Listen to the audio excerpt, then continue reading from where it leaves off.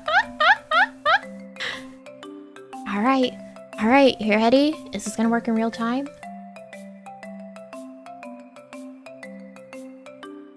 What could it be? It is that one drum roll in SpongeBob. What could it be?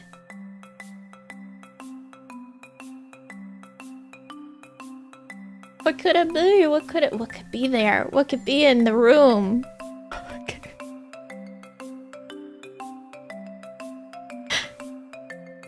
What could be in the room?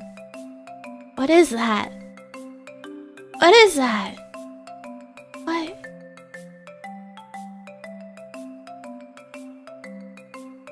What? Huh? Who? Where's my room?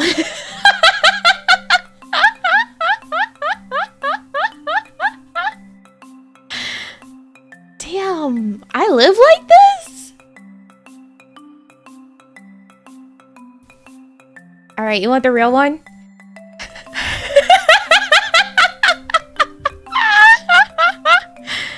You want the real one?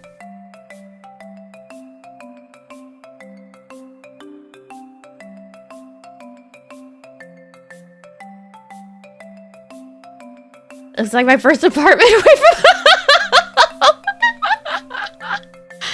male living space real.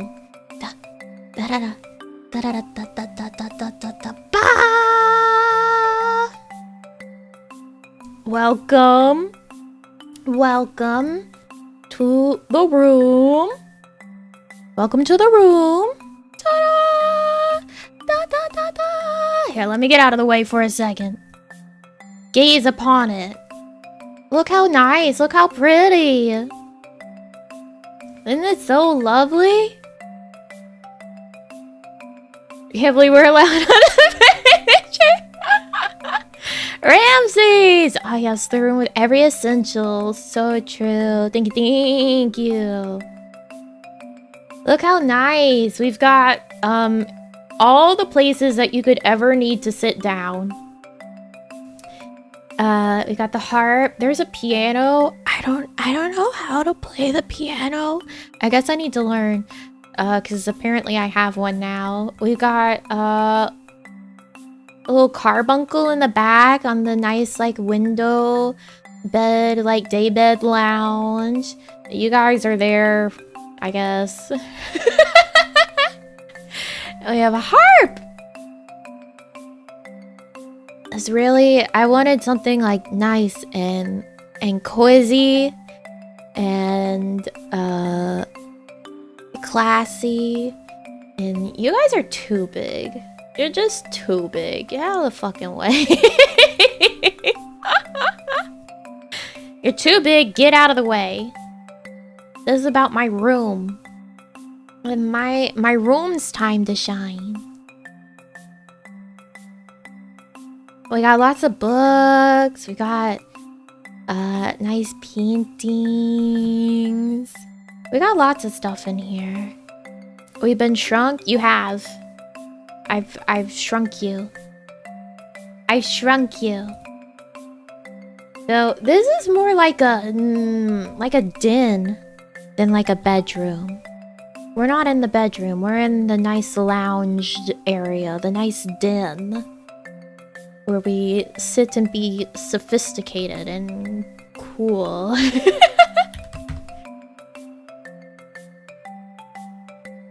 I'm going to shrink you guys a little bit more. Why am I on top of this? Ah! Forest! It reminds me of a classy parlor you'd see in a period piece movie. I expect some manservant to come in and announce lunch. Exactly the vibes. Thank you, Forest. Thank you, thank you. We won't be seeing him. Alright, cool. Bye. Bye. Bye. Bye. See ya. Bye. Just kidding. Let's, make you taller. Do you deserve to be taller? Not really. But let's make you taller.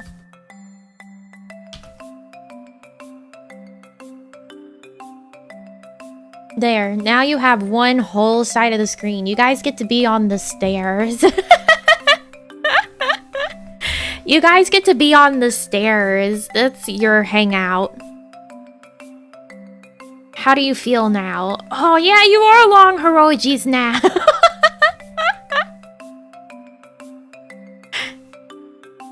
You are long Hirojis now.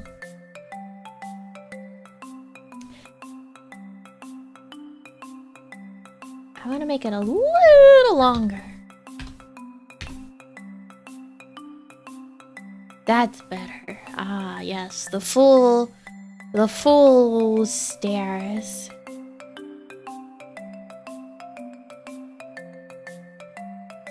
I'm so glad I got stairs just to cover them up with you guys.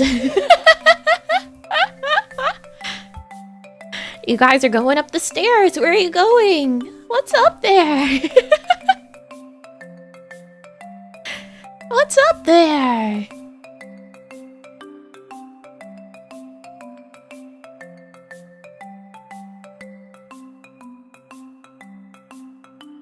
Oh, I should tell you guys who did the room. I was like, I'm forgetting something. Our room. Oh, goodness. Was made. Oh, I've got hiccups. It's made by whom? I'm telling you. Hold on. Give me a second. That this is AI generated? No.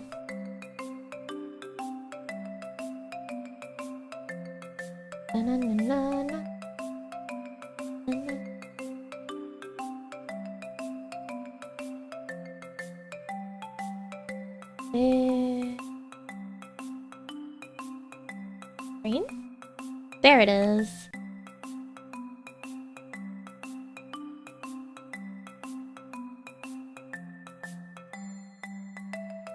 Our lovely room was made by Art Nylum. I'm not certain, but it was made by this person over on Twitter. They also made Ocean's background.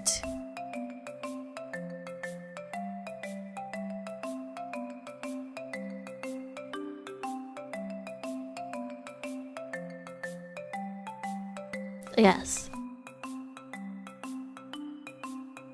So go show them some love.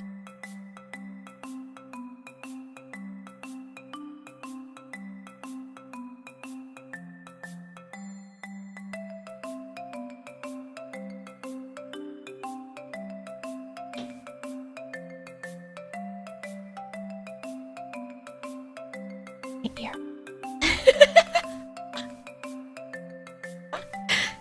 My ear hurts.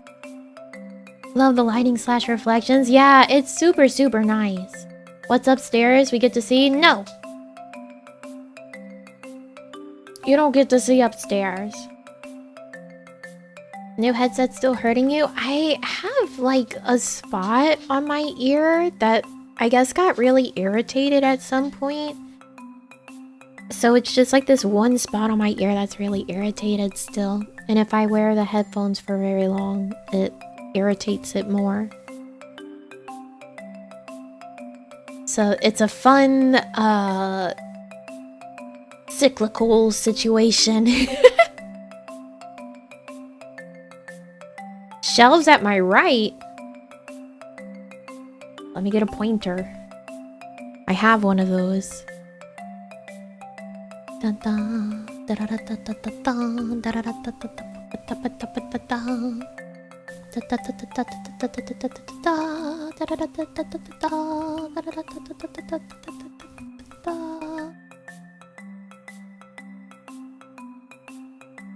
These shelves? These shelves?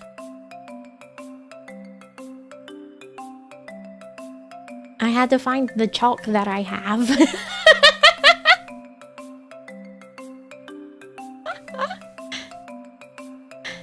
It works as a pointer. Leave my chalk pointer alone. Those shelves, those have books. We could actually get like really close up on the room. Here, let me eviscerate myself for a second. Like, it's big. The room big. See? So we have books. We have piano. There's more books on this one. Have a nice chair. Have a lovely rug. There's carbuncle back there on the day bed. Here's you guys. Whack.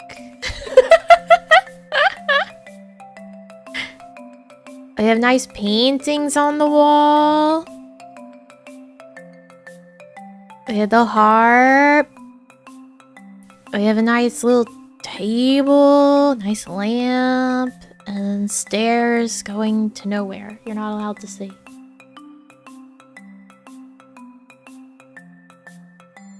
Suicide of Socrates. There's a lot happening in here, but I do believe so.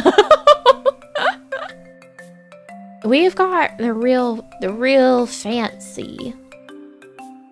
The real fancy vibes, real sophisticated for all of my talking about Barbies. And and L.O.L. surprise dolls.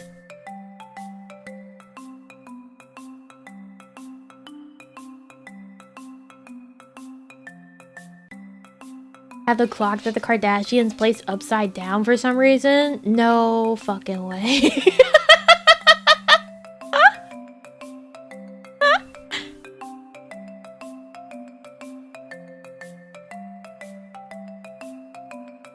Everyone's so loud in my house. Love the room. It's amazing. It's... Oh, that's a bunch of numbers. 1,000,000%. You have some room-warming LaCroix. Just don't spill it on the new couch. I have to break it in. But thank you, KB. Thank you. We gotta spill LaCroix on the couch and on the carpet.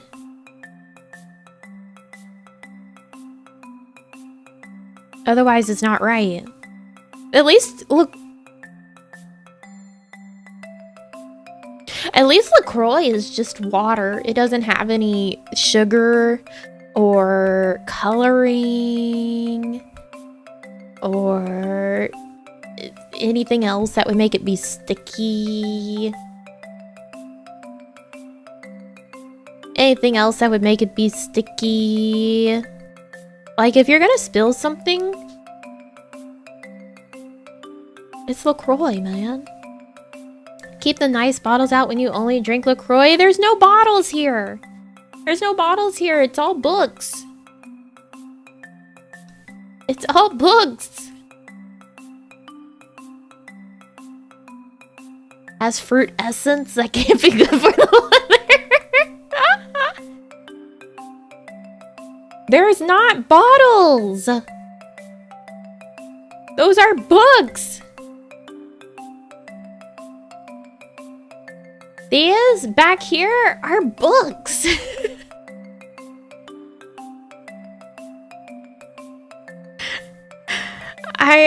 We did a zoom in. They're books.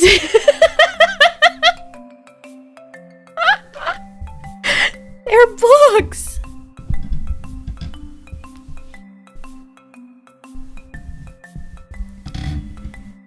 You guys are blind. And you continue to be blind. You're all so blind.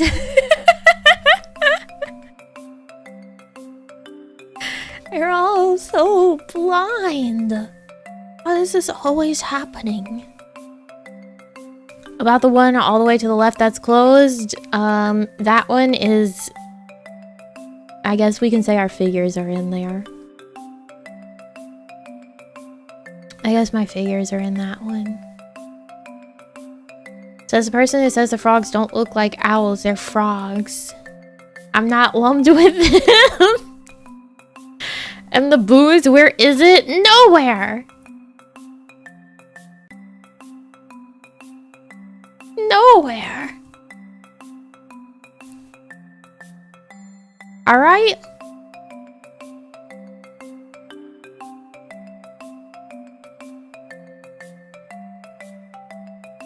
Owls, Nami, please. No, they're frogs. I don't even like frogs. I don't even like frogs. And I can tell you that they're frogs. Is the fireplace used? No, it's just for the vibes. That fireplace is so clean. It's for the vibes.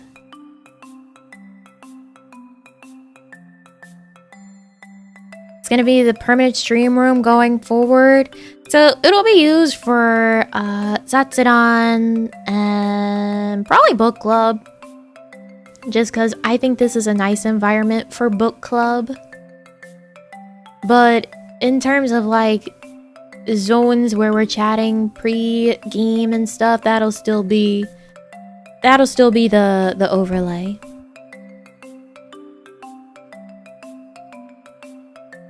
Yeah. The room really gets me in the reading vibe. Yeah, it's a nice den. It's a nice lounge, a nice study. A nice zone. ASMR? No, because I usually just have this up for ASMR.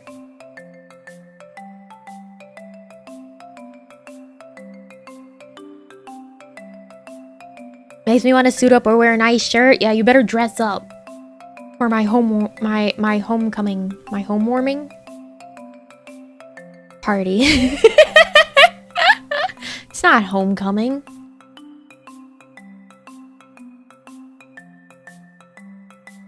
We call the chatting overlay the void, but that's not the void. This is the void.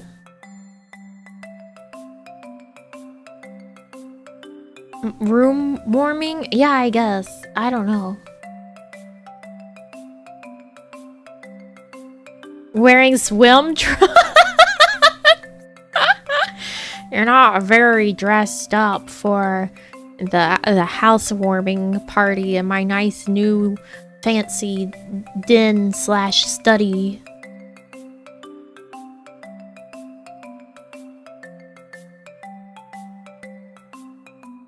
You didn't read the invitation, the RSVP properly. You didn't read it properly. I like how you guys are technically here, but if I'm in the center of the screen, nobody will ever see you.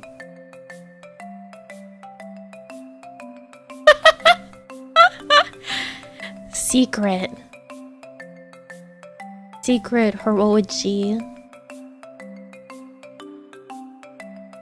No, if I'm in the center, I cover you up. I cover you up if I'm in the center. Roji baked in back there? Yes. Cannot move. Think my message got yeeted? What? Where? I say as if I'm going to see it if it was destroyed.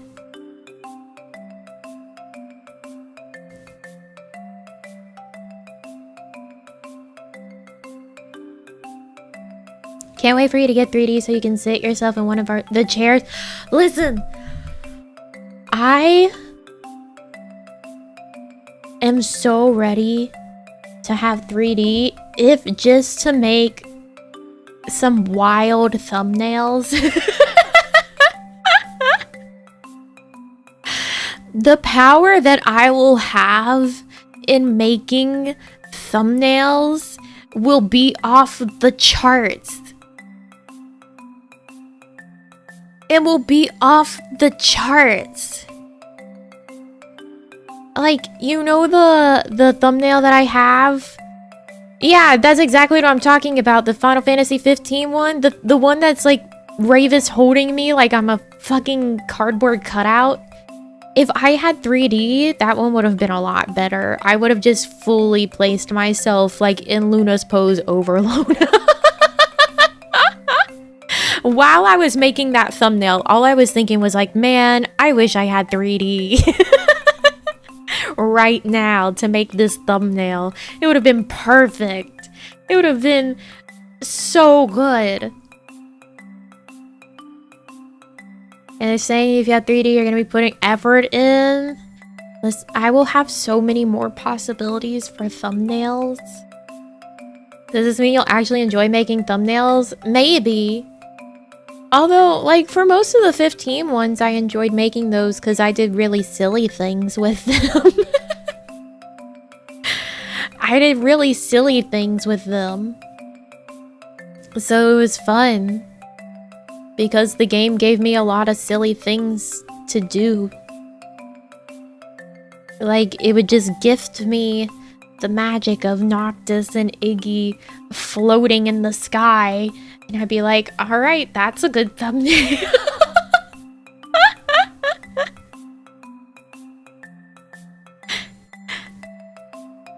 How do those work? Is it an on-screen thing you can manipulate, or you have to go full mocap to use the 3D? It depends on the file formats that you get. So if you get like things like an FBX or something, you can just go straight into like a program like Maya or even like Unity or Unreal and manipulate the bones, the rigging, like directly to pose stuff, and then you render it out. Or if you have like the file format for like Miku Miku Dance, you can bring it into there and pose it and then render it out. Like, you have a lot of options depending on the file format that you have. Like, even with VRM, there's programs that let you like pose the VRM without having to actually be like hooked up to mocap.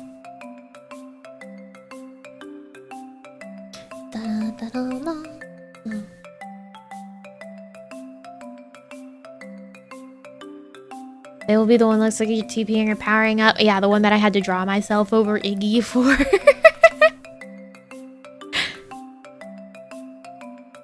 Nami MMD soon then? I think I'm going to be the last one to get my 3D model. Because so far, I'm the last one to get my design. My actual idol outfit design. I haven't gotten mine yet. So I will probably be the last to get my model as well.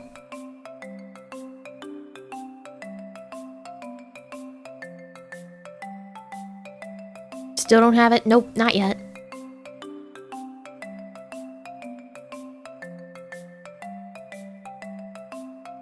I would assume they're working on it now because we saw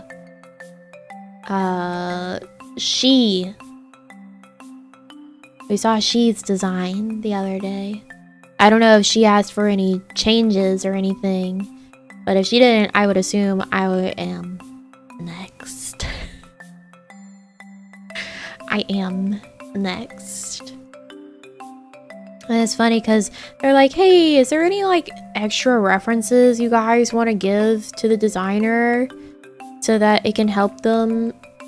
Because, you know, they've had to design so many girls' outfits so far, and they might be running out of ideas. And I'm there like,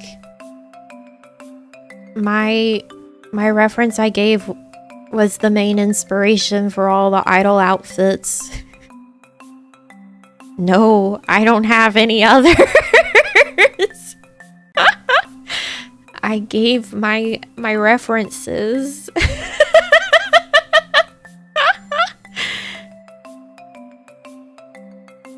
I gave my references.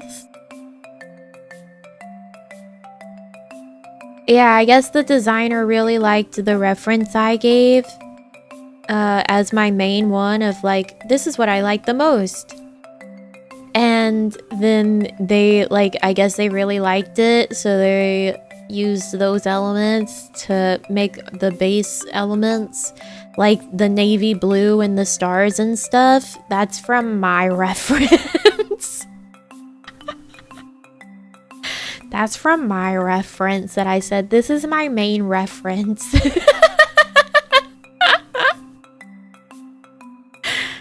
So I'm like, nope, I sure don't have others.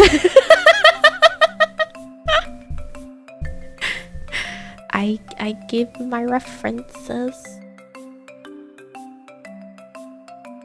Yeah, I can show you. I have to go scroll in my conversation with Callan to show you the main reference.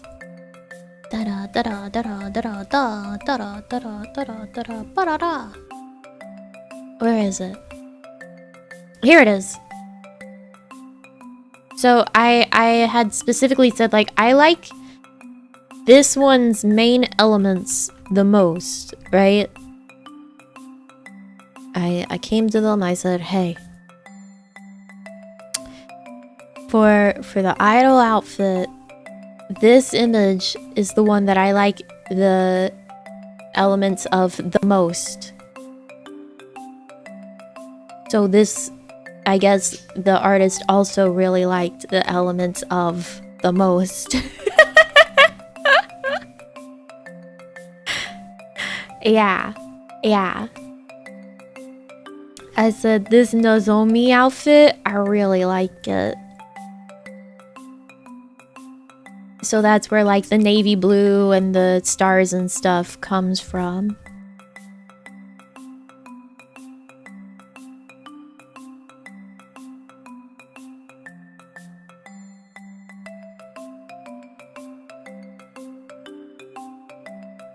Is she your best girl? Nozomi and Nico are my best girls. I like my pigtail girls. The twin tail girls. And then I also gave 2 secondary references where I said, like, I like the skirts of these 2. So so we'll see what I get. But yeah, I was like, the main elements of this one I like the most.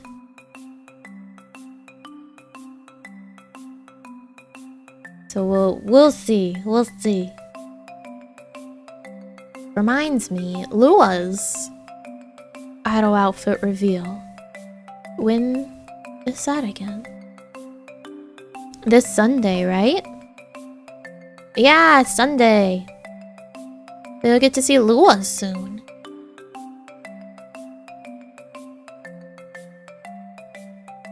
I didn't design the idol outfits. I just gave the main reference that the designer was like, yeah, I like that. I'm gonna use that as the base. Favorite part of your current outfit? Man, I don't know. I don't know. No timeline on yours yet? By the end of the month. By the end of the month, because this is the month that we're supposed to have all the outfit design reveals. The Hiroji, I'll put them in the trash. I'll do it. I'll put them in the trash right now. Look at you guys pulsate as the trash threatens to eat you.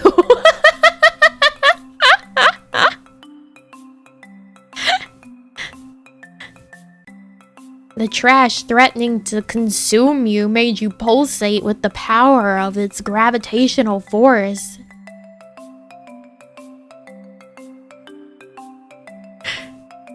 A fear response.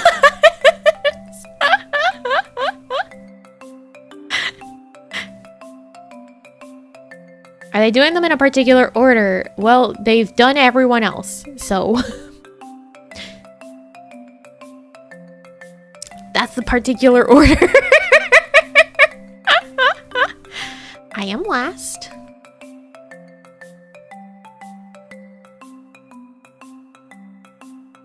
I did Gen 1 first and then Gen 2. So, I mean, I guess that was the particular order.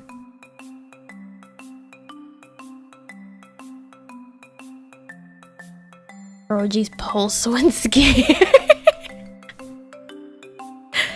Maybe you were just the least picky. I don't know. I know Lua actually like gave them a sketch of what she wanted, so that they basically had like everything there. They just refined it, and then she gave a reference as well of like, I basically want everything in this. Lore rework? No, that's next month. Next month. Went from easiest to hardest. That's not really the case. Because they did Sharzu, Nene, Isla, Reina. I think. Or they did Reina, Isla. And then Lua, and then she. And then the 3D, they've been doing it in the order of the designs being done. So Sharzu, and then it'll be Isla. I think Isla's getting her 3D worked on right now, because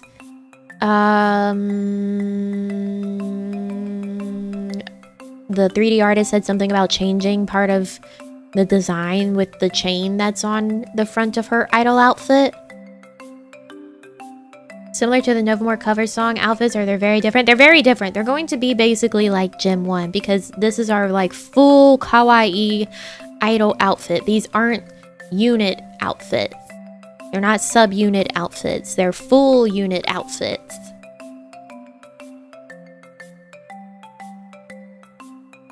They'll keep your flaps. The idol outfits don't have any inspiration from our main outfits, I would say. Nobody really has like elements that carry over. Gen 1 and Gen 2 have different colors? No, it's exactly what I just said. This is full kawaii unit outfits. They're not sub-unit outfits. They are full kawaii unit outfits. Much in the way that all of HoloLive has matching outfits for their idol outfits. Because the gens, they are sub-units. Kawaii is one unit, and then the gens are sub-units. We don't have sub-unit outfits. Novamore is a mix of Nova and Evermore? No.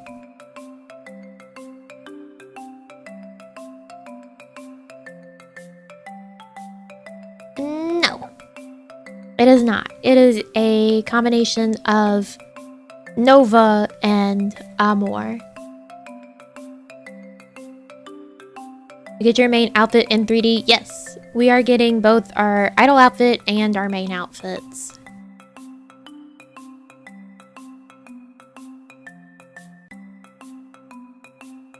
Designer ideas for your outfit? I just finished saying.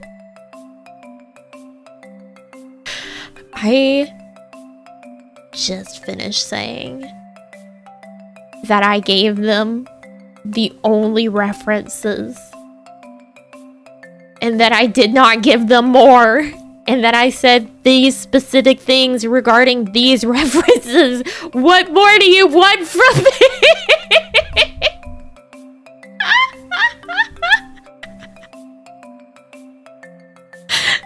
What do you want from me?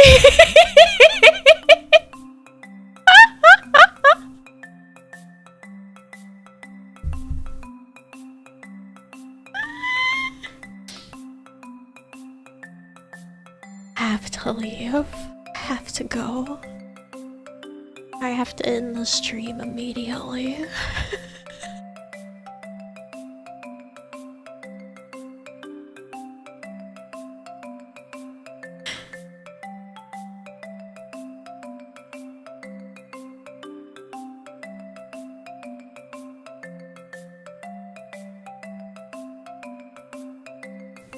Not a fire alarm. It's a light. It's a light. Not a fire alarm. There's multiple of them, see? It's a light.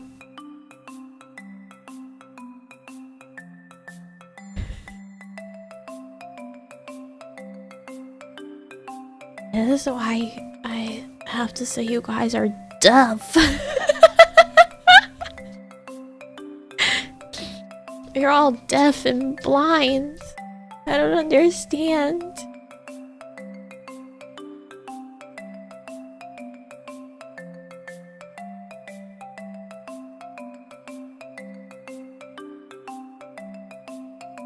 There are 4 lights. Yeah, there's a lot of them actually. And then you see like in the reflection on the case, there's a chandelier somewhere in here.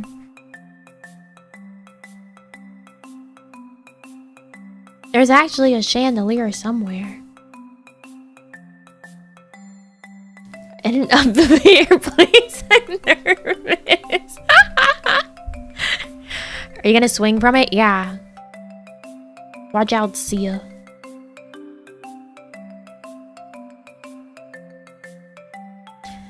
I'm gonna swing from the chandelier. The other night, my dream was at this gorgeous estate. And you know, part of it, I'm like, you know what? I can't be too mad. This place was pretty. It was nice to be there. And the other part is like, the best my brain could come up with for a name was John.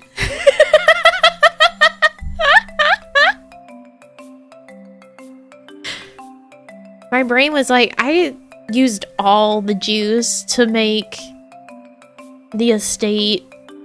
This person's name is John. This person's name is John. So sorry to tell you.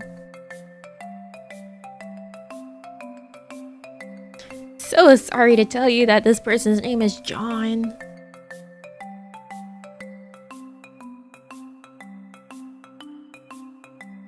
But like, it was this incredible estate that the dream was at.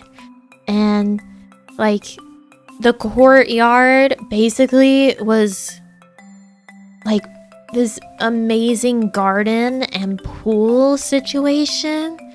So you had the main house, and then you had like the wings, and then there was a courtyard where it was in quadrants.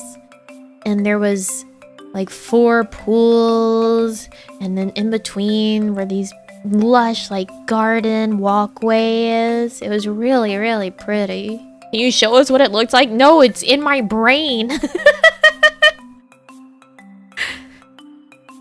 It's in my brain. It was the place that my dream took place at. Can you use Google? What makes you think I'm gonna be able to Google and be like, all right, Google, show me exactly what I dreamed so I can show you? Google, tap into my brain. Create this image.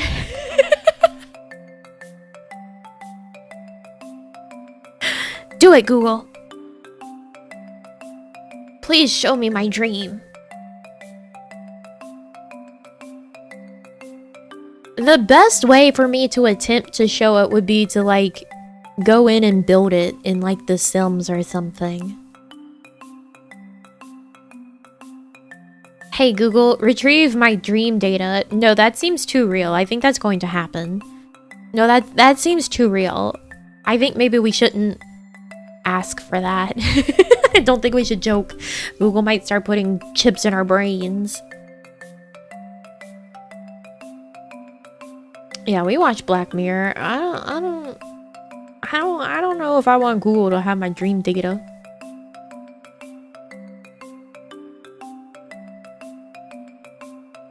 The Black Mirror episode with the mini disc. Yeah, exactly.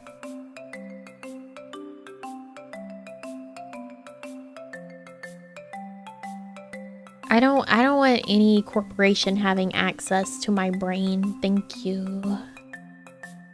Thank you. I do remember at some point part of the estate caught fire. And John was in the fire. Not the John in chat, but the John in the dream. And my brain, like, insisted that it was a continuation of a dream that I had before, to the point that it, like, did a recap of the dream, the first part of the dream that I had before. It was like, let's, you know, when a show is like, last time on Dragon Ball Z, my dream did that for me. Yeah, I had a last time in your dreams. So, to like catch me up on where I was at and what was happening. But I don't know if I actually had the first part of the dream, is the thing. Like, in the dream, I'm like, oh, yeah, I remember this. Yeah, that happened. But when I woke up, I was like, did I ever have that first part of that dream? Are we sure? Are we sure? No way it made up a dream? I think it did. I really think it did. Because I don't recall having the first dream ever. I don't recall ever having that first dream. And then... what was I gonna say? Well, John didn't die in the fire. He was in the room that caught fire, but I put it out.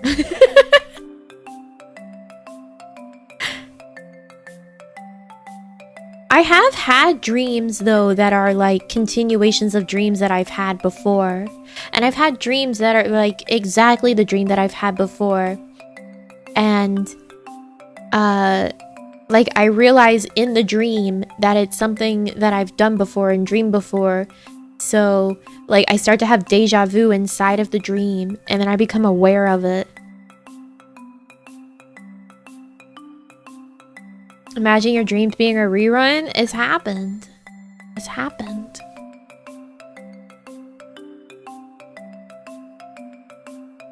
Dreams are organized like a serialized TV show? Sometimes.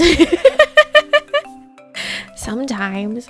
Look, man, my brain and dreams, it's a lot.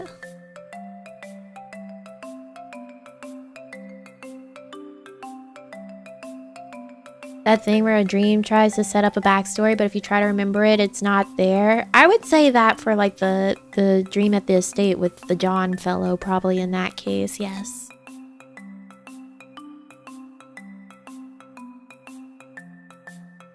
We trade, I don't dream but like once a month. I'll go really long periods of time without dreaming or recalling my dreams. And then I'll have situations like this week where I am dreaming so much that I'm getting like no actual mental rest in my sleep, so I wake up exhausted. Can't remember the last time I remember a dream. I wish that were me. I'm so tired. There's some dreams that, like, they're years and years and years old, but I still remember them. Because if you, like, actually write down or talk about the dream, it helps a lot more in recall. It'll really cement it in your brain. There was a time that I had a dream that the dream felt like it spanned years. Like, it was crazy. And the thing is that the way that it did it was that it would be like TV static in between. So it'd be like, oh, I'm having this dream of this portion, and then it would be like TV static, and then the next portion I would feel like so many years or like this chunk of time has passed by without actually experiencing it. It's like when you do like a jump cut, but in a dream.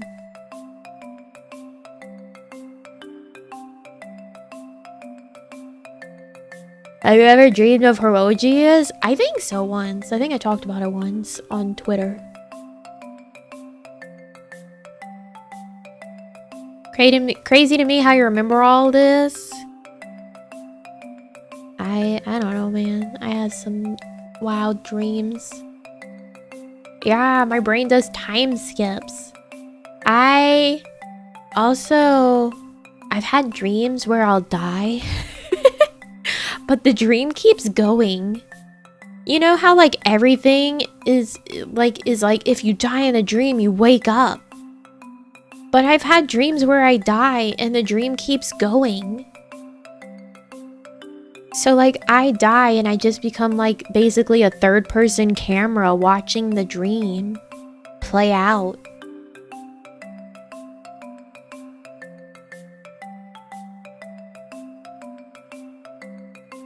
Well, it's not even like being a ghost. It's like I no longer have a consciousness. I'm literally just an outside observer watching the dream. So it's like not even like being a ghost. There's no longer any sort of thought processing going on. I'm literally just watching it. And things are going on. And I'm not really there. I'm just seeing it.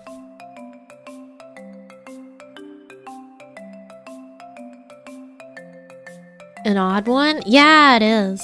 Yeah.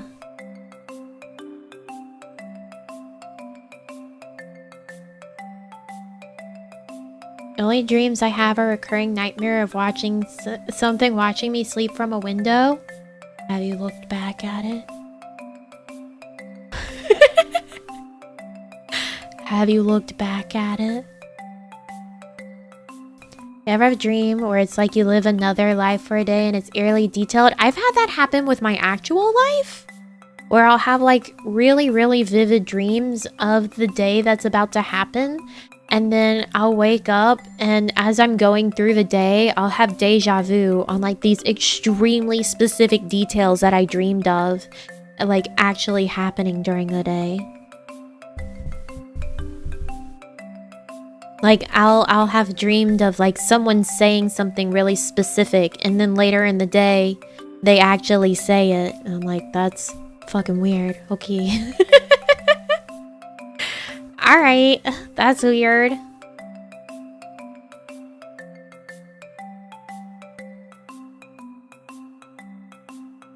It happened once with a test. Could still swear that I dreamed the exact questions on it. It's crazy.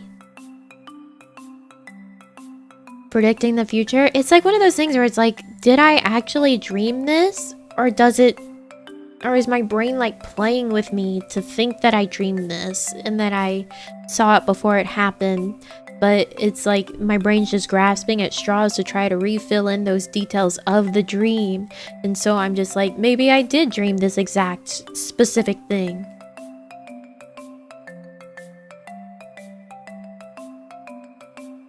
You have to save John from the fire.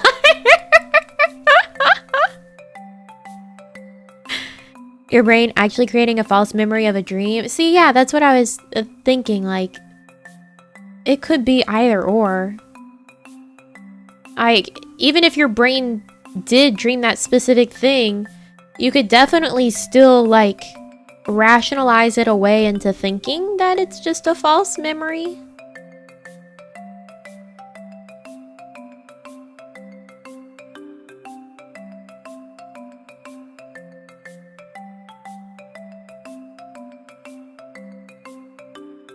You know what's funny about the John in my dream?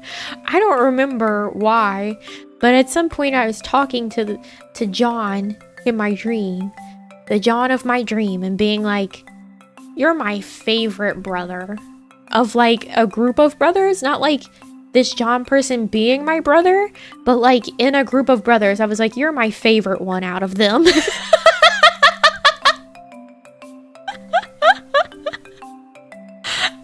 I'm like, who are his brothers? Why do I have a favorite?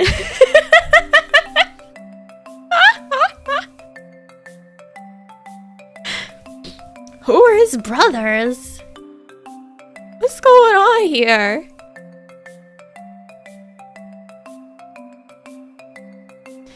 You are my favorite out of your brothers.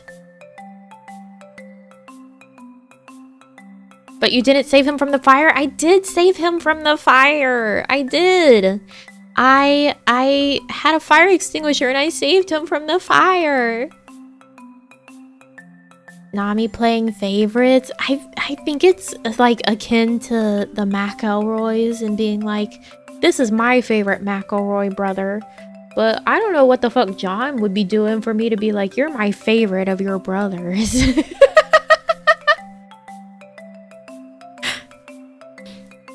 I don't know what John and his brothers are doing for me to be like, you're my favorite of the brothers.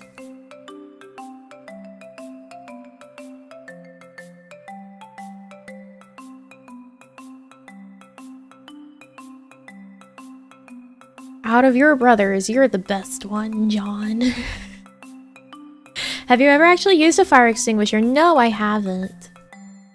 In my dream, it was really goopy. Probably gave you some food. I think he was the least loved brother. I think he was the least loved brother, for sure.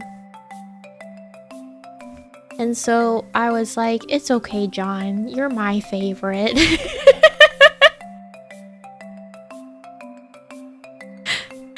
You're my favorite. It's alright. I understand.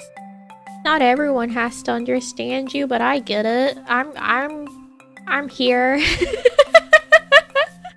No, not the pity favorite. It's like a situation where it's like he seemed to be like really standoffish or something to people, and nobody would give him a chance. And then apparently in my recap of the dream, I was like, it's alright. I'll get to know you, John. I'll show people that you're not like what they think of you. We'll get you out of your shell. It's okay.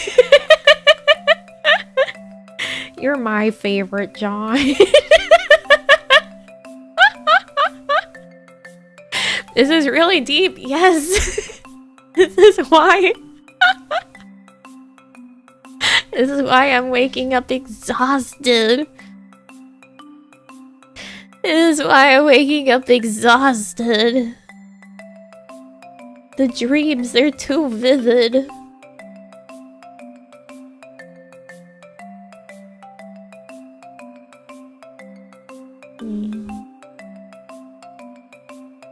Mr. Venus. Do you actually know a John? No. No. I don't know a John. I think my name pulled John. I think my brain pulled John for the name. Let me say words in the correct order. Because I've been playing Eastward, and the main character's name is John. I think that's why it pulled that name to use. Had a rough night. It's been like 5, 6, I don't know how many days now of vivid dreams and no rest and being so tired. So tired. Can't even nap without dreaming. My nap dream, I went to the store and I was buying ice cream. I was buying ice cream and John. John from your dream. Thank you for believing in me, Nami. It's alright, John. I believe in you. Thank you, thank you. My nap dream was buying ice cream, and like ice cream that doesn't even exist.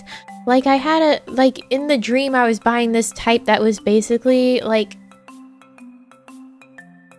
supposed to be reminiscent or like copying cut up watermelon. So you know, you can buy like containers of cut up watermelon, but in my dream it was like having pieces of cut up watermelon, but it was like popsicle-y type ice cream, so you'd be able to pick it up and eat it. And I was like, that would be so tasty and cute in real life, but also probably a mess. It reminds me of those dibs. What were they called? It was like ice cream, like pellets that were coated in chocolate that you could pick up with your fingers. It's a real thing? No fucking way. Is it a real thing? No, not Dippin' Dots. No. Ice cream bite size. Dibs? Is it called Dibs? Yeah, it's called Dibs.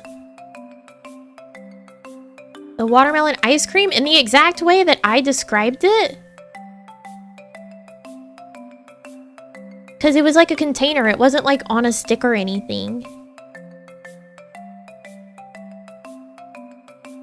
Google it? What the fuck? I've never seen watermelon ice cream like that in my life. Look, see, Dibs. That's what I was talking about in terms of the ice cream pellets that are coated in stuff that you can pick up with your fingers. Sliced watermelon ice cream. What are you guys seeing this from? What have you Googled to find the watermelon? Is it just something that people are making, or is it an actual product?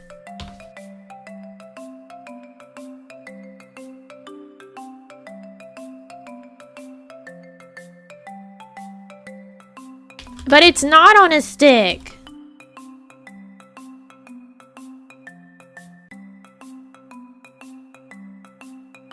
But it's not on a stick. That's not what I'm talking about.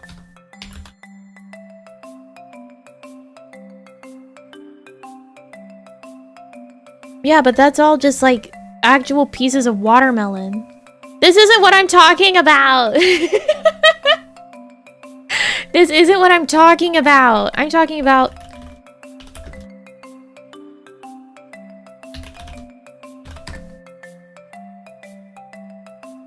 I'm talking about like when you get watermelon chunks in a container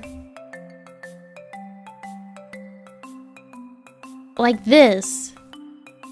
But it was ice cream. It was ice cream instead. But it was meant to be like watermelon chunks. You guys are way off. It was like ice cream or popsicle instead. So it was like chunks of it. It exists? No, it doesn't. You're crazy. You're crazy.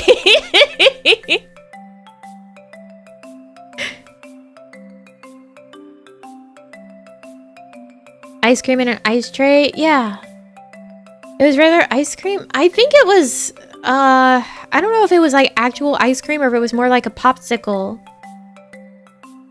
But it was meant to be like buying it, like it specifically was supposed to be like, it's like watermelon popsicle slash ice cream, so it looks like the watermelon chunks in it, but it's not watermelon, and it's not frozen watermelon. How would you eat that? Scoop of the ice cream in your hand. You pick it up with your fingers. In my dream world. In my dream world. They exist. I don't believe you guys.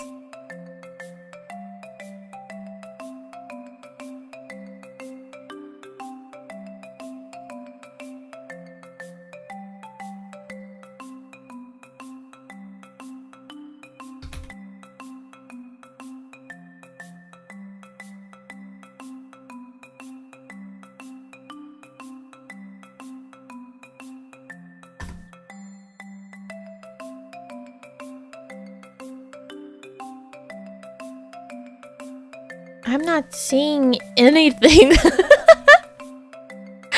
If anything, I'm seeing it in like people making it themselves. But that's not what I'm talking about. This was a product. You went to the store and you bought it with your money. You didn't make it.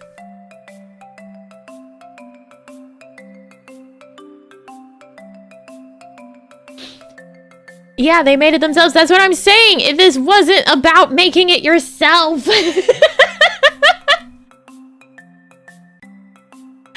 But it still exists. Anything can exist if it's actually feasibly possible and you can make it yourself. I'm talking about buying something. When I'm saying it exists, I mean like, oh, this product that I dreamed of actually exists as a product, not something that you could just make. Jesus Christ. Throwing you all in the trash. I'm ending stream immediately.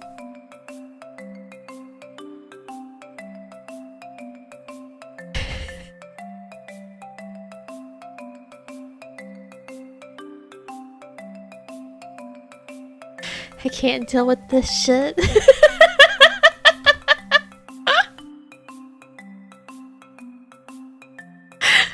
I can't deal with this shit.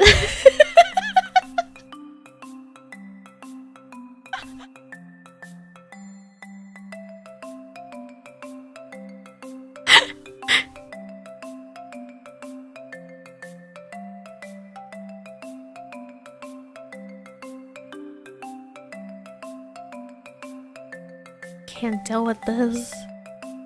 Can't deal with this. I'm gonna burn my own room down.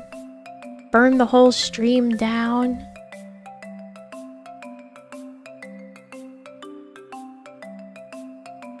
I haven't even done anything today. True. Time to actually join the circus. So true. So true.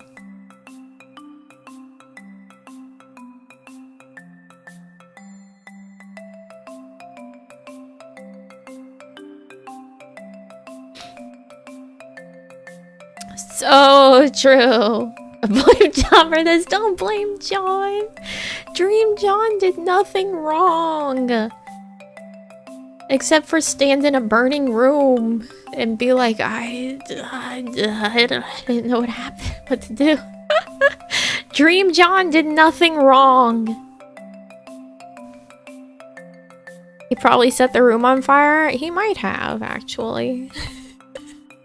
I think it had something to do with his father. I think it had something to do with his father.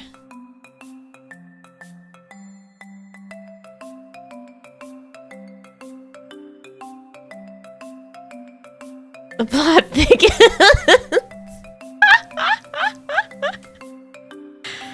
I think maybe his dad died in that room in a fire. I don't know. It was something weird like that. Like, I'm really not kidding when I say that my dreams have been just so vivid. I'm not getting any rest.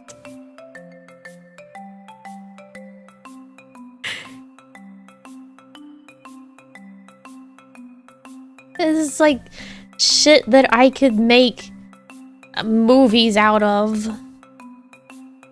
Write whole books off of. There's actually some like novels that I have started writing a few times, like in years past, that were based off of dreams that I have, because they're just so fucking much. Backstories, motivations, spaces, etc. I'm telling you, man. Like, I'm not just complaining about like these shitty wisp of dreams. No, there's too much. There's too much dream. Let me sleep right. What? Are you upset about Dream John and his father? Stop. Sis. It's okay. Dream John isn't real.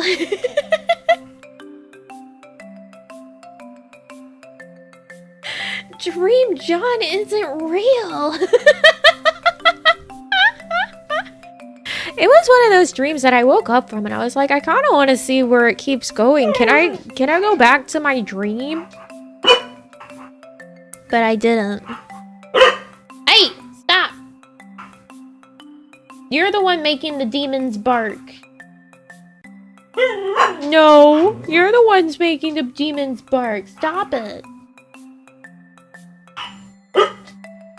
Dream John isn't real. Dream John can't hurt you.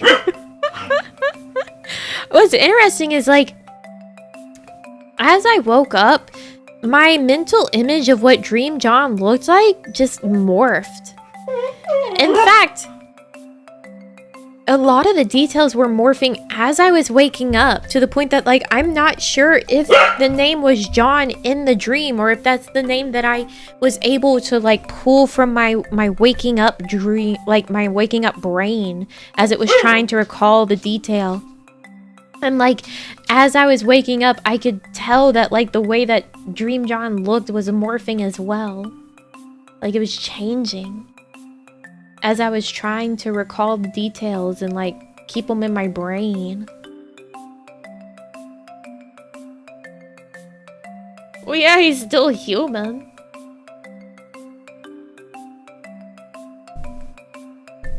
Dream John was not the villain. I won't stand for this Dream John slander. He wasn't the villain.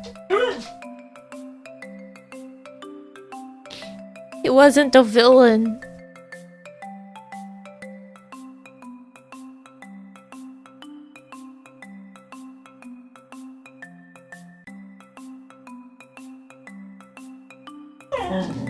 You are so annoying. I love you so much, but you're so annoying.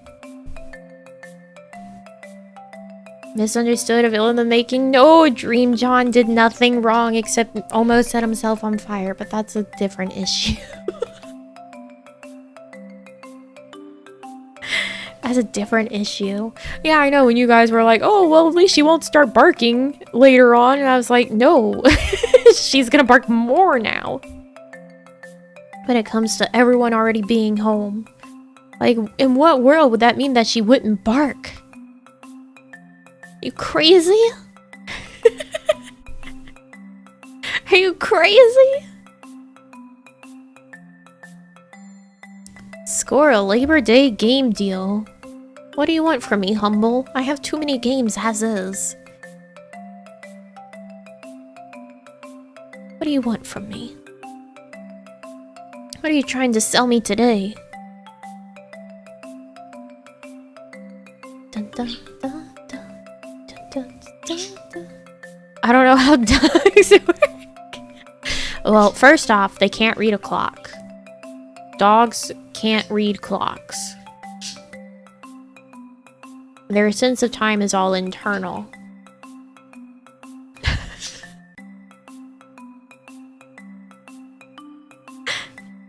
Yeah, Shenmue 3 on sale. I already own Shenmue 3.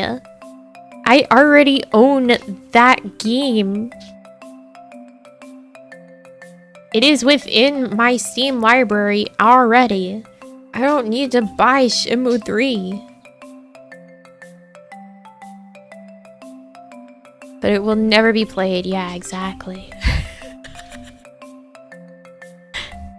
Exactly. Haven't you played it? Why would I? Why would I?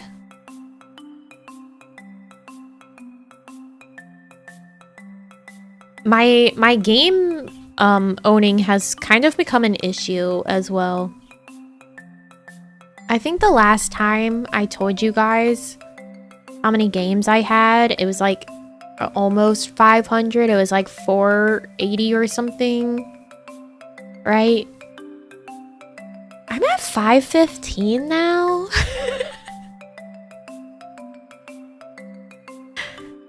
I am at 515 now.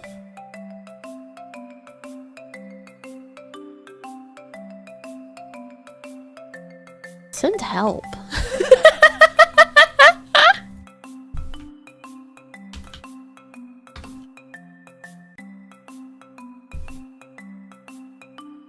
Where do you plan to install all of that? I don't.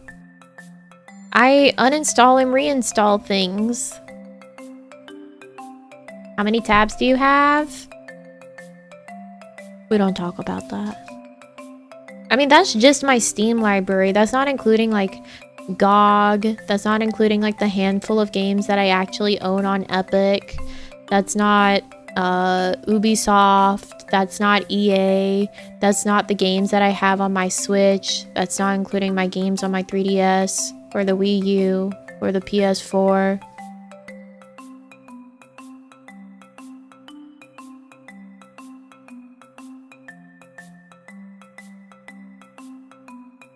I have too many games. Collects but doesn't play. I play some. Occasionally. Why would I sell my Wii U? Who's gonna buy it?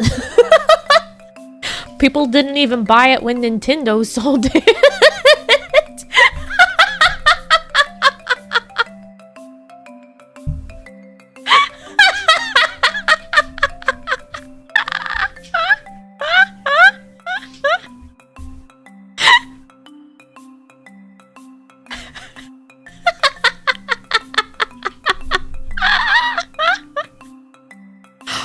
Buy my Wii U. People didn't even buy it when Nintendo sold it. Come on now.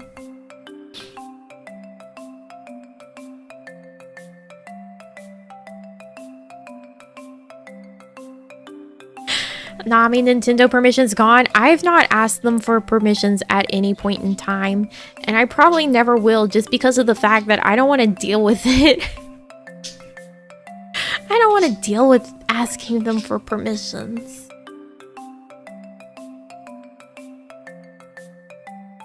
I did pre-order Splatoon 3 today. Maybe I'll actually be able to play a Splatoon game. The saddest thing in terms of my experience with Splatoon is that I definitely not Platoon. That would be a different game. I got Splatoon 1 as a birthday gift one year. But because of the internet access that I had at the time didn't match the NAT type requirements, I was never able to play the game online. So I never actually got to properly play it. I only played some of the story part as single player. So then I didn't get Splatoon 2. So this will be the first Splatoon game I'll ever actually be able to play. It'll be my first one I get to actually play.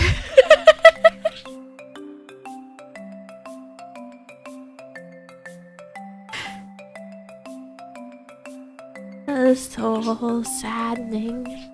I was so excited for it too. I was like, oh, I'm getting Splatoon. I'm gonna be able to play Splatoon. And then I couldn't play Splatoon. Because the single player is not even remotely the same game. It's not the same.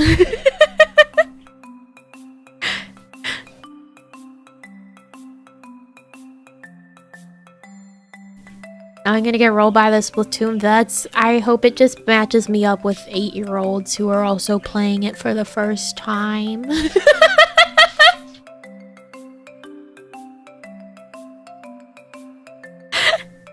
I need them to match me up with 8-year-olds. Thank you. I'm saying the 8-year-olds that are playing for the first time, okay? The first time. Interesting topic, that is the John Saga Deadpool edition. I'll do my best to make you art. Thank you. Thank you.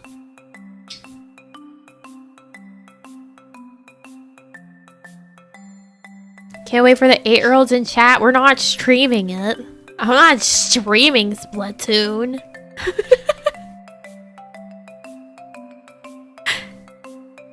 I'm not streaming it. You think I'm gonna ask Nintendo for permissions? You're crazy. You're crazy. You're insane.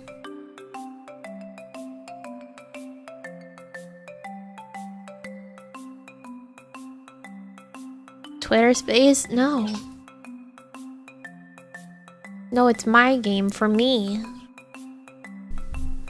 In my game for me. My time. Or I can get rolled. Or I can get rolled.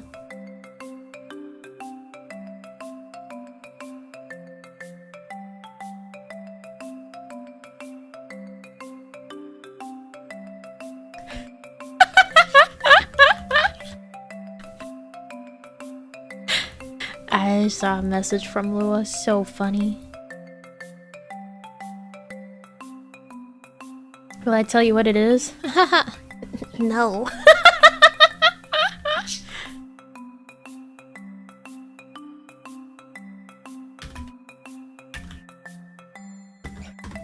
No, it's not involving Splatoon.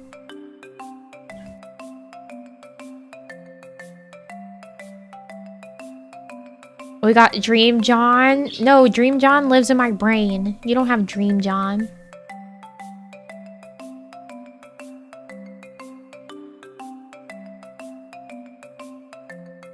Any game you have in the plans to stream? Like, in general? Like, in general?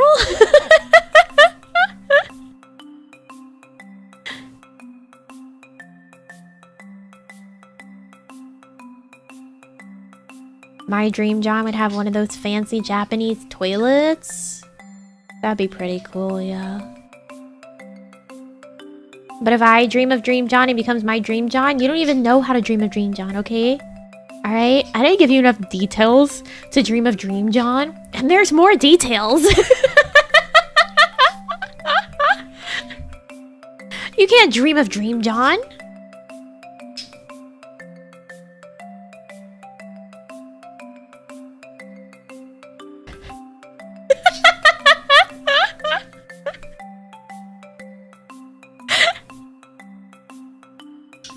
Can dream of our own Johns. You're gonna all go and learn how to lucid dream. And specifically try to recreate Dream John.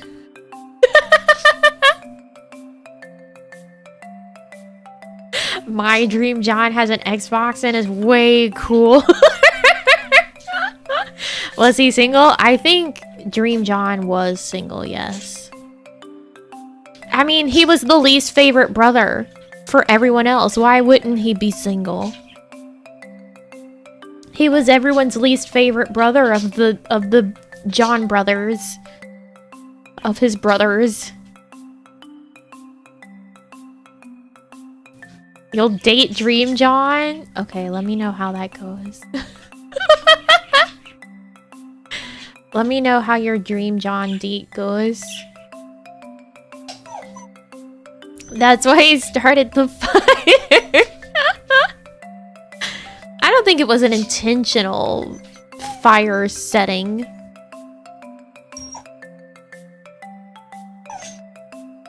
Was his first name John? His first name was John, but I don't know what his brothers were called, and that's why I'm like, the John brothers, because they were his brothers.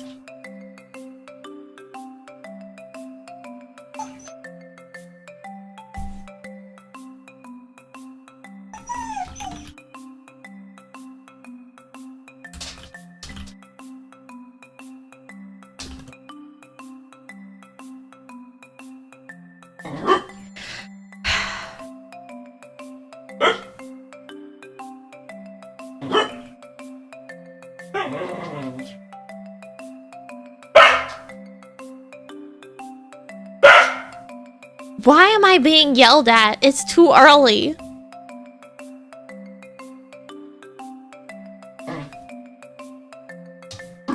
Have you thought about that? Have you thought about the fact that it's too early? It's too early! Stop! You live like this? Okay, you know how I had the male living space image as the... Would you stop? As the fake reveal? I did think about having the damn bitch you live like this. The damn bitch you live like this image as the fake reveal. I wanted to put myself in the Roxanne spot and have the damn bitch you live like this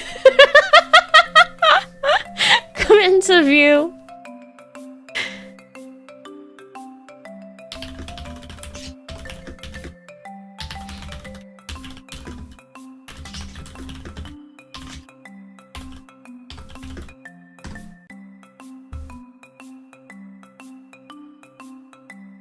Hey. You're too early. No, you're too early. It's not aggressive, it's just how I type.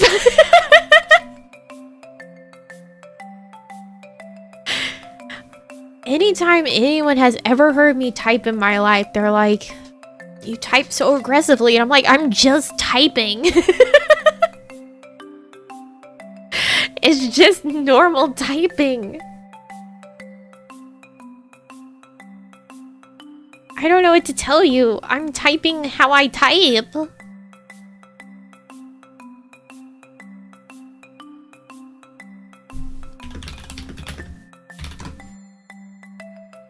This is just how I type.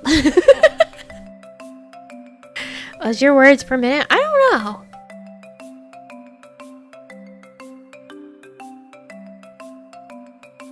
It's not aggressive.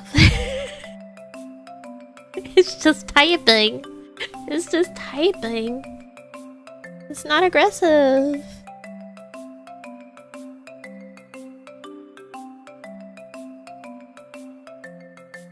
Custom keyboard hobbyist? No. This is my first mechanical keyboard I ever owned, actually.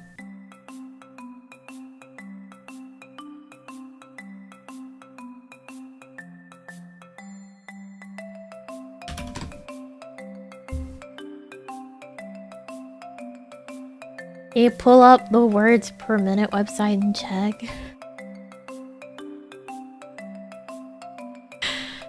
I guess we can check.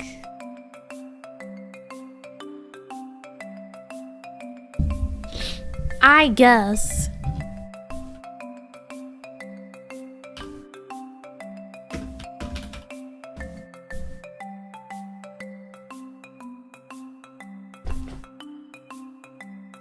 Dream John can rest in peace. Why are we killing Dream John? What has he done? A 1 minute test? Sure. Where am I at?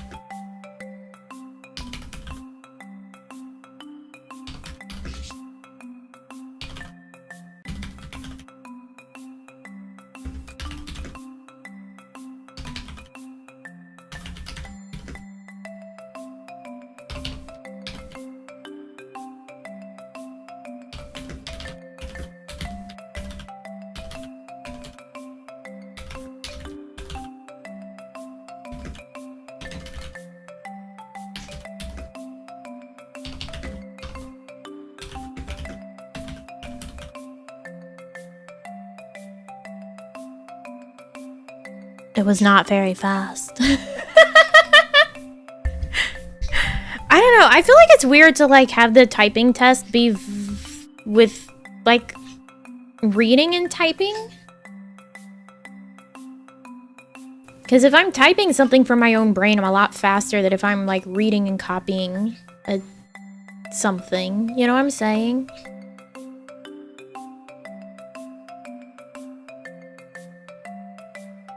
But I also stop and correct my typos, which eats into your words per minute.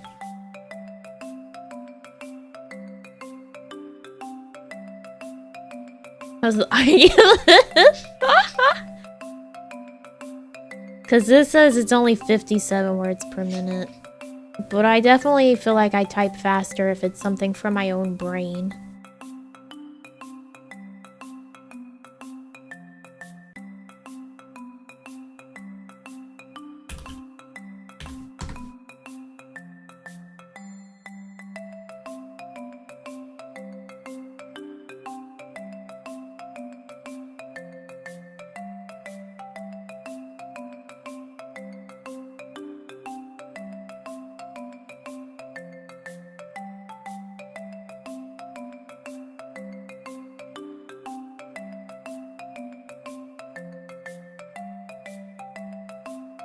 Apparently. Yeah, copying's slower. Someone said to do a typing, like, see your words per minute without copying is to open up a doc and set a timer, and then you don't use the word count, you use the character count, because words per minute actually measures 5 characters as 1 word. So then you take the character count and divide it by 5. And that's your words per minute. Math.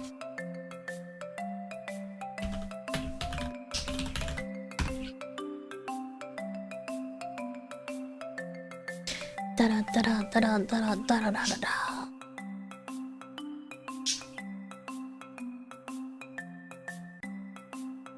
Math. Let's read Wikipedia.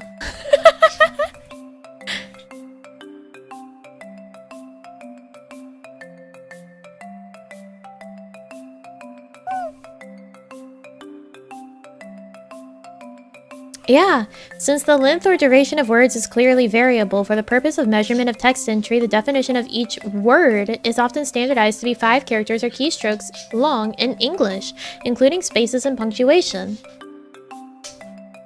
Fascinating. So, like, the phrase "I run" would count as 1 word in calculating, but rhinoceros would be 2 words. Why must everyone speak? Why must you speak? Why must the birds speak?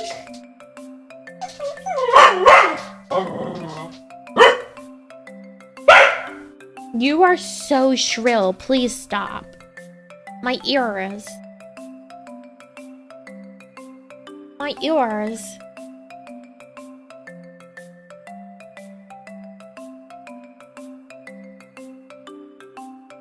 It's the worst.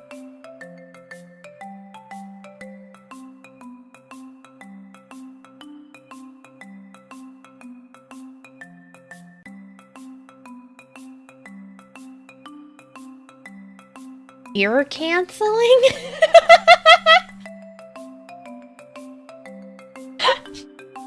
Ear canceling?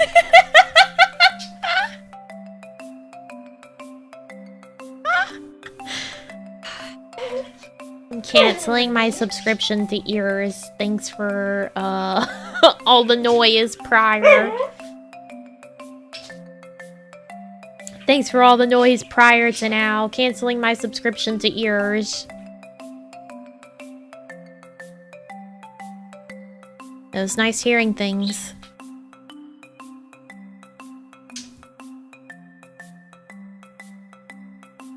Wasn't even that bad? Are you kidding?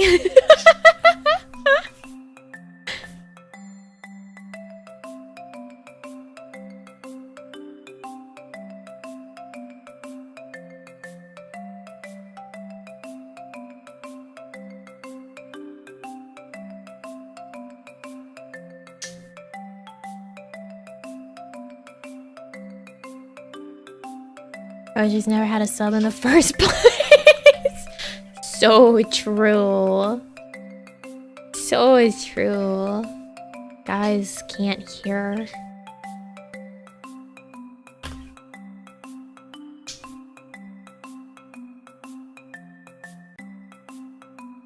No, gimme.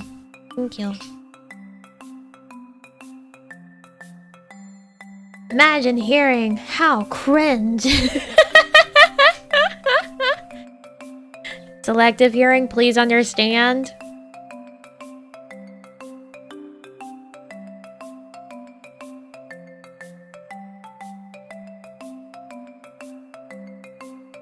I don't understand. Hear everything. What's wrong with you? Deaf, can't spell, can't math, can't read. Don't forget that. Can't read.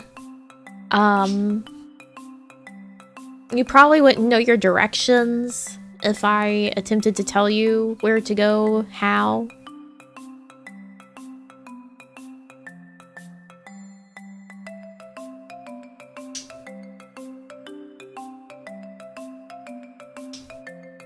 All you know is kill.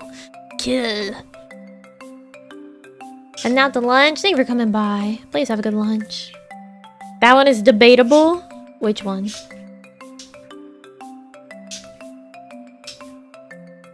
Which one?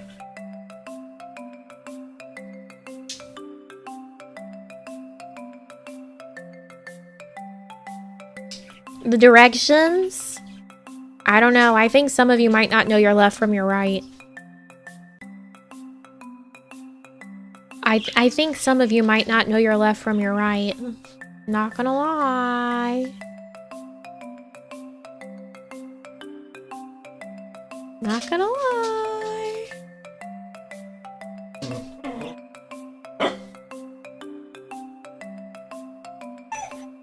The other left, your military left.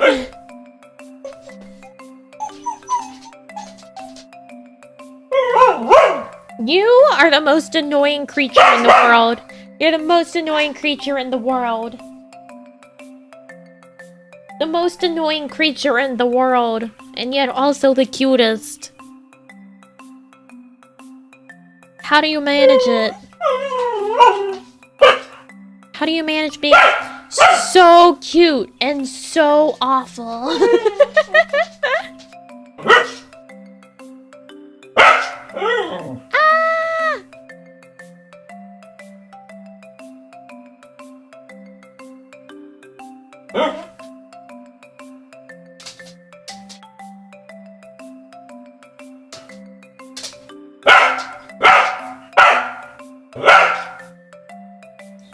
She's so loud. Stop. Stop being so loud. Jesus.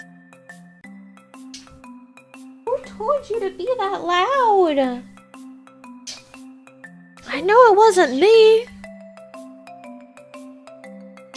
No, stop. No. I need to hear.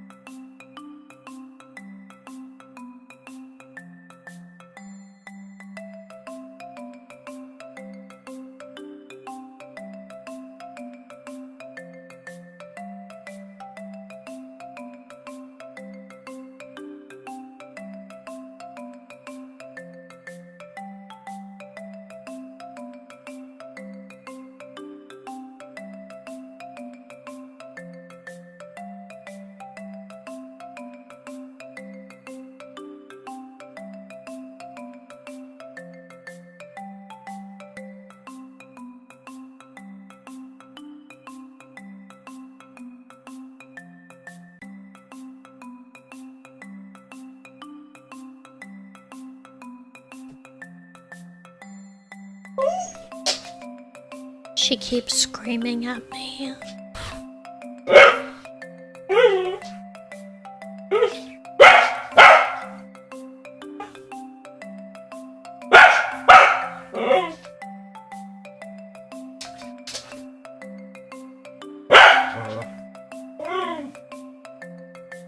She's so loud.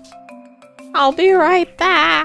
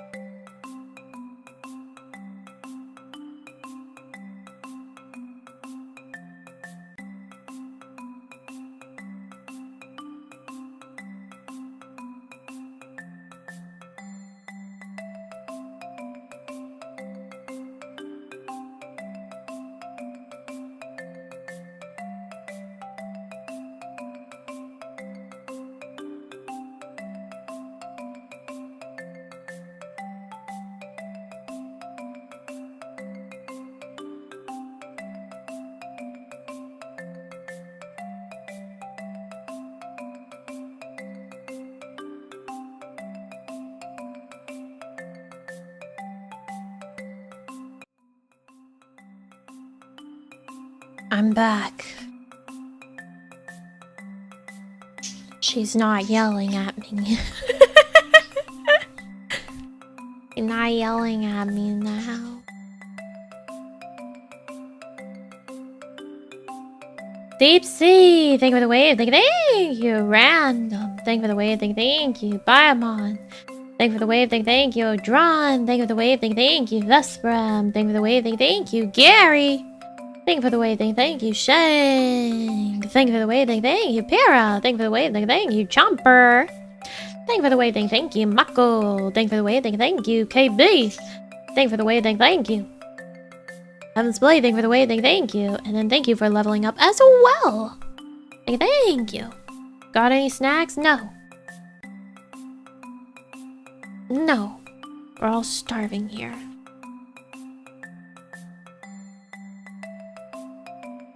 For the rest of time. No food.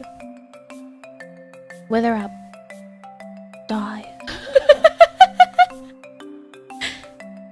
Wither away. Die.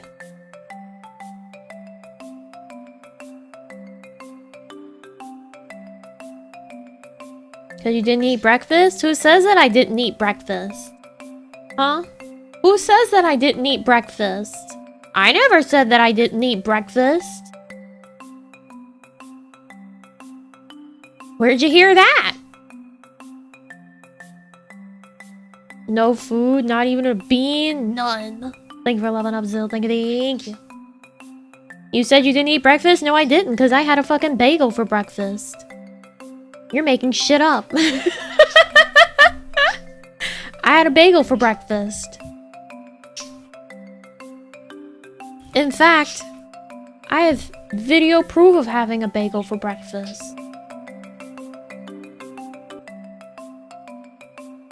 There's me eating my bagel.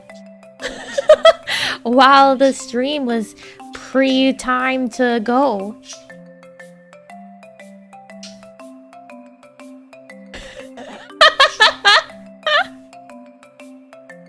I had a fucking bagel for breakfast. What now? What now?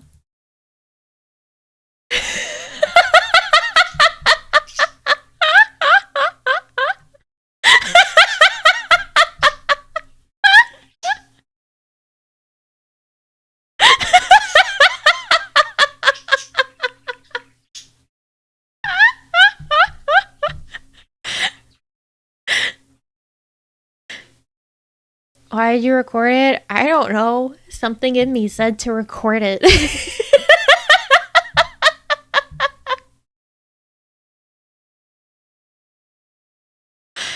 I was like, I was gonna tweet it later and be like, VTuber eating before stream. And then, it just happened to be useful during stream as well.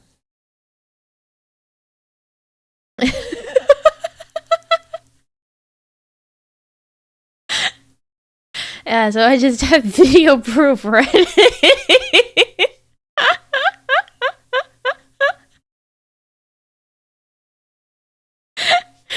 I just happened to have a recording of me eating breakfast this exact morning. Because I ate it right before stream.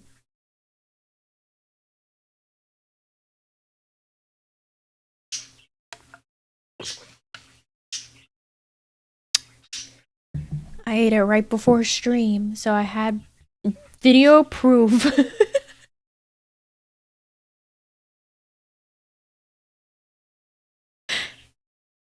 Genuinely impressed. I mean, what are the odds, right? What are the odds that I would have that recorded today of all days and then use it?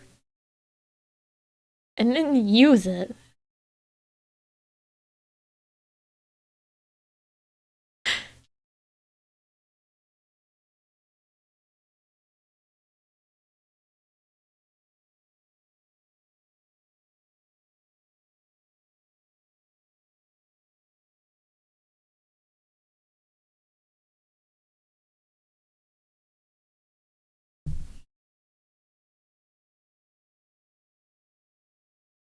How do you know that was actually from today? Because it has the first chat messages from today.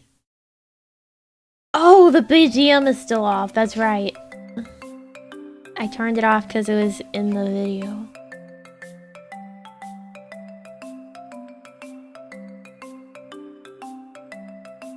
But yeah, it has the first chat messages, the pre-chat from today. On the video.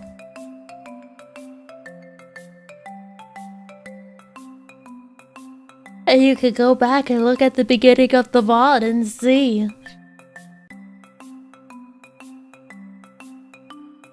It's the same ones. You do that regularly? No, that's the first time I've done it. That's the first time I've done it. I even have it in a really shitty file format because of the fact that I was already streaming to the YouTube waiting room in preparation to actually start the stream with the go live. And because of that, it's in a really shitty file format instead of being in my normal file format that I record from OBS. Like it's in MKV instead of in like a normal thing like MP4 or even AVI. So I'm gonna have to fix that before I can do anything with it. Because I normally change the profile to be a different one when I record it, so it has different settings. MKV is the best video container format? Oh yeah, totally. Everything uses MKV.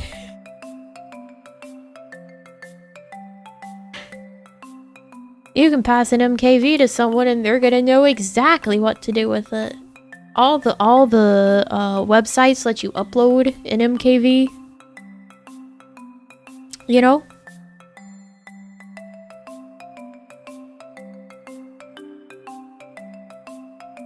It's the best one. The most accessible one, for sure, by far. When I try to drag it onto Twitter and it says, yo, please choose one GIF or up to 4 photos. That's how I know it's the best.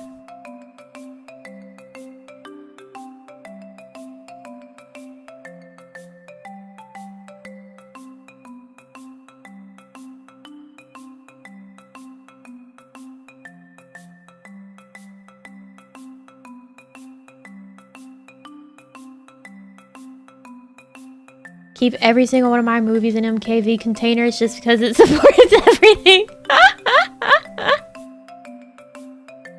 Yeah. That's how you know it's the best.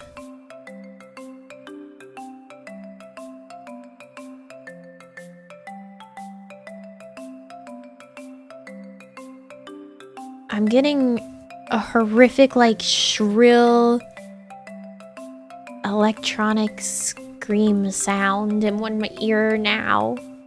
You guys ever do that?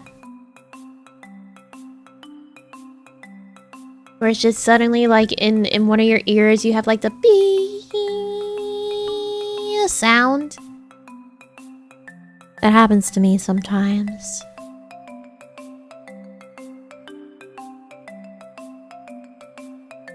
The tinnitus? No, tinnitus doesn't come and go. Tinnitus doesn't come and go. That's all the time.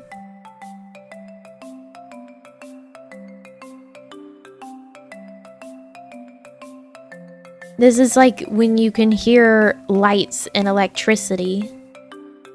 Which is a thing. Some lights make sounds that some people don't hear and then other people hear. Usually people with ADHD are the ones who hear it. Yeah. Yeah, like the sound of the electricity. Oh, again?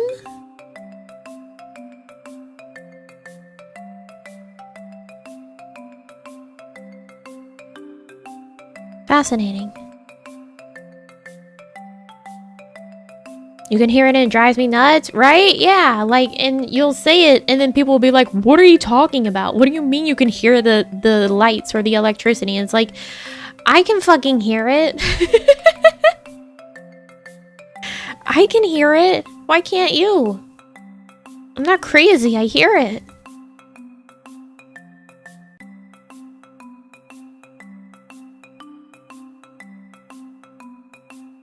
Oh my god, someone in my house must be doing something. That's the third time. What the fuck?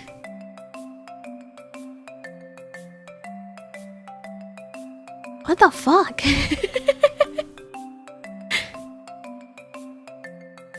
Three times in a row of having that happen? Of it going like bing, and then it stops. And it go bing, and then it stops. Damn people doing things. Look, I also noticed that when everyone's home, the Bluetooth on my headphones work worse. It's worse when everyone's home because like everyone's devices like start interrupting the signal, I guess. Like it causes so much interference that like my Bluetooth will start to like cut in and out for what I'm hearing. So occasionally like there'll just be seconds where I stop getting any sound and then it cuts back in. And it's a noticeable difference between when I'm here alone and then when people start to come home and it happens. Because my headphones and the Bluetooth connection will be totally fine all day long. And then when people start to come home, it's like that's whenever it starts to cut in and out. Like when all the other phones come back into the house and people have like the TV on and whatever. It's so interesting. It's so interesting. Need to get a Faraday cage for your room. No signals in, no signals out. That would be bad because the Wi-Fi router is in my room. It's in my room. And I may be connected by Ethernet and my stepdad may be connected by Ethernet, but the rest of the house is not.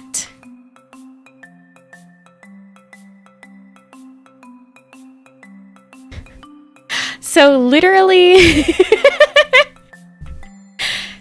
it would be a problem for everyone else in the house that actually is using the Wi-Fi because I'm not. I am connected via Ethernet.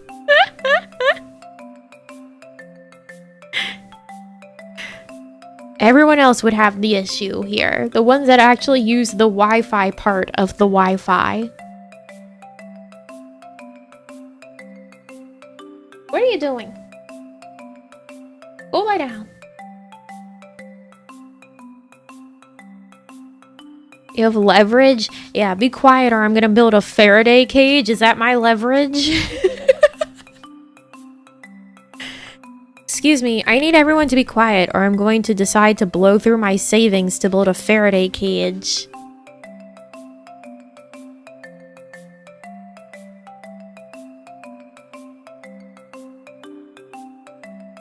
Please understand.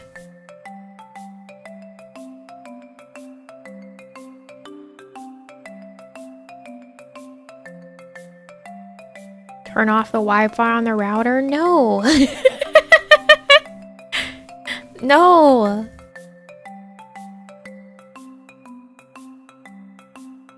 I'm not doing that.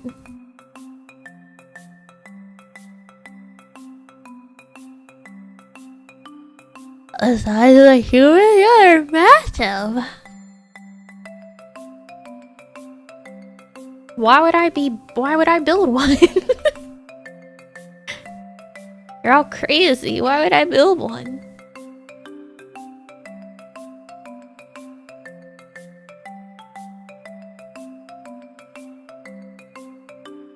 Oh, I've recalled I have raid tonight.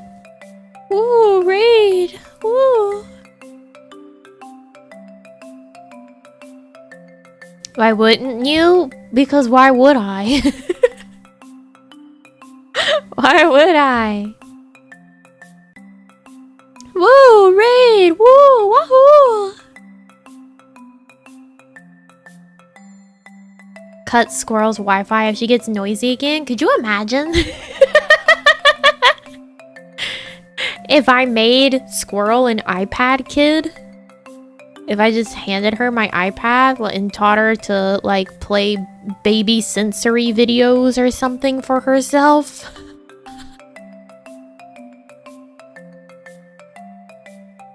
Could you imagine?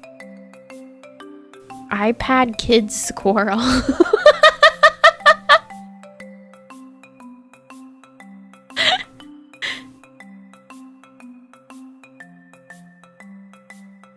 iPad kid Squirrel. You know, I don't think that she would watch a video.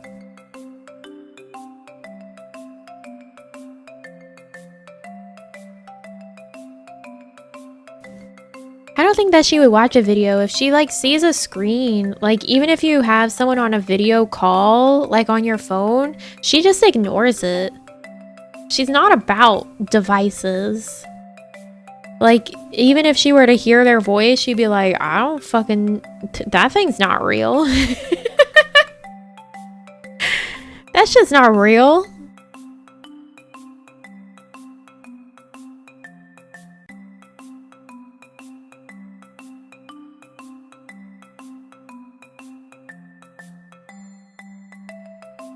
You could get her one? I'm not getting her an iPad.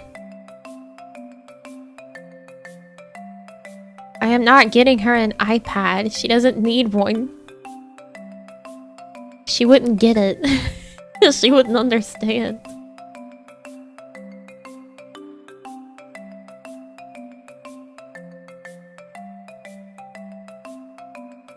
Girl, Luddite? She's like that man. God, what is his name? The Liver King? Have you guys heard of him? The Liver King?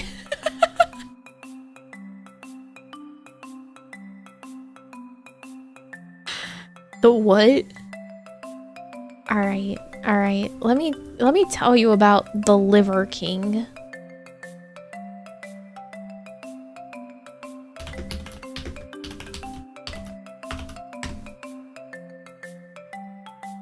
Yes, he is a man that is on Instagram. Let me show you the Liver King.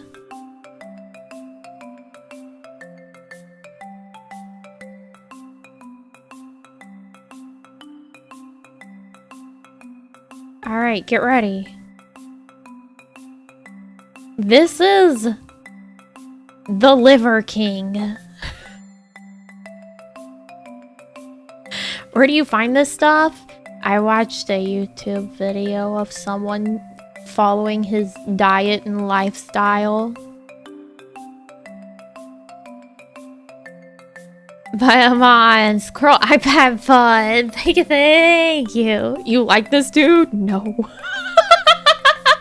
No. So, this man has his own website. Discover... Alright, here we go. His 9 ancestral tenets. You want to hear about the Liver King's 9 ancestral tenets?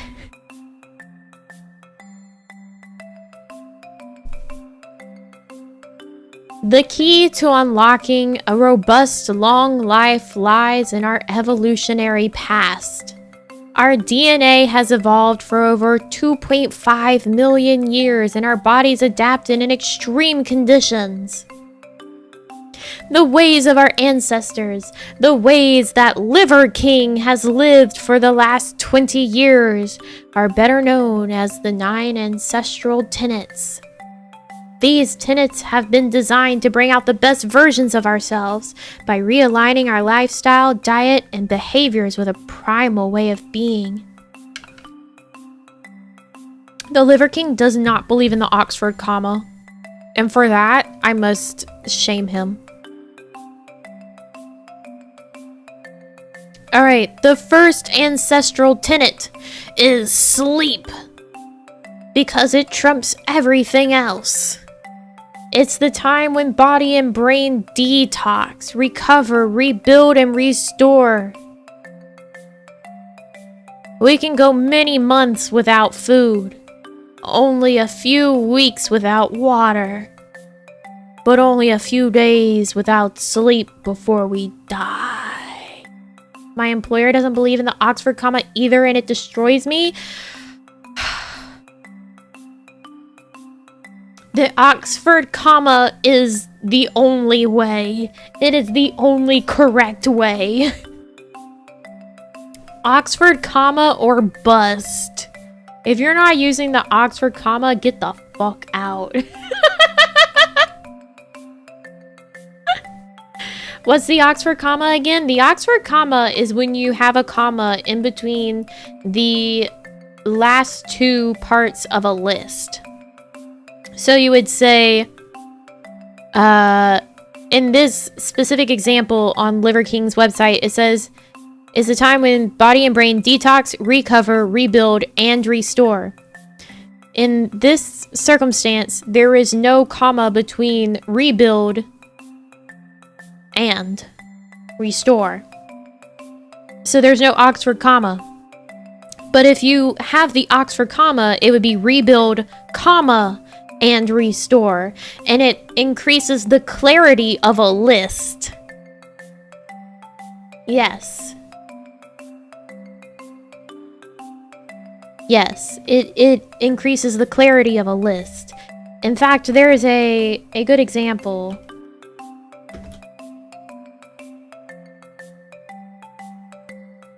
Like, there's lots of them.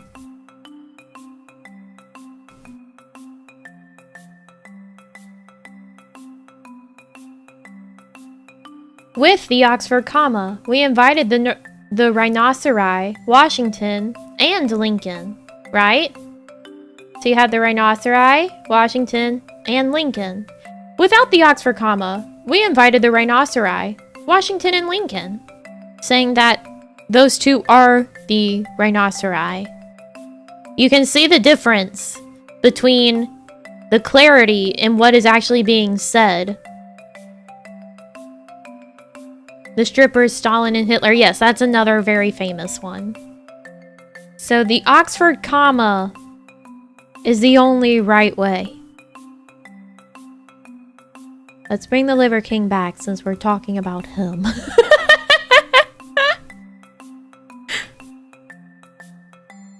This is the Liver King's moment.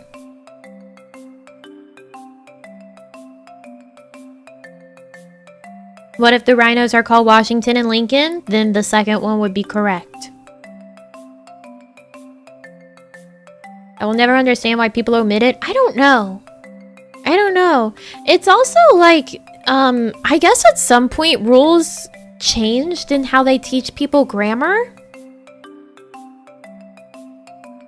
Where they now tell kids that even if a noun isn't plural, if it ends with an S, that they can use just an apostrophe to show possession. When I learned grammar, the proper way was that if it was not a plural noun, that it was always apostrophe S, even if it ended in an S. So now they teach kids that you can say like this is the only name that I can think of right now. Like, this is the correct way of showing that it's plural. Are showing that it belongs to Jesus. Like, this would be the correct way to say that this thing belongs to Jesus or Jesus, right? They would say that you can leave it at just the apostrophe. But when I was learning, you had to have the apostrophe S because Jesus or Jesus is not plural, and therefore you still have to have the apostrophe S.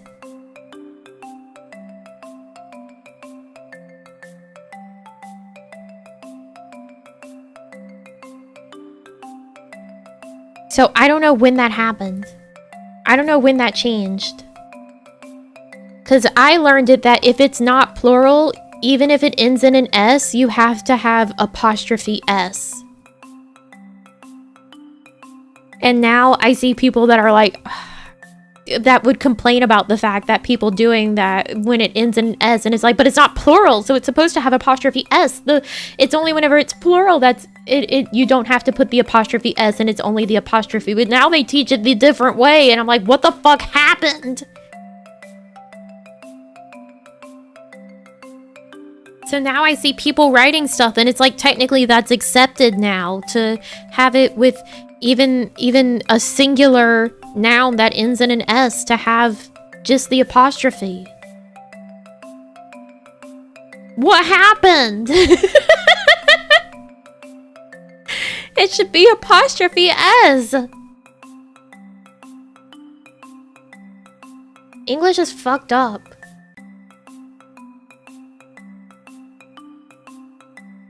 I think it's like now it's an accepted like abbreviation of it. Prefer the newer version? I don't. Because how do you say that? How do you pronounce it, right? If you say it belongs to Jesus, what do you say? You say it's Jesus's. There's another S there.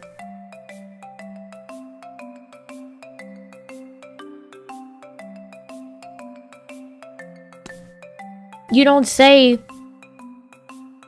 Jesus cross, you say Jesus's cross. Right?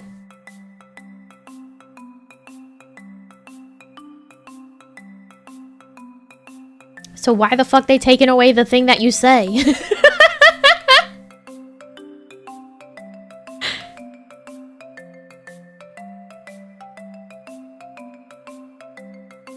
But if you're talking about the Williams, as in the multiple people in the William family, you would say, oh, it's the Williams house. We actually say these things differently with our mouths. So why would they do this?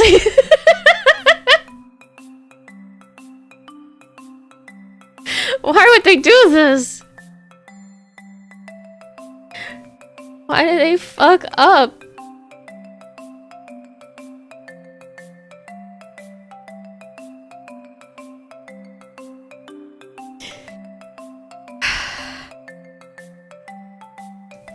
No, you would not. If the last name is William, and you're talking about it belongs to the William family, right? If you say, oh, it's, you know, the multiple people in the family is the Williams, right? You would say, oh, you go over to the Williams place, and then it would be just the apostrophe, because it's plural at that point. However, if their last name is Williams with the S already there, then it would be Williams's in terms of actually making it plural. And then you would still only have the apostrophe at the end.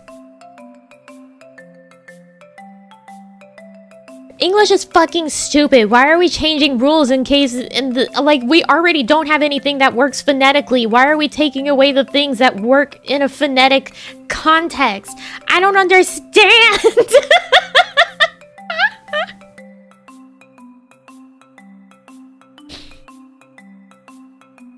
Why are they doing this?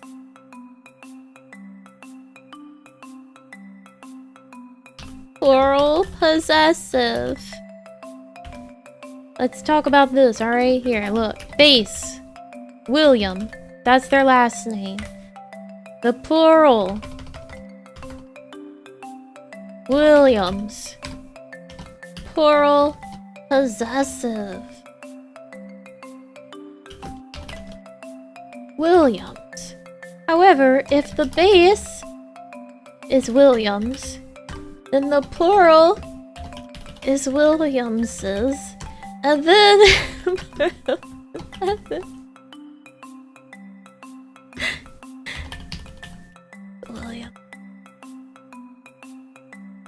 I'm fixing it. Hold on.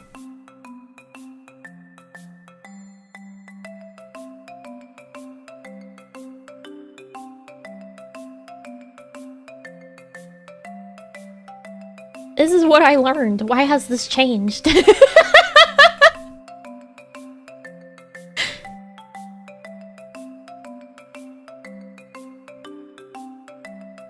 This makes sense.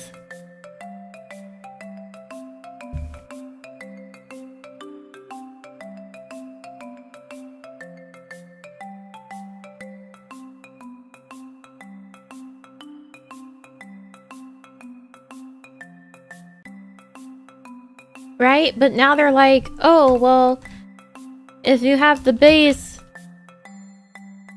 we'll do Carlos this time. Carlos, and then you make it possessive. Now they're like, well, it's just Carlos. But it's not. It should be Carlos's.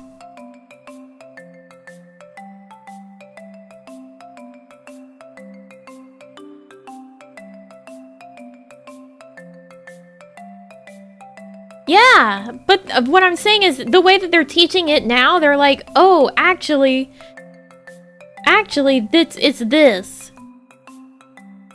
The way that it's taught now is that this is correct as a possessive for Carlos. And I'm like, what are you fucking on? Because if you want it to, it would be plural possessive, it would be Carlos's. It has always been it has not. It has not always been that way. It has not always been that way.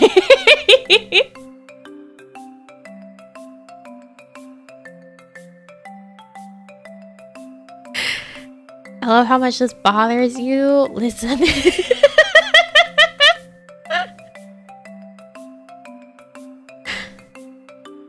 has not always been this way.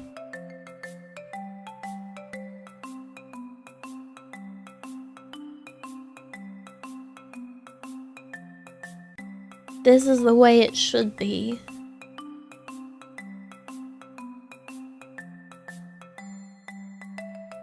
Just Googled and found an example. Carlos's pen is blue. Yeah, exactly. I'm correct. What are they doing now that they're like, it's fine to leave off the last S, even though it's a singular possessive that ends in an S? What are they talking about? Why is this acceptable? And I've seen people complain about people having both the apostrophe S at the end of a singular possessive that ends in an S. Like, no, this is the correct way.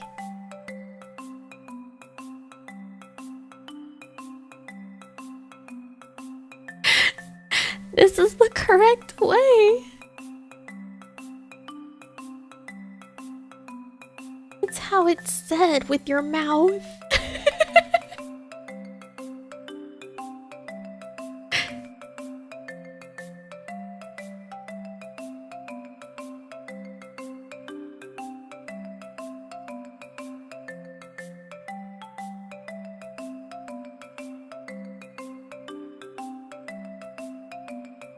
What does Grammarly say is correct? I don't know. The AP style book says both are okay. It's the fucking AP in whatever. All that shit. All the writing styles for academic garbage. They're fucking up. Grammarly says Carlos is wrong!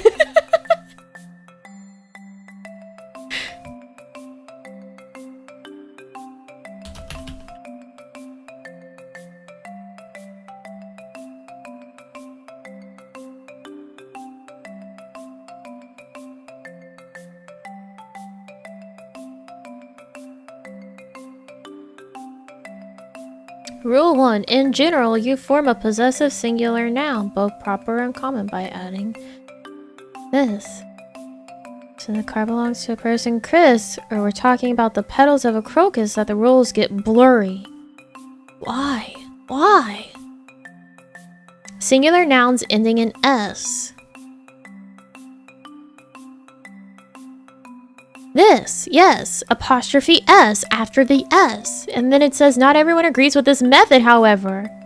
And some such as the Associated Press style book, not in favor of adding only an apostrophe to make a proper noun possessive, such as Chris's car in Dickinson's novel. To add even more confusion, AP style also has an exception if the word following the possessive starts with an S, stating that in those cases only the apostrophe should be added. So it would be Texas's people, but then it would be Texas with just the apostrophe for streams. This is bullshit. Fuck the Associated Press. They're the ones that's fucking everything up. We have rules for grammar.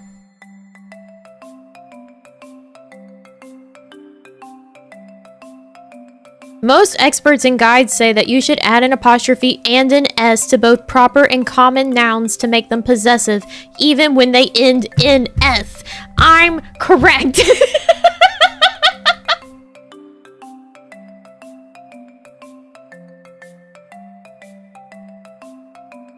I'm correct.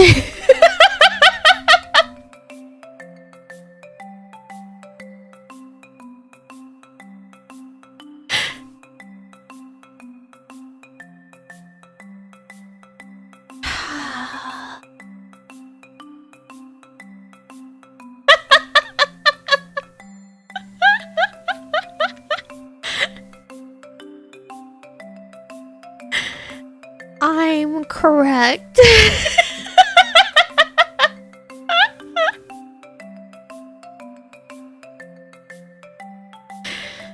Anyways, to improve your sleep, get early morning sun exposure at the same time every day to regulate sleep/wake cycles. Finish your last meal 3 to 4 hours before bed. Enjoy the warmth of the sunset as the final environmental cue that the day is winding down. And then put on a pair of blue light blocking glasses so the blue light from your phone or artificial lights don't trick your brain into thinking it's daytime all over again. Start sleeping like our early ancestors did to build your biological resilience.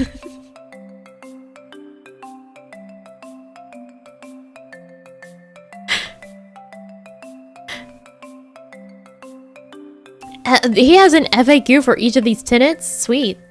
How important is sleep? On the hierarchy of health, sleep trumps almost everything else. It's the low-hanging fruit that can affect metrics more than just about anything else. It's the time when body and brain detox, recover, rebuild, and restore. Thanks, that's already there. How can I improve my sleep? Get morning sun exposure at the same time every day to regulate sleep/wake cycles. Finish your last meal at least 3 to 4... Okay, we already read that. Earthing. Earthing. Tips to help with earthing. Sir, I need you to tell me what earthing is. What is earthing? Use grounding sheets. Go on barefoot hikes. Use an EMF meter to make sure there are no electrical fields around the bed. Turn off the Wi-Fi at night. Put your phone in airplane mode and make sure that there are no electronics nor lights anywhere near you. Your sleep temperature should be between 64 degrees Fahrenheit and 68 degrees Fahrenheit. Use blackout curtains and blackout blinds. Room needs to be pitch black. No battery lights, no night lights, nothing. Use Himalayan salt lamps at sunset instead of regular lighting. Really, our ancestors did that? Fascinating.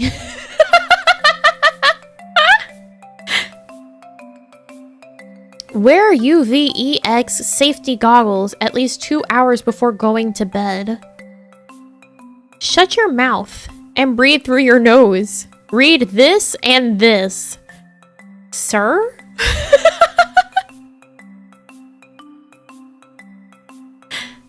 Hey, what?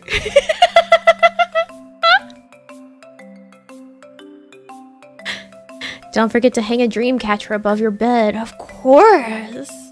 Thank you for leveling up, Tyann. Thank you, thank you.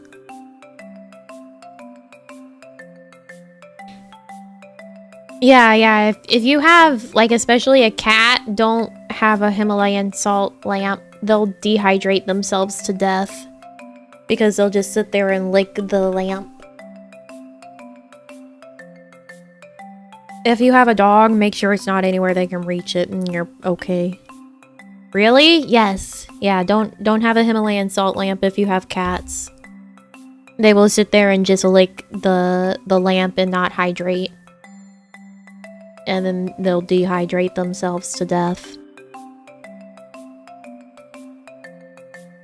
Yeah, animals love salt licks. That's part of why, like, dogs will sit there and, like, lick your flesh. Because it tastes salty.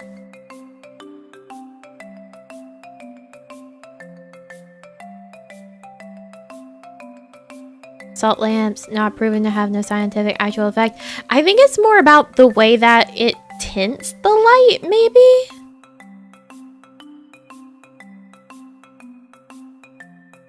Maybe that's what he's going for, is like the salt lamp tints the light so that it's not like blue light reaching you.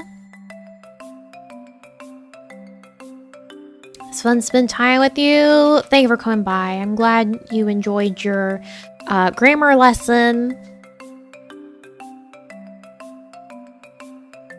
Google says it's supposed to look like a sunset. See, that makes sense. Yeah, because his whole thing is like, wear these goggles to block out blue light before bed.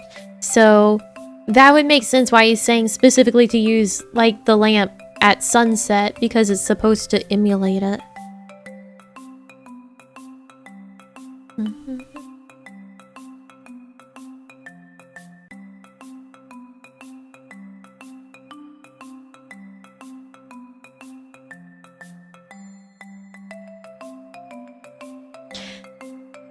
Sleep on the floor like our tribe does.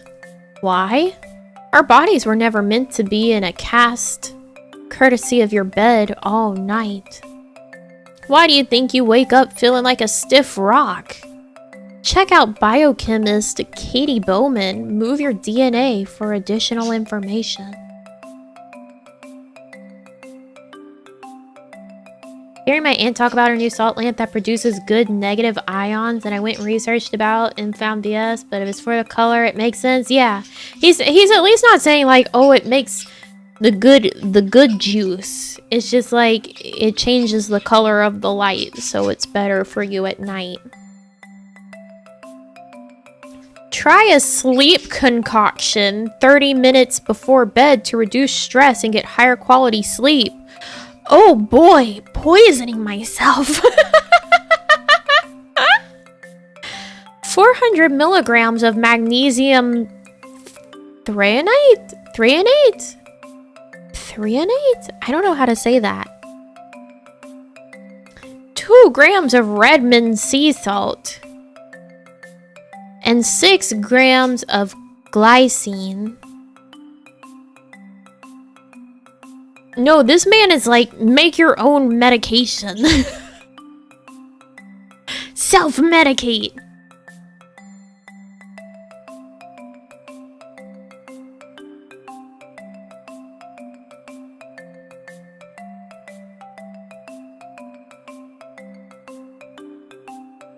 Have you ever mentioned exercising regularly? Well, we're in his first of 9 ancestral tenets, okay? Alright? We're only on the first of 9 ancestral tenets. Come on now. Give him a chance to tell us about exercise and food.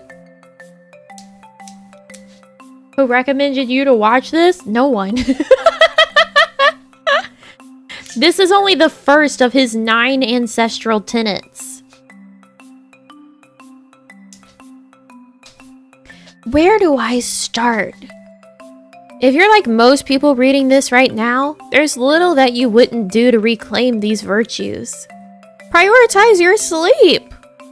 It's the single most influential thing you can do right now to support your health journey. Start with early morning sun, connecting to the earth, get a pair of UVEX glasses. Start sleeping like our early ancestors did to build your biological resilience. For more on this, see our blog. What are the benefits of the UVEX glasses? The activity/rest cycle in mammals is one of the circadian rhythms that gets entrained by environmental cues such as natural light and darkness. These cues no longer exist in the modern world because blue light is now ubiquitous.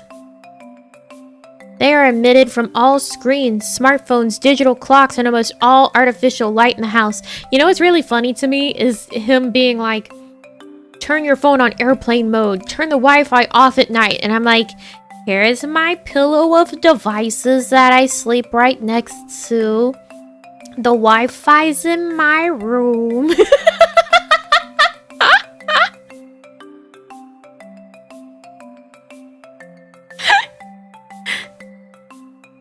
I cuddle up to my Switch in the bed.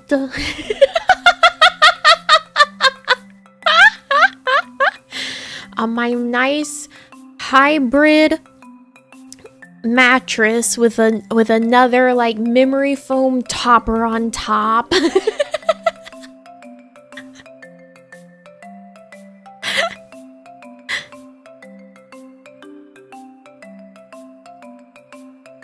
The UV-EX glasses block this non-native light spectrum that occurs when the sun goes down.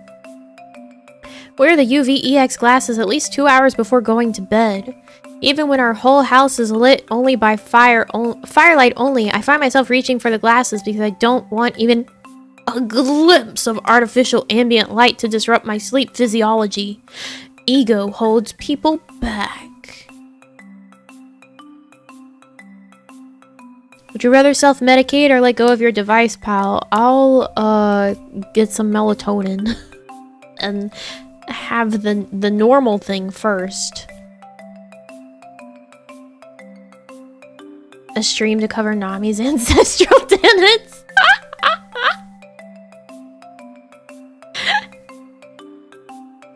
Have a hybrid bed? Yeah, a hybrid mattress. It has pocket coils and memory foam. It's great. I love it.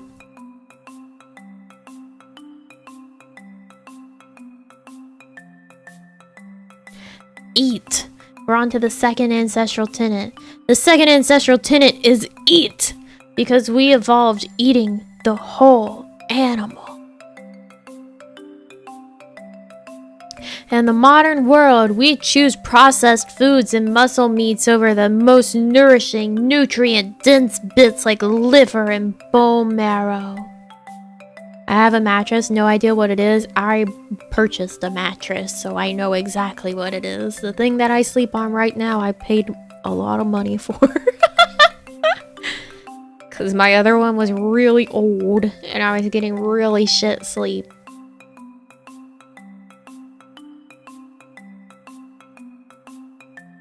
The foods we evolved with for more than 2 million years are the same foods that we still expect today to heal and be healthy. Drop the processed foods, the seed oils, and the liquid calories and start incorporating whole foods, liver, bone marrow, heart, and bone soups into your primal fare to express the best version of you. Again, the Oxford comma is missing, so he's saying that these are heart and bone soups, not heart, comma, and bone soups, but I do believe he means them to be separate things.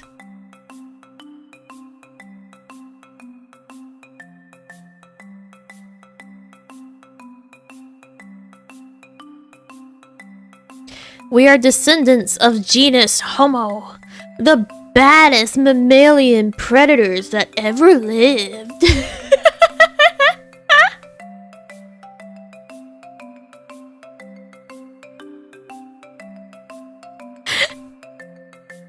It's my extension that I have that changes some of the words to Japanese is still going, even though I told it to pause for a bit while I was reading Mr. Liver King's website. It's still working. So I'm here like, yes, the baddest mammalian predators that Itsumo lived.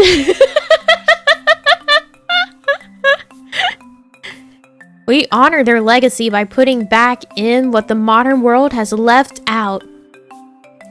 This is precisely why we eat like our early ancestors did. The whole animal, nose to tail, horns to hooves. Imagine Mr. Living King going, eat some more lived. I would think it would be so funny if Mr. Liver King were to be such a weeb that he did Japanglish.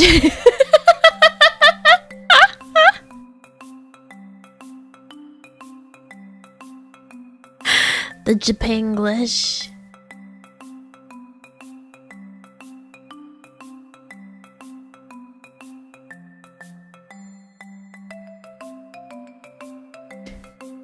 Don't be a baka. Eat the whole animal. Just like your senpais did.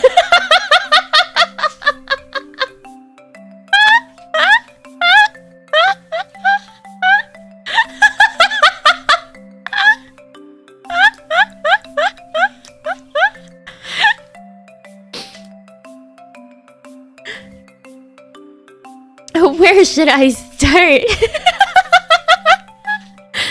Start by dropping processed foods, seed oils, and liquid calories, and start incorporating whole foods, especially liver, bone marrow, heart, bone broth, and mTOR-rich foods like raw pasteurized tamago egg. I'm like, hey, does that really say tamago? It does, egg.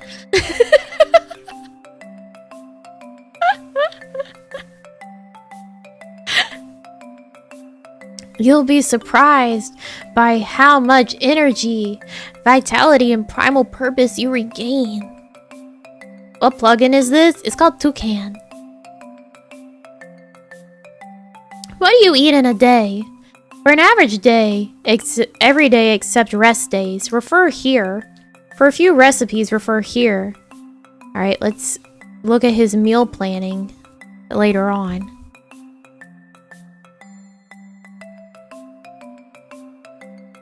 Eat your tamago every day. The Ancestral Grocery List. Shokuji.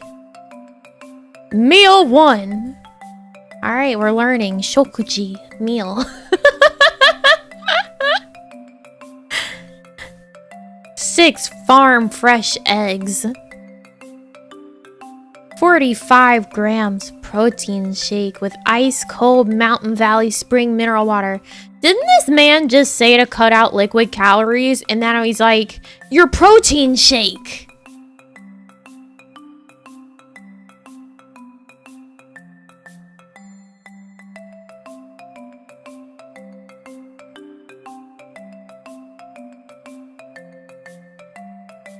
Cut out liquid calories. Drink this protein shake.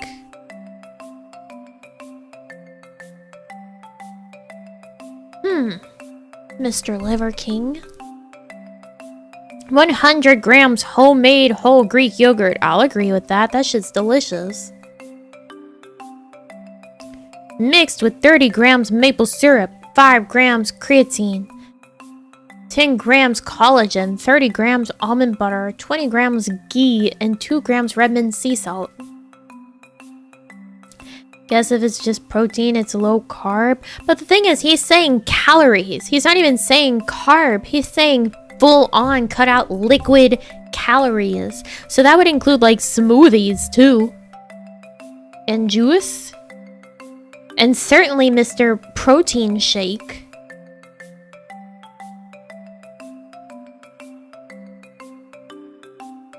Yeah, it's like cut out liquid carbs. It's a cut out liquid calories, period.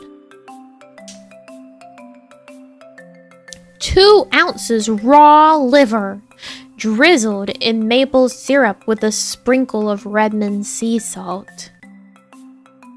1 ounce raw bone marrow, also served with maple syrup and salt. This man has a maple syrup problem. Half pint of farm fresh raw milk, usually milked that morning. In B, if my stomach is full, I replace water with milk in my protein shake. Is he Canadian?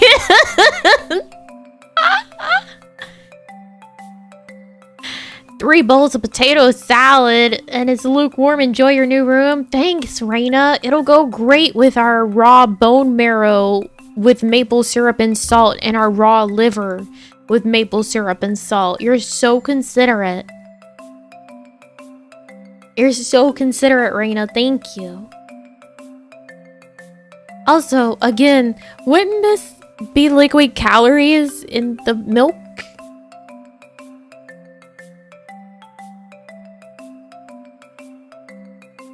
What does the Liver King say about potato salad? He probably would hate it. Shokuji 2. Repeat meal 1. So you're having that twice a day. You're having what we just listed twice a day. So the 6 farm fresh eggs, the protein shake, the Greek yogurt. Okay, who the fuck can put away 6 eggs and then eat all the rest of the shit that he's saying to eat? Are you kidding me? Who's eating all this? Twice a day?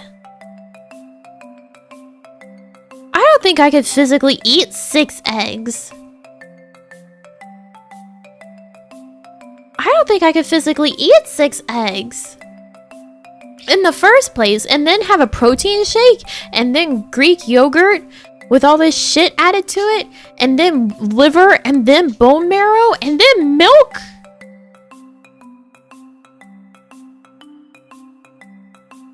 Are you kidding? No way!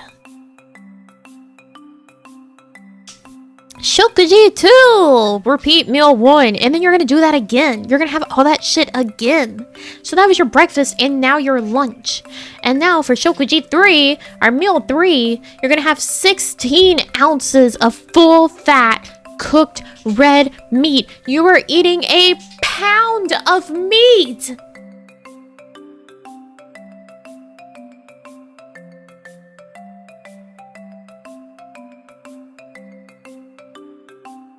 A pound!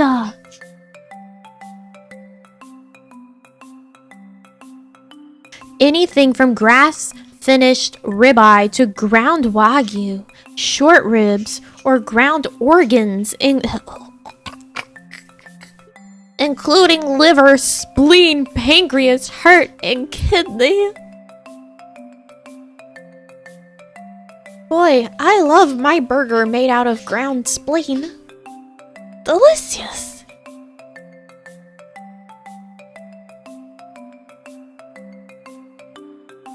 Delicious.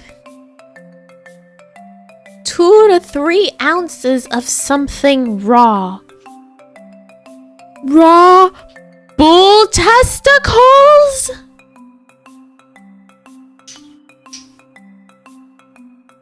Raw sweetbread?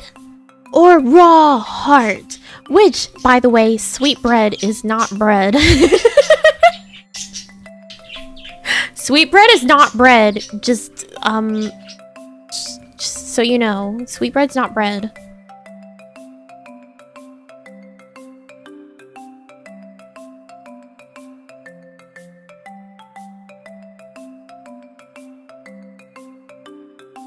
I don't think what he's talking about is bread.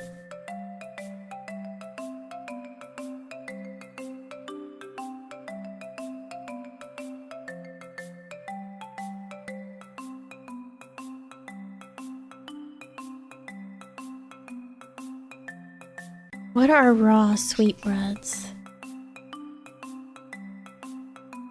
It's pancreas? That's what I was thinking, right? Like, sweetbreads are not sweet. They're not bread. They're awful. More specifically, sweetbreads are the organ meat from the thymus gland and pancreas. Yeah, so that's what he means by raw sweetbread. Don't get your hopes up for bread.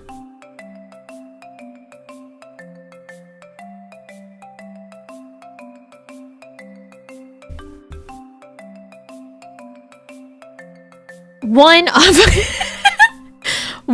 avocado with 100% genuine olive oil and Redmond sea salt. What the fuck is Redmond sea salt? Why is this man obsessed with it? If I've earned it, I might have a pile of sweet potatoes.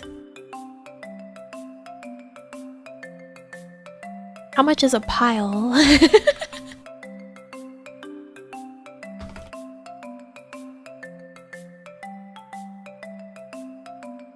Okay, so yeah, Redmond is just straight up a brand.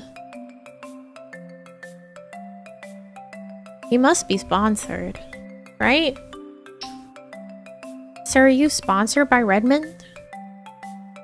Do you just think that they have ultra pure sea salt? What's going on?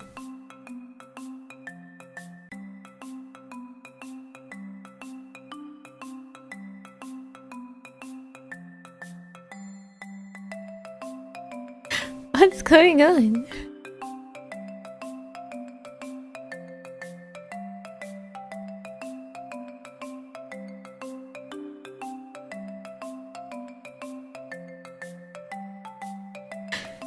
Pay for steroids.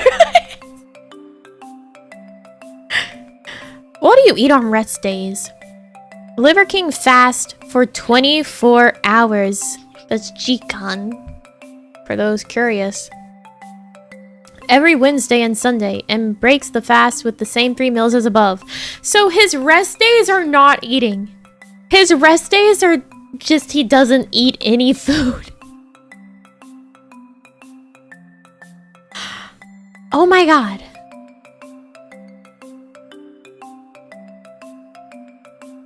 Why should I eat a keto diet? I don't know, Liver King, tell me why.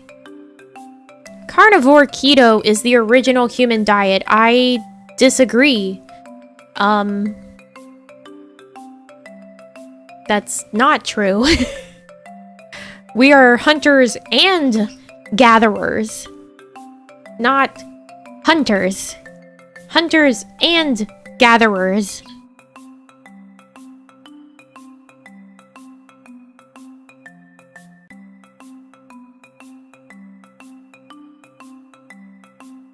In fact, like, it's much more likely that we would have had berries before meat. Because you have to have the tools to hunt. Anyways.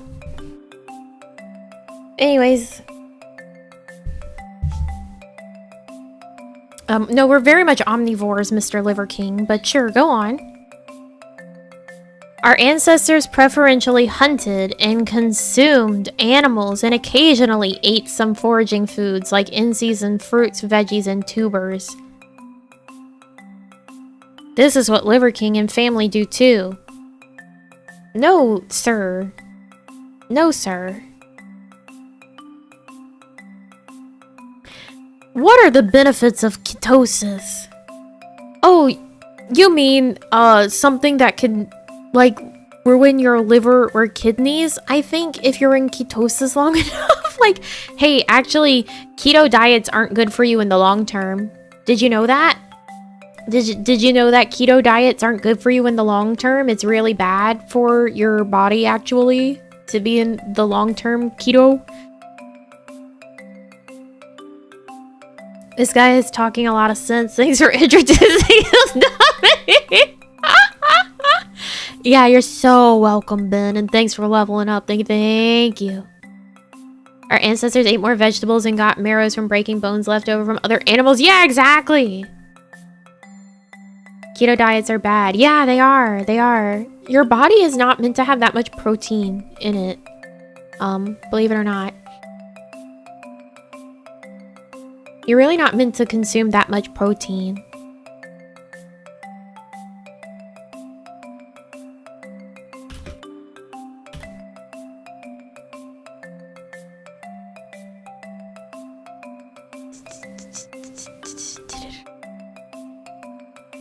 There we go. Let's see, there was a study that showed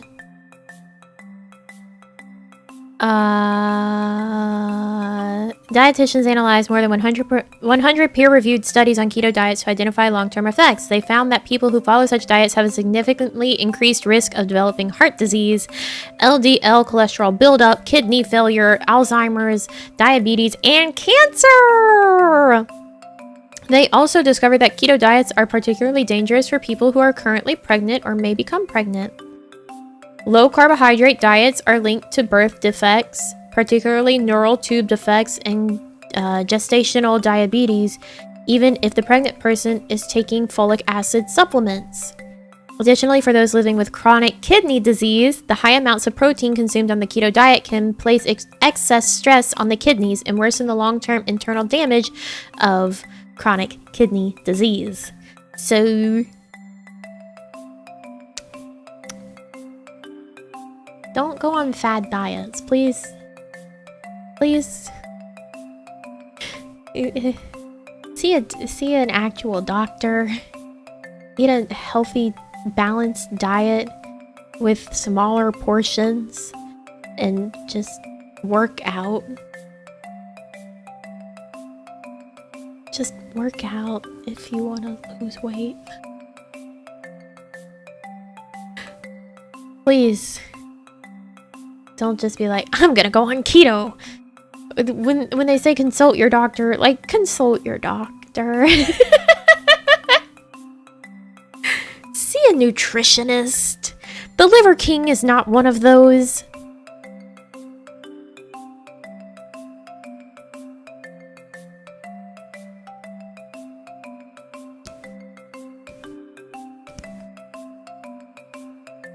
Well, let's see what he claims the benefits of ketosis are.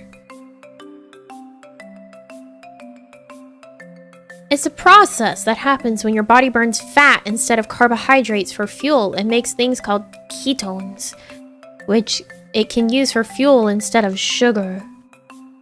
Just came here. Why is there a picture of Liver King? Because I don't know, we're talking about the Liver King. I don't know. We started talking about the Liver King. I don't remember what led me to this point. Ever.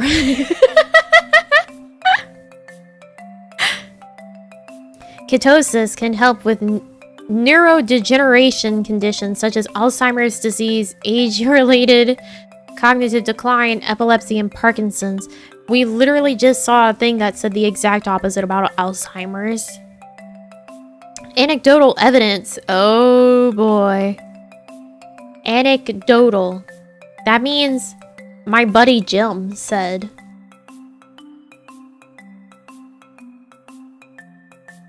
Anecdotal evidence suggests that otherwise healthy people can experience cognitive benefits from brain utilization of ketones.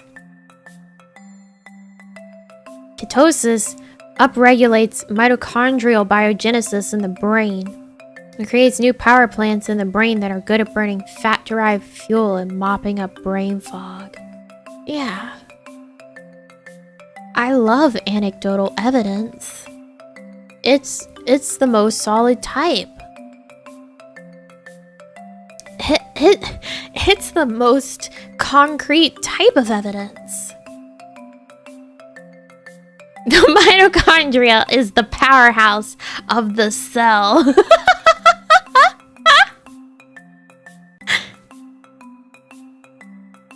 Never mind the fact that anecdotal evidence can very often be placebo.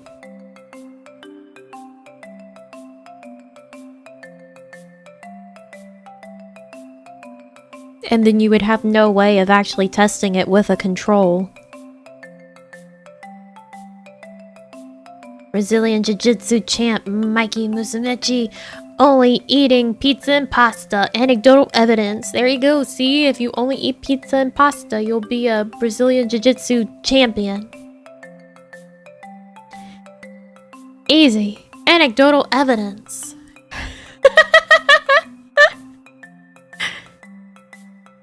Unless...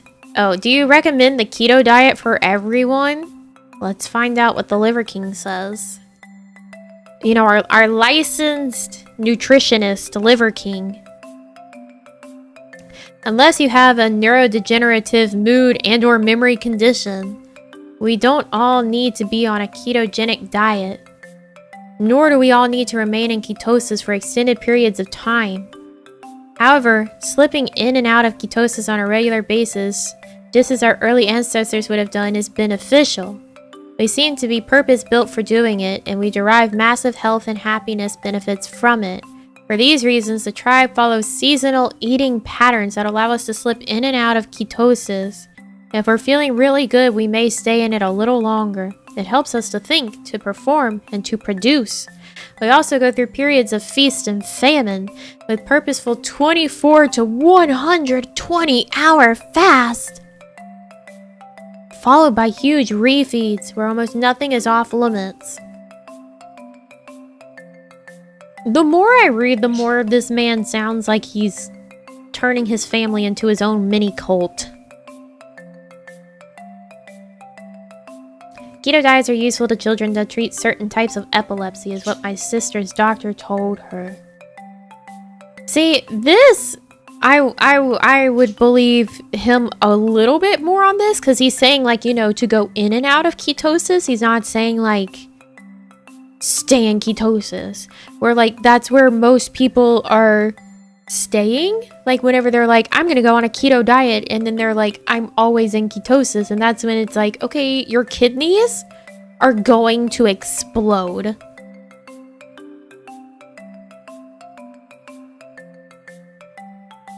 So binge eating, yeah, apparently after their big fast, they binge eat.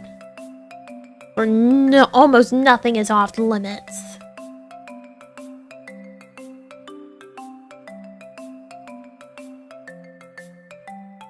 Why do you fast? But the thing is too, it's like if your doctor is saying it might help you, then yes, listen to your doctor. But I'm also saying, you know, hey, consult a doctor in the first place. Mr. Liver King is not one. Please always consult a doctor before going on any sort of diet.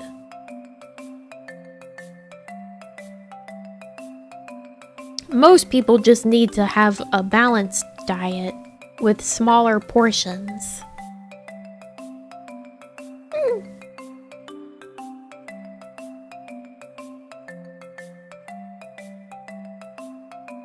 He's also ignoring the risk of carbohydrate shock when refeeding. You can die from it. Cool. I'm so glad the Liver King is here to give us his advice. Why do you fast?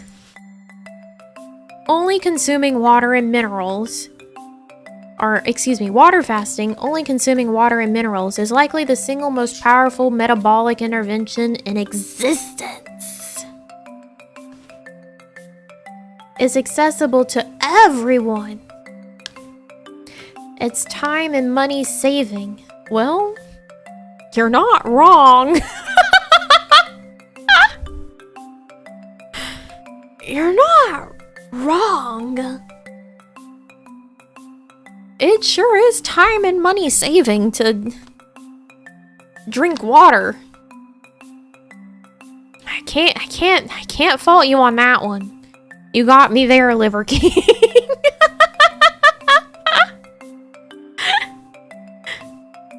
And it's the default way of life in the animal kingdom. Only recently have certain animals, sapiens included, had such easy, unlimited, no effort required access to food. Hey, Pores, have you tried not eating?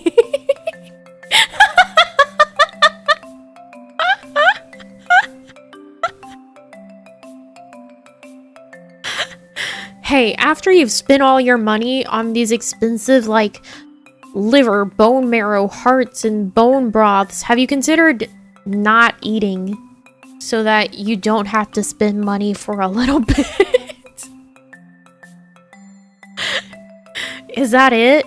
Is that it? We binge spend on our expensive raw foods, and then you fast so that you can get money to spend on your expensive raw foods and Redmond sea salt, and then complete the cycle?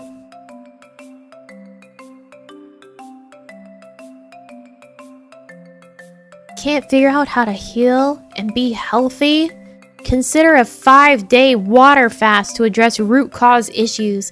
If I were to attempt to only have water for 5 days, I would vomit and die. I would be the most miserable person on the earth.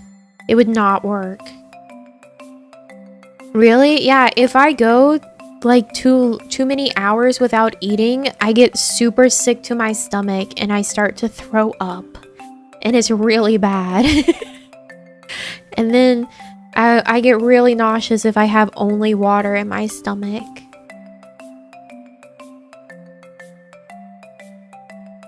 My body is not meant for that.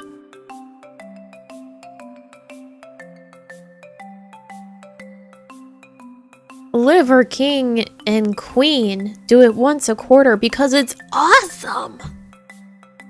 No, this is not medical advice, but it is the way of animals, including humans, have healed for millennia upon millennia. Sure.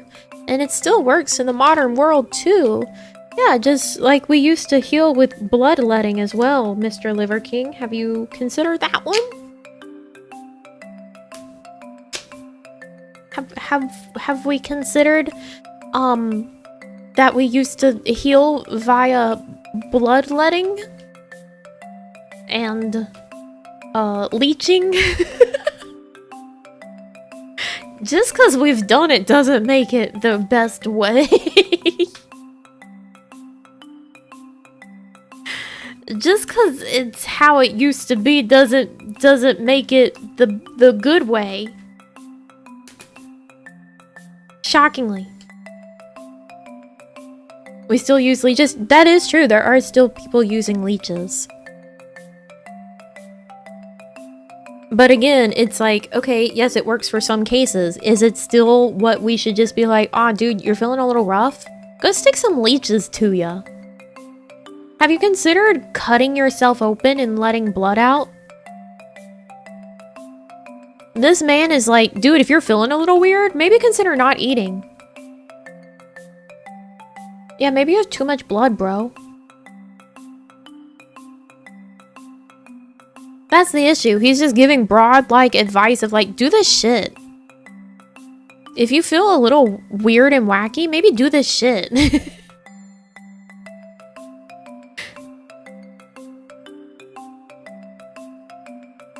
Got cancer? Consider going on a 5-day water fast to address those root cause issues. I mean, apparently you can't figure out how to heal and be healthy, so Liver King says this will work for you. That's apparently his categorization for whether or not you should have a 5-day water fast. You can't figure out how to heal and be healthy? Do it. That's all he's saying. He's not saying like, hey, have these very specific things. Consider this. And again, then immediately goes to say like, we do it because it's awesome, but no, this is not medical advice.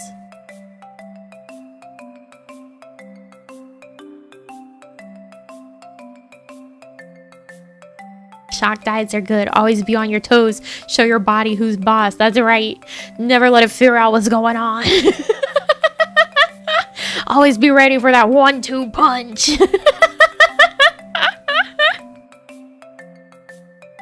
Yeah, gotta let out the bad blood and realign the humors. All you have to do is not eat. Duh. But if you'd like some hand-holding, read or Audible The Complete Guide to Fasting by Jason Fung and Jimmy Moore. Don't forget to simulate a successful hunt before you refeed.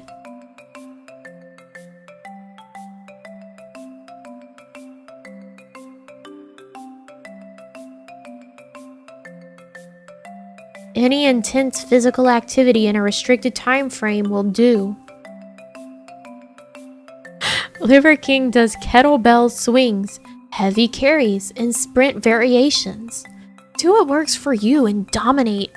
Could you imagine having consumed nothing but water for 5 days, and then this man being like, all right, now it's time for you to work out in a really intense way before you can eat.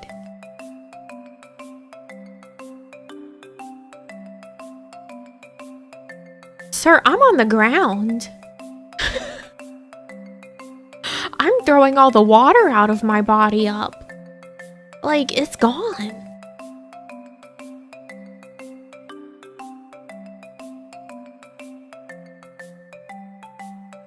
I'm going into some sort of shock.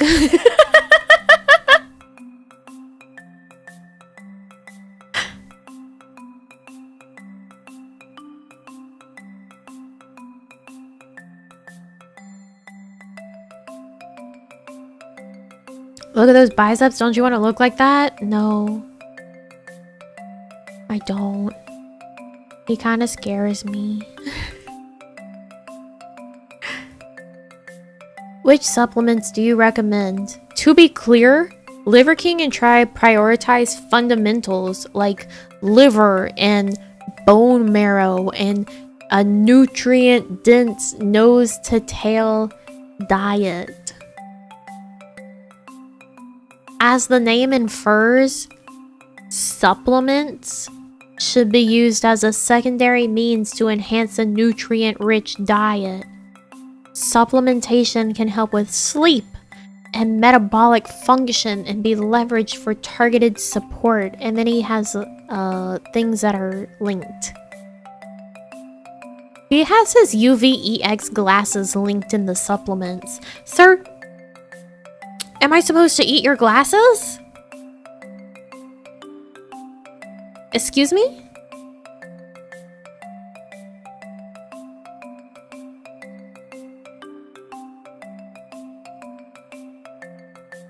I love this. Honorable mentions for targeted support. Brain if the brain needs a boost. I gotta start eating brains. Apparently I gotta become zombie. Start eating brains. I found his protein that he uses. Can you show me the nutritional facts? Nutritional facts? Nutritional? There it is. 100 calories per serving. This man told us to cut out liquid calories and then says has a protein shake with 100 calories per serving.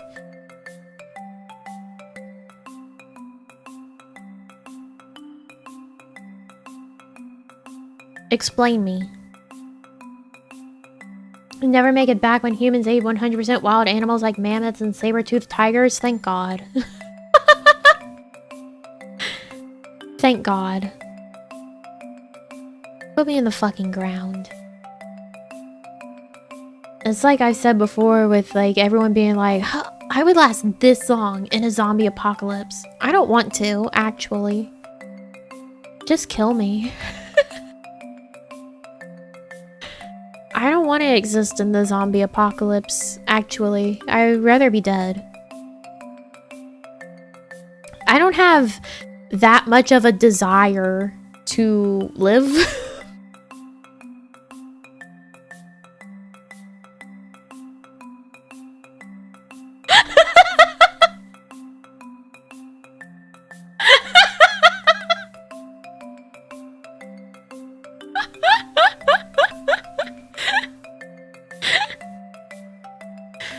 Frankly.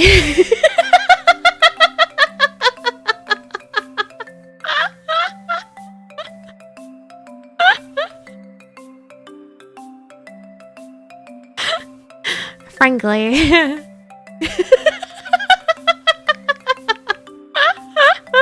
Especially not in the type of world that would be by that point. Fuck no. No, it's okay. I'll leave. I don't need to deal with all that. Bye.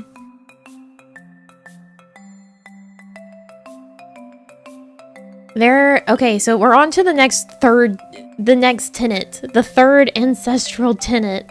This man has 9 of these, and it's taking us this long to get through them. My God. This is only the third. Move is the third ancestral tenet. There is a mismatch between our physical activity we experience in the modern world and our ancestral environment. This is almost as big a mismatch as is diet. That's why the third ancestral tenet is move. What you do with your body is just as important as what you put into it.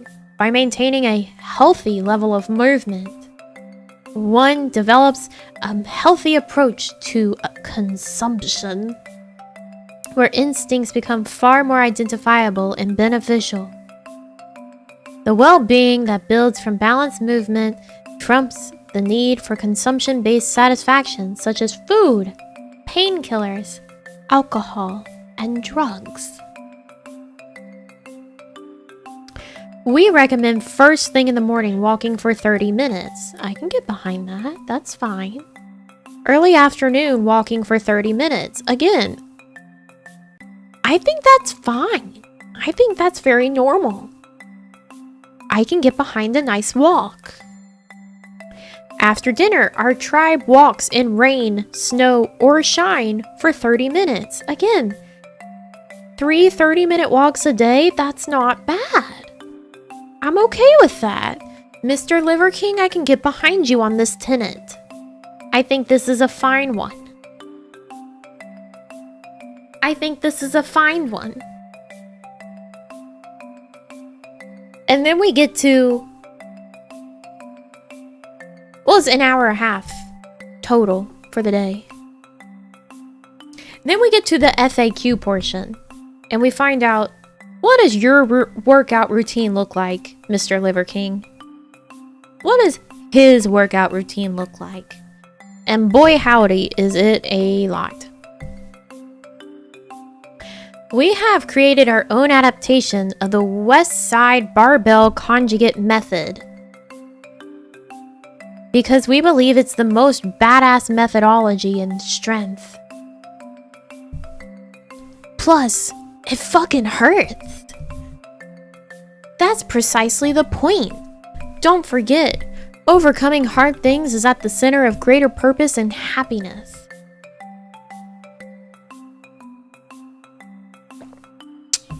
The Liver King Protocol. Work hard every day, sometimes twice a day. Even on rest days, Liver King is always moving. Download full workouts here. No, that's okay. Pain is weakness leaving the body, exactly. Thought you added the fucking hurts part? No, I didn't. I'm reading exactly. I'm reading his copy. Exactly as it's presented to me on this website.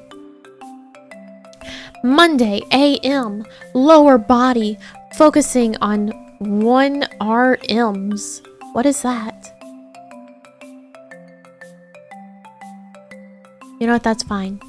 Monday, PM, metabolic conditioning, focusing on muscle hypertrophy. Think. 1 rep max. Okay. Why couldn't he spell that out like a normal person? Why can't he spell it out like a normal person? It's not that many more letters.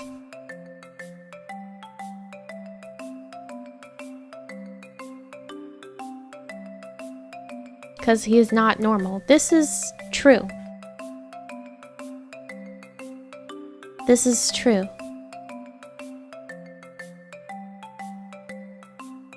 The other way sounds cooler. Think heavy pulls, Olympic lifts, handstand push-ups, chest to bar push-ups, and legless rope climbs. Yo, if you can do a handstand push-up, good on ya. Good on ya. That's sick. Yeah, Gladio can do them. Gladio can do them. He does them in his episode of Brotherhood.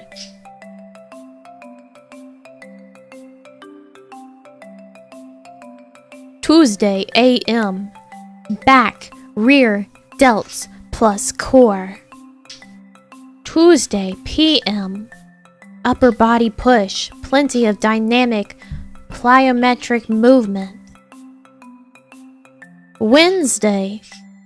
This means several miles walking in the sun, followed by some sprint variations on the assault bike, rower, or ski erg. The combination simulates a successful hunt. Liver King breaks the 24-hour fast after this, and only if it's earned. Yeah, so Wednesday is his quote-unquote rest day, by the way.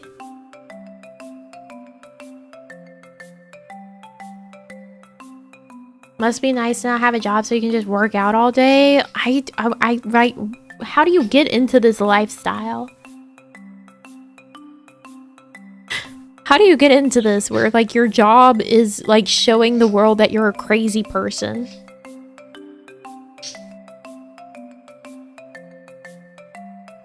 Thursday, AM, lower body with more plyometric work. Thursday, PM, metabolic conditioning, again focusing on hypertrophy. Cue more heavy pulls, Olympic lifts, KB swings, and heavy carries. Friday, AM, upper body, focusing on 1RMs. Friday, PM, metabolic conditioning, emphasis on hypertrophy. This time adding ring muscle ups, heavy ball cleans, and more handstand walks. He swings me? Apparently.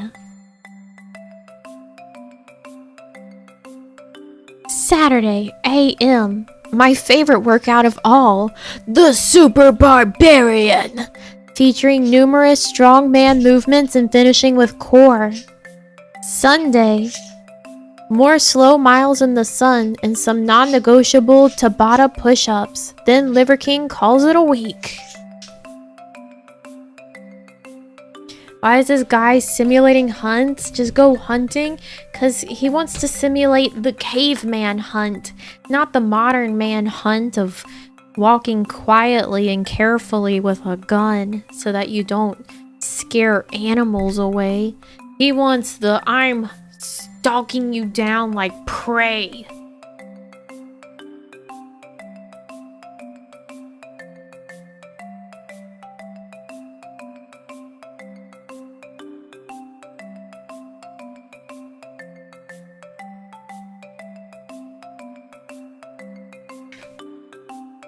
You can hunt with spears today too. My cousin did it for boar, but it's not always hunting season. You gotta rush a deer with a pointy stick or it's not real. Exactly.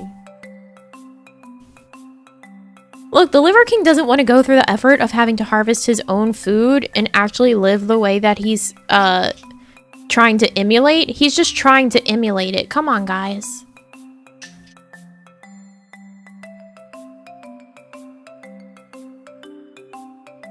He doesn't want to actually live that way. He just wants to pretend he's living that way. To try to get some sort of benefit out of it. Whatever perceived benefit he has. I think that's called posing. Can't believe Liver King's a poser. I bet he doesn't even know how to do an ollie.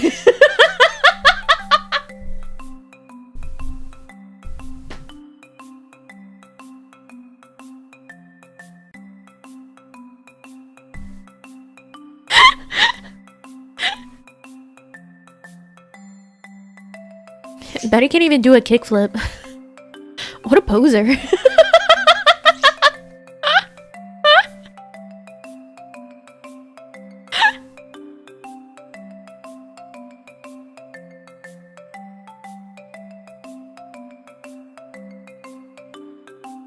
I see in his YouTube banner he's standing with what looks like several hunter-gatherers, and he looks like he has at least 2 to 3 times the muscle mass and is much, much bulkier and stocky.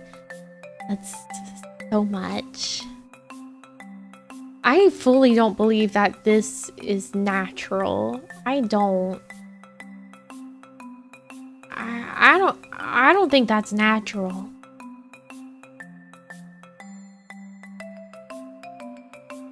What's your biggest piece of training advice? Please tell us, Liver King. If you train, eat, or live in the same way for too long, you will adapt and cease to grow in body, mind, and spirit. I mean, he's not wrong about that. There is such thing as plateau. So the Liver King advice is simple. Vary the way that you train.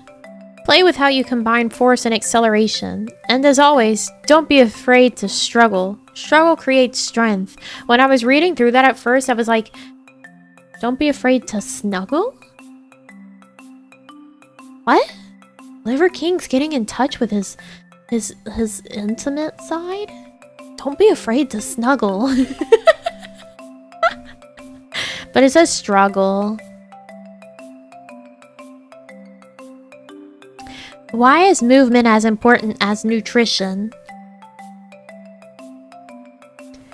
What you do with your body is just as important as what you put into it. By maintaining a healthy level of movement, one develops a healthy approach to consumption, where instincts become far more identifiable and beneficial. Again, this is like shit that's already said in the first chunk. Why do you have it again in the FAQ? Why does he do that? Where should I begin? Simply try moving more. Cool.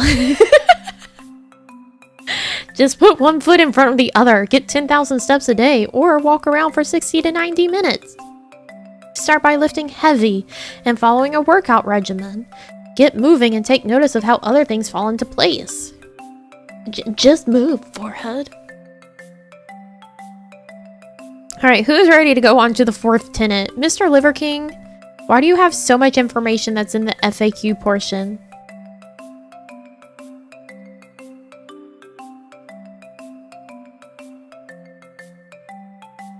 Who's ready for tenet number 4? Give it up for tenet number 4. Ooh, yeah, the fourth tenet.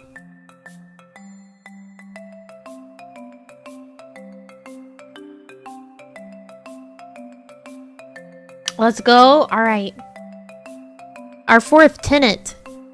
The fourth ancestral tenet is shield, because we need to avoid dangers just like our early ancestors did. But instead of running from lions, nowadays we run from seed oils, excessive Wi-Fi, EMFs, and man-made poisons.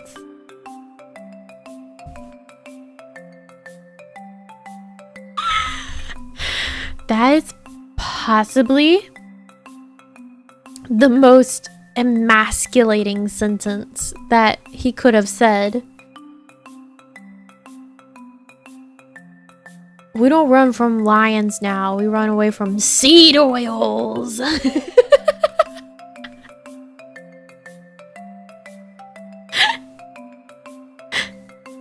Excessive Wi-Fi. Love in the room, thank you. Dangers like these end up compounding, and with an additive effect, they disrupt our hormones, metabolism, and ability to get deep sleep. Start by turning off your Wi-Fi at night and stop wearing perfume. Where did that come from? The name of the game is progress, not perfection. I don't wear perfume in the first place. My mom's allergic. Perfume has always been one of those things that seems like a myth to me. Like, because of the fact that my mom is allergic to perfumes and stuff, we were never allowed to have them. So, like, the concept of people actually having, like, a signature perfume that they wear every single day of their life is, like, so foreign to me and seems fake, like a TV or movie thing.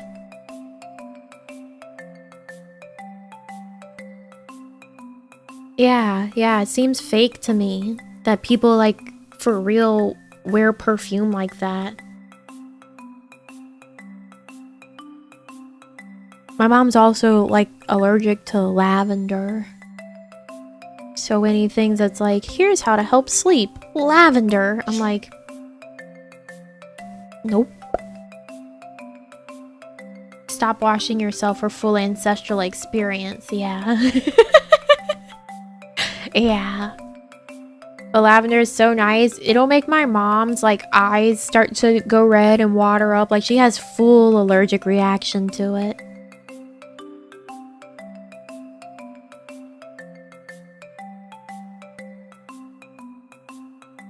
Mike Tyson wears a pretty nice cologne. It costs $400 a bottle. What?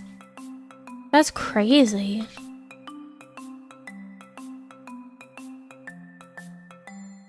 Where do we start with shielding? Liver King, where do we start? It will seem totally impractical to avoid all danger, but you can certainly take steps. For instance, instead of avoiding your off-gassing furniture and toxic flame-retardant mattress, get some houseplants in each room to soak up the toxins and produce fresh air.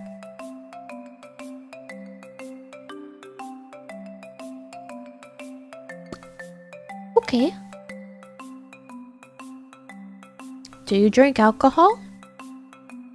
Liver King goes straight for the ethanol and drinks Everclear?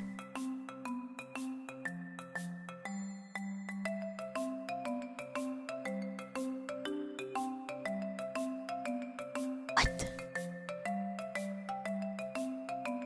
Ancestral living has to be practical or it doesn't work.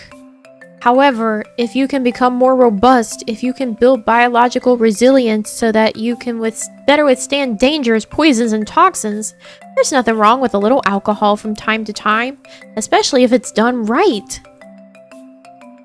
It's clear that the benefits of sensible indulgence outweigh the drawbacks. An interlude with a good drink, a bottle of wine, or a bottle of Everclear can deepen the experience, can strengthen the bond, and be profoundly positive in context, of course. There's no room in Liver King's life for hangovers, which is why the tribe sticks to Everclear.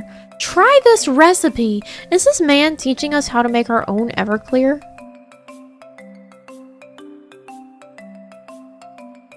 Well, the link is empty. It says, sorry, the file you've requested has been deleted. Liver King deleted his Everclear recipe. It was on Google Docs. That's kind of concerning.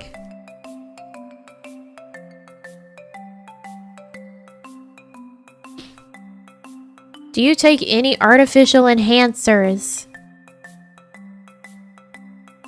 Liver King has never cheated nor taken a shortcut in any capacity of life. You earn the life and wife that you behold. What?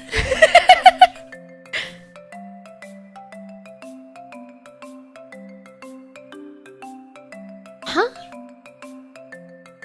Where did his wife come up in this? Where did his wife come up on this? We believe you should avoid man-made toxins and commit to the 9 ancestral tenets. You will unlock the greatest version of yourself and you will optimize your testosterone, your growth hormone, your IGF-1, your DHT, key metabolic markers, and you will achieve a higher version of yourself. No steroids necessary. So I guess the Liver King's way of life is not for women. Where's the Liver Queen's website then, Liver King? Where's the Liver Queen's website? Because apparently you're saying this isn't for the ladies.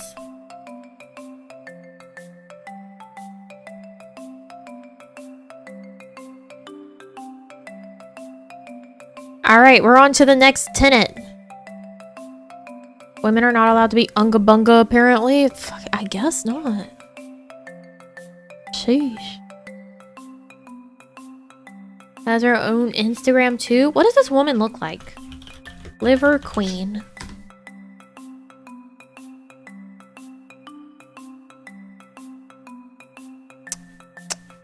She doesn't have her own website.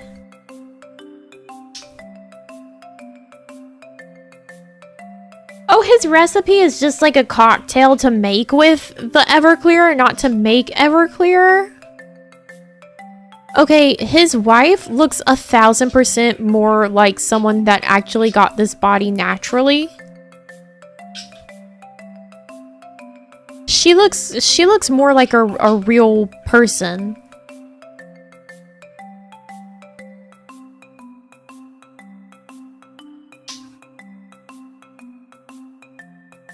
Can I get an image of the liver queen?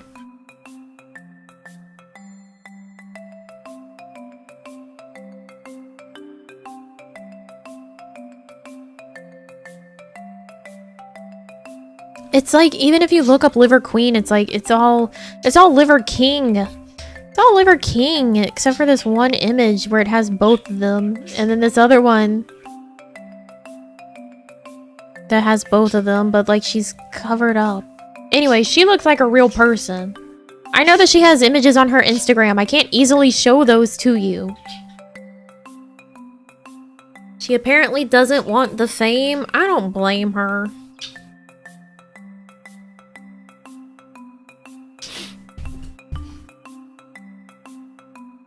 Yeah, she looks more like real body strength. Like she doesn't have like the super carved up six-pack or whatever.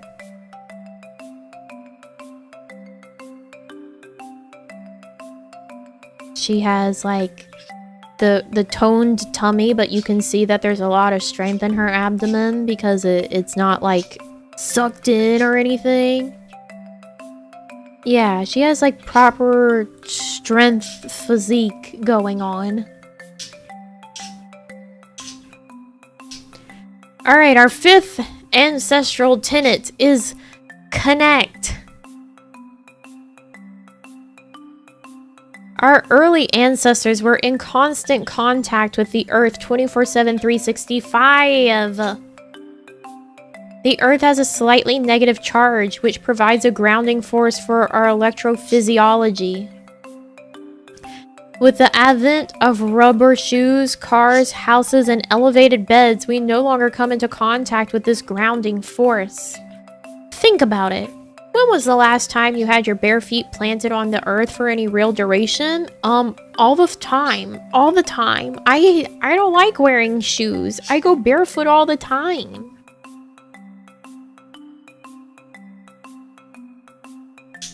The benefits of connecting to the earth include better sleep, improved blood pressure, and anti-inflammatory and protection against EMFs. All you have to do is take your shoes off and put your bare feet directly on the earth, or hug a tree. Hug a tree. Start with 10 minutes and pay attention to how you feel. Am I going to explode? What are the benefits of connecting with the earth? Improved sleep, anti-inflammatory, stress reduction, muscle recovery, pain management. Pain management, again. I'm not crazy, he has pain management on this list twice. Improved circulation, antioxidants, protecting the body from EMFs. He has pain management on here twice. Yeah, it's on here twice, like for real. Pain management, pain management, pain management. Oh, and pain management.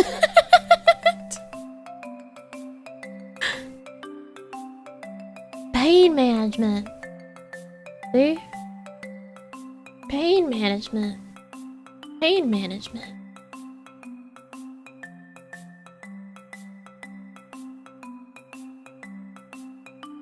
Pain management. Pain management.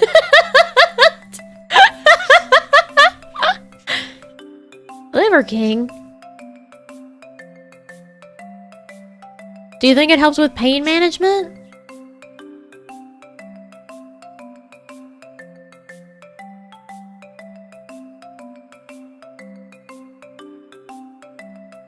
That's not the first mistake that I've seen on this website either.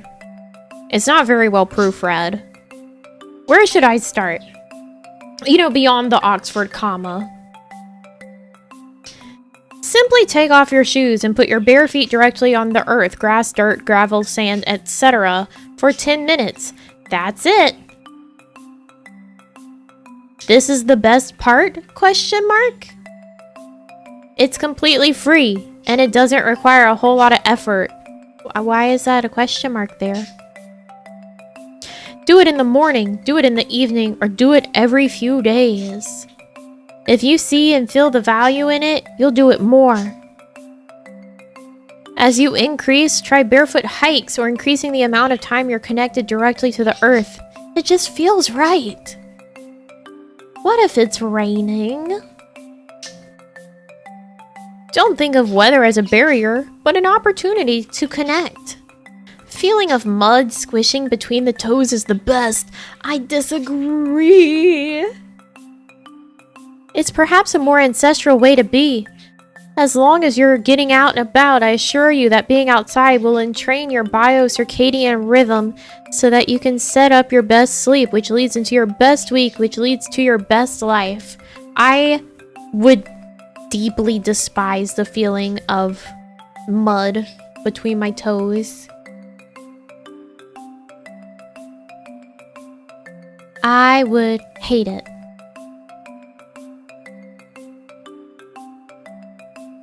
We're on to our 6th tenet.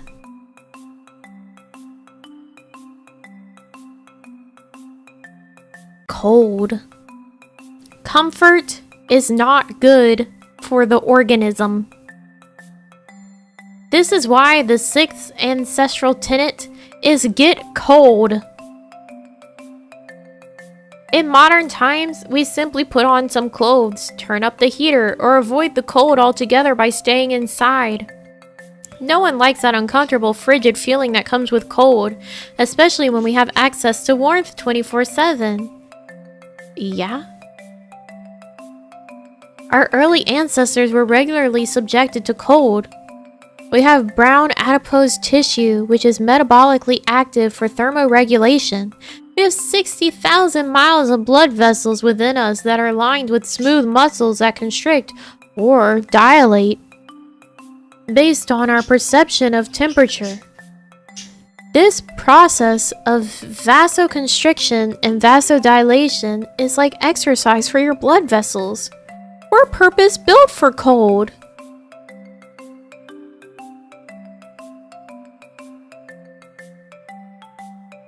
Our potential for strength and health remains encoded in our DNA, and under certain conditions, we can genetically express the strongest, healthiest version of ourselves. For the primals who regularly get cold, you know what I'm talking about! For those seeking a better life, start with the cold/hot contrast showers for 30 seconds at a time. Take notice how you feel afterwards.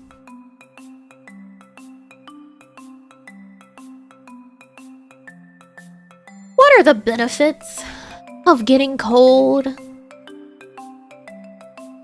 Improves blood circulation so the arteries work more efficiently at pumping blood, therefore boosting our overall health. Heart health, excuse me. Promotes hardening. What? Which results in increased tolerance to stress and disease. Upgrades the immune system by increasing glutathione,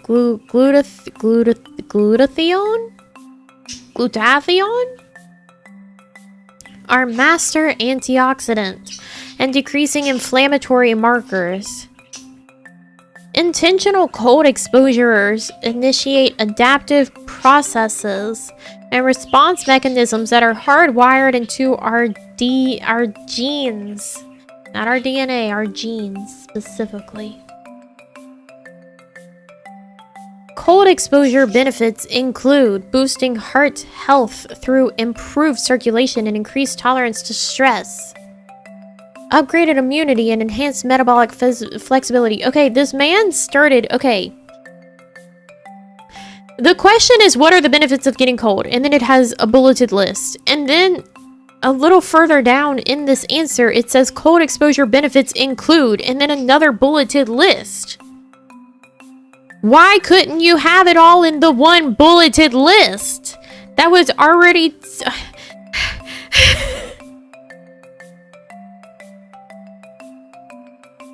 Why is the question on here twice?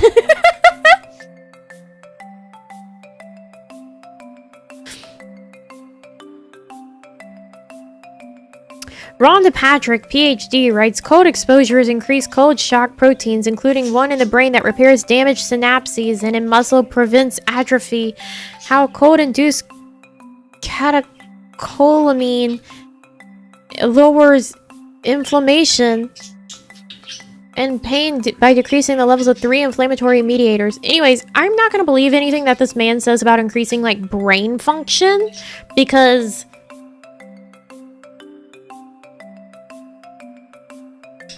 How do I start? Start with cold/hot shower contrast for 30 seconds at a time.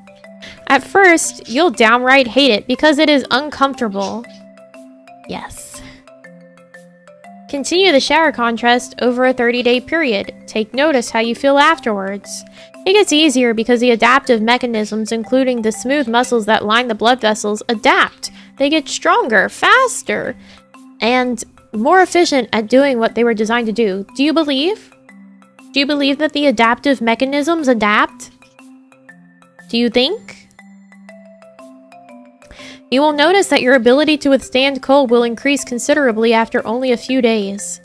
Like any other stressor, we adapt. It gets easier, and it starts to feel amazing. Can I actually get ill from doing that? I believe it. I believe it. I enjoy a nice, like, tepid shower. A nice tepid shower.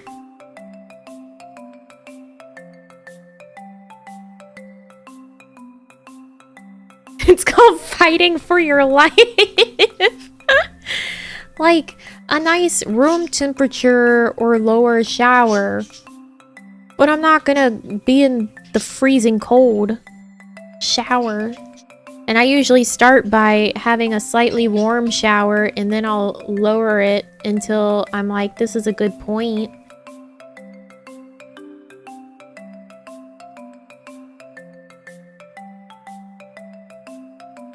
You know?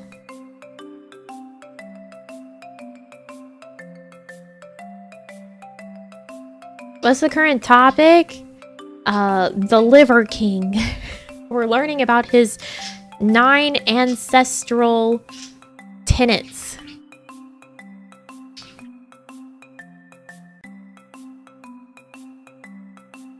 Told us that's the way to do it, to lower it little by little. Yeah!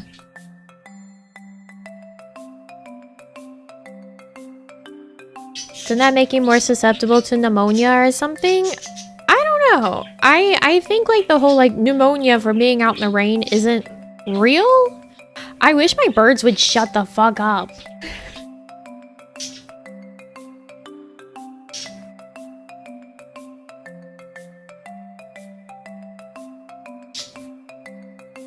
I don't have my headphones on right now, so I really hear them completely.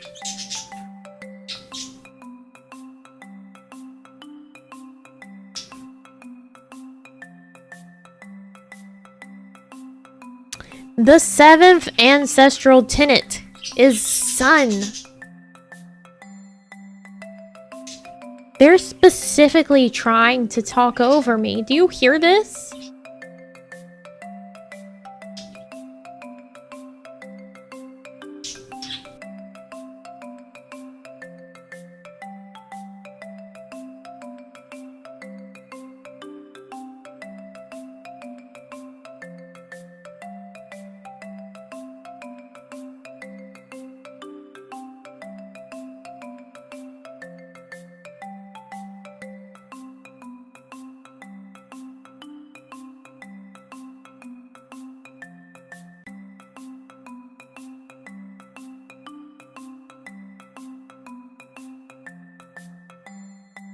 I told them to shut up. Put my hand in their cage too. Really riled them up. Really scared them.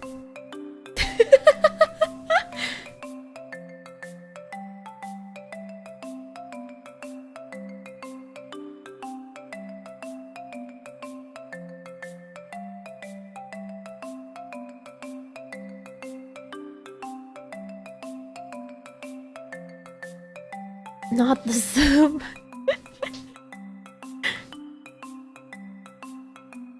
Yeah, tenet 7. Father birds. No, the 7th ancestral tenet is sun. For the natural production of vitamin D. This prevents tooth decay, increases immunity, and improves overall health. Sir, I can really get behind you on this one. Let's go, vitamin D. Most people, whenever they're deficient in a vitamin, it's vitamin D. Most people don't have enough vitamin D. We've talked about this before.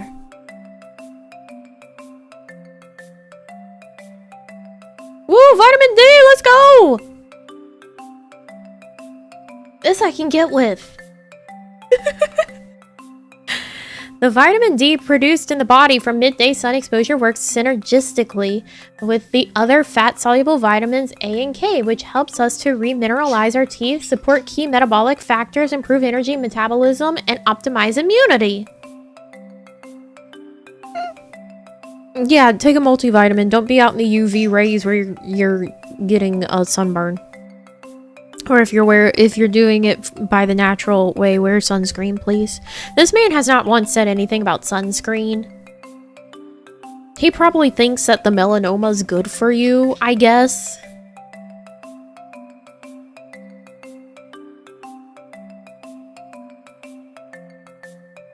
Because he's very into, like, do as our ancestors did. Go out in the sun. Not a damn thing about sunscreen.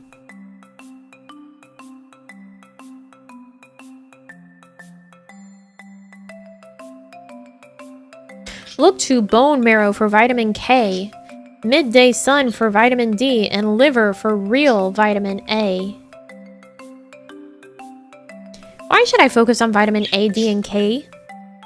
Vitamins A, D, and K2 cooperate synergistically not only with each other, but also with essential minerals like magnesium and zinc, with dietary fat and the key metabolic factors like thyroid hormone. Google says he doesn't use sunscreen because, quote, nutrient-dense foods are sufficient. This man is frying himself in the sun. Shockingly, nutrient-dense foods don't repair the ozone layer that has a gaping hole in it that our ancestors didn't have to deal with. I'm sorry to tell you, sir. Your nutrient-dense foods don't fix the ozone layer.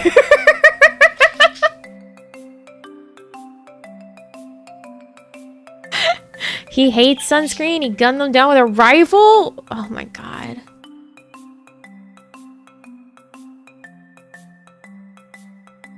Vitamins A, D, and K2 interact synergistically to support energy metabolism, immune health, provide for adequate growth, support strong bones and teeth, and protect soft tissues from calcification.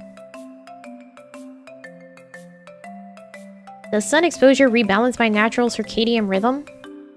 Getting morning sun exposure at the same time every day helps regulate sleep/wake cycles for better rest and deeper sleep. You can also supplement magnesium. Magnesium is required for the production of all proteins, including those that interact with vitamins A and D.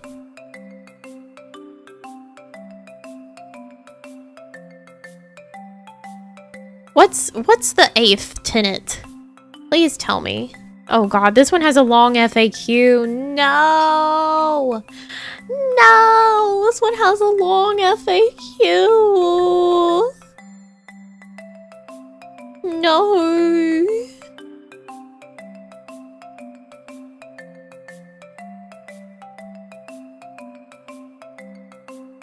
The 8th ancestral tenet is fight. Our ancestors evolved fighting, hunting, protecting, struggling, persevering, and eventually winning. And when we win, we get rewarded with a boost of dopamine and androgens. In modernity, there are not a lot of natural opportunities to put yourselves in harm's way, to overcome real struggle, to really fight for something of value. I would disagree on that one. You could really put yourself in harm's way and fight an awful lot. Is it for something of value? Debatable. But if you want to fight, you can fight. Like, you can fight. You can go out there and fight. Yeah. You're not finding the right places to go, Mr. Liver King. I believe for us to really thrive, we have to possess a type of high courage to continue to fight for something meaningful, to foster an inner fire, to take real risk, and to continue to create ways to win. This is how we avoid falling into a rut. Look for opportunities that scare the shit out of yourself. In this way, we can honor the legacy of our ancestors and our biology so that we can enjoy the spoils of the modern world and express the best version of ourselves. FAQ. Why should I seek out challenge? The key to making life feel exciting and interesting is change and primal purpose. Novelty is what our DNA expects. In the modern world, we do the same things over and over and over.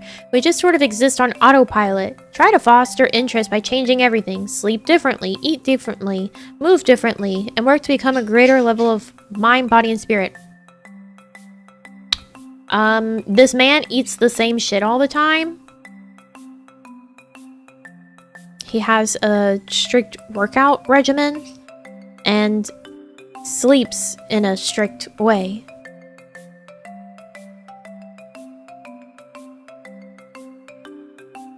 Routine bad, except my routine. Where do I begin? Start with simple things that can create novelty, like brushing your teeth with the other hand, crossing your arms left over right, sitting in a different chair in a different way, driving different paths to and from new and old places, taking a freezing cold shower. Don't let yourself exist on autopilot. Do things that remind you what it's like to feel alive. Things like an ice cold shower seemingly puts you in harm's way and will overcome this struggle. We are sapiens of genus Homo. Hunters, gatherers, nomads. Comfort is not good for the organism. He's eating all the same things, doing the same exercises and such. He's contradicting himself. Yeah, like, and it'll be like, oh, well, here's like several options for this part of the meal. But the thing is that it's not really changing it up that much.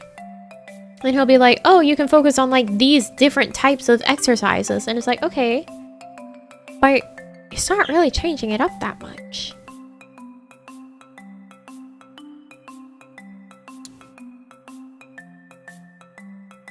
Routine bad. Do my routine.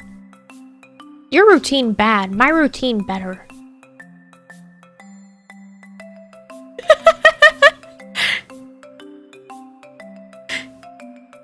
Your routine bad. My routine better. How can I push even further? Try a 5-day water fast. This acts like a genetic reset of sorts, and it provides the mind, body, spirit framework for real struggle. Then progress by trying other things like chopping firewood to make a backyard fire. Try CrossFit and push yourself to the edge. Learn and become proficient at throwing daggers. Like the first two, you're like, okay, yeah, sure, Throwing daggers?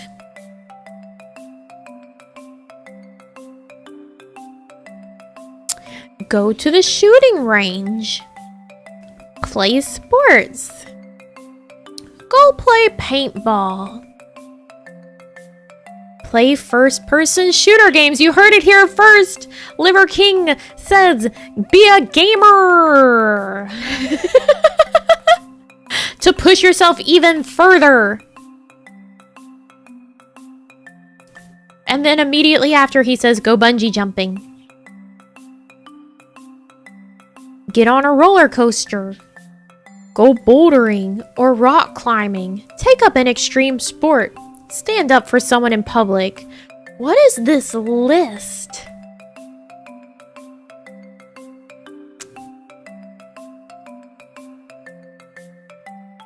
Hello? When was the last time that you did something that really scared the shit out of you? Stand up for someone in public? Sure, if you're a lady, I can see why that would scare the shit out of you.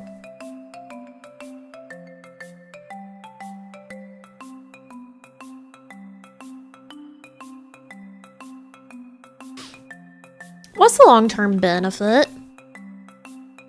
As Diane Ackerman puts it, where there is no risk, the emotional terrain is flat and unyielding, and despite all its dimensions, valleys, pinnacles, and detours, life will seem to have none of its magnificent geography, only a length. In the context of a lifetime, these moments of intensity are ours to carry with us. They help expand the proportions of our living and create a certain kind of energy that extends beyond our flesh. They fill a well that sustains the life we go back to. Struggles promote evolution. When a species struggles, they evolve. They become stronger and better. Simulating struggle and overcoming develops strength, which is why fight and cold are two of my favorite tenets. Do you practice any martial arts? We practice jiu-jitsu every Thursday. However, the fight is much more than its literal translation. It's about overcoming adversity and struggle. It's the way of the evolutionary hunter and the way forward to express your most dominant form. I often see... No, I understand. He really has to overcome the adversity of being a conventionally attractive, muscular white man with a lot of money. I get it, Liver King, I do. It's a lot of adversity you gotta overcome there.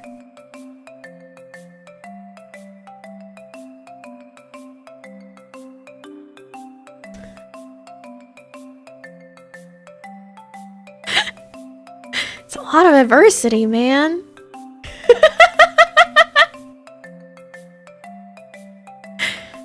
He's got to overcome that adversity, man. His life is really hard.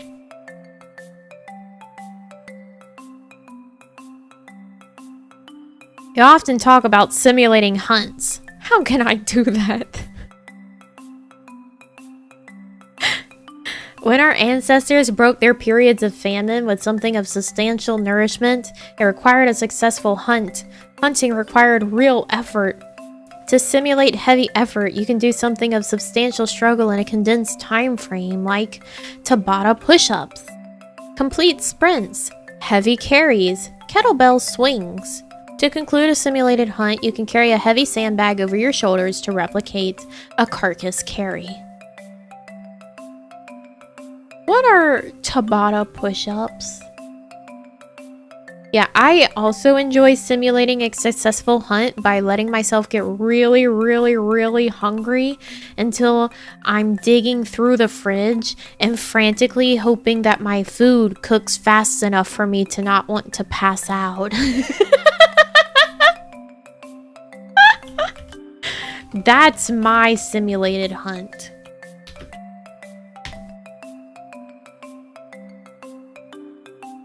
What is a Tabata push-up?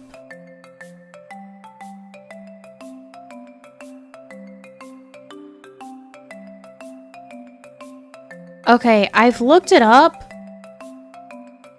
A Tabata push-up seems to be where you do your push-up and like you put your chest all the way on the ground.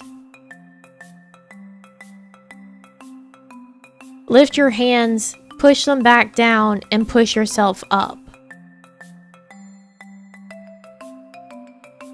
Carcass Carry would be a good band name.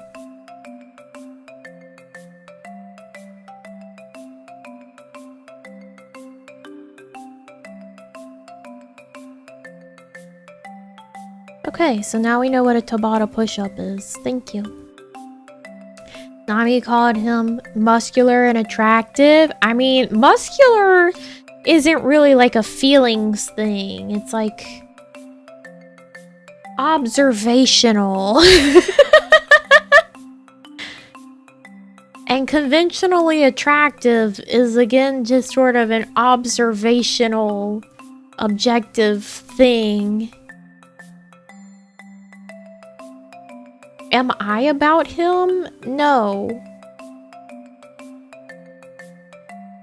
But is he objectively muscular? Yes. Is he objectively someone that would be considered conventionally attractive? Yes. And he obviously has money. What are the benefits of simulated hunts? You'll feel better, you'll look better, you'll function better, and every morsel of food will taste better. I don't know.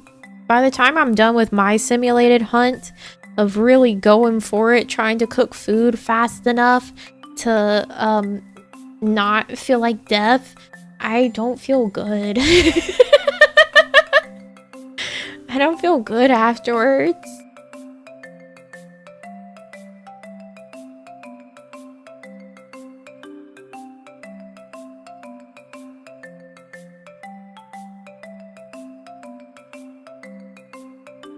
Because your blood sugar is whack? Yeah, exactly.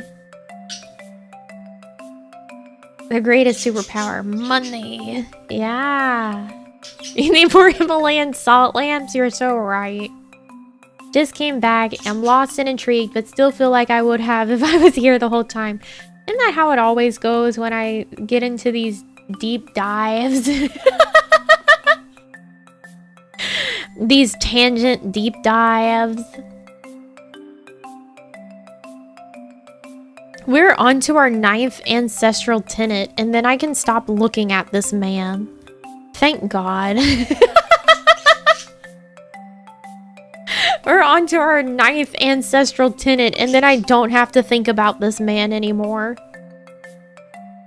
Room reveal and Liver King deep dive. Our 9th ancestral tenet is bond. Since the inception of our species, we have belonged to a far greater purpose. Our ancestors' purpose was guarding the perimeter from danger to protect one's tribe, hunting and foraging to feed one's tribe, building, tool making and weapon making to shelter and shield one's tribe, caretaking and love making to nurture, to nourish and to grow one's tribe. There was purpose in teaching and in tradition and in play that cultivate traditions and deepen social bonds. That was one sentence, by the way.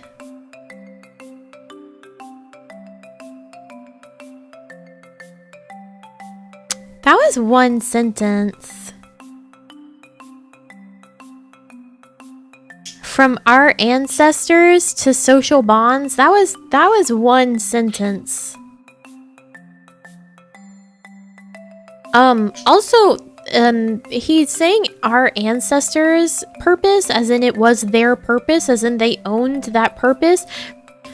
There's not a singular apostrophe to make this possessive in terms of ancestors. It just says our ancestors' plural purpose. We were just discussing this, Liver King.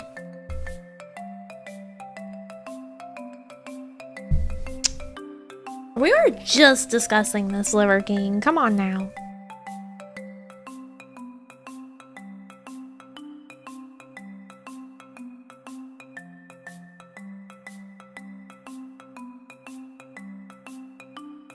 Yeah, he missed that part of the stream. He wasn't paying attention while I was proofreading his website for him and going through and fixing it up as I pointed things out. This is a service that people would pay for, this proofreading.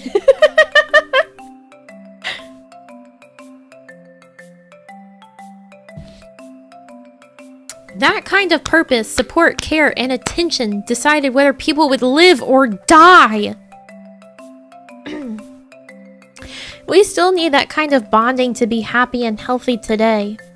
Start by simply spending focused, present time with loved ones and friends. We've always needed each other, and we still do. I mean... Why is bonding important in the modern world? In ancient tribes, we believed and we belonged. We believed and belonged to each other. We belonged with such connection and purpose that we clearly knew our roles and goals as individuals, and we knew exactly where we fit in. We knew our place in the tribe, and thus knew our place in the world. Again, that's one sentence, which is certainly 3, at least.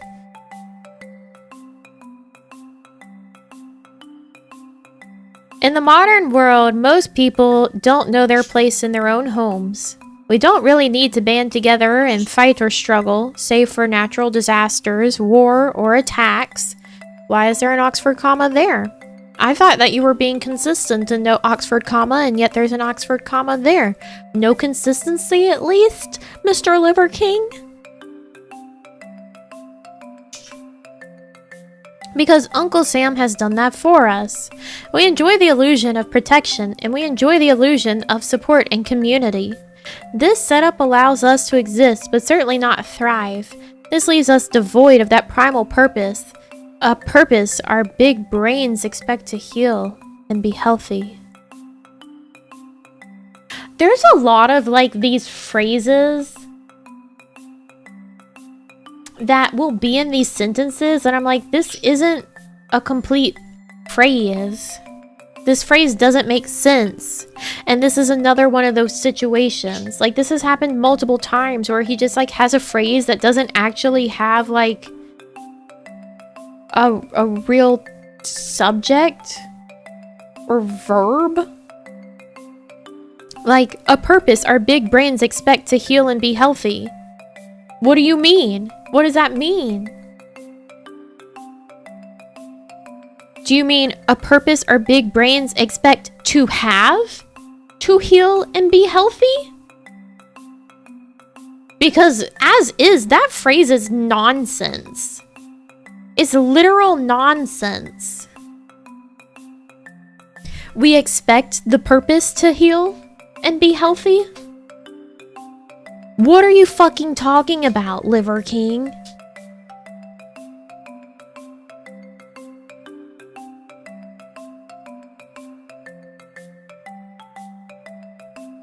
Bruno Mars article level. Does Bruno Mars is gay?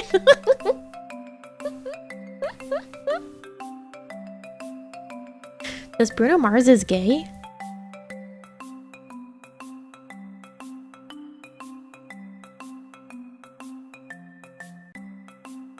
If you want strength, health, and happiness, you have to create your own purpose.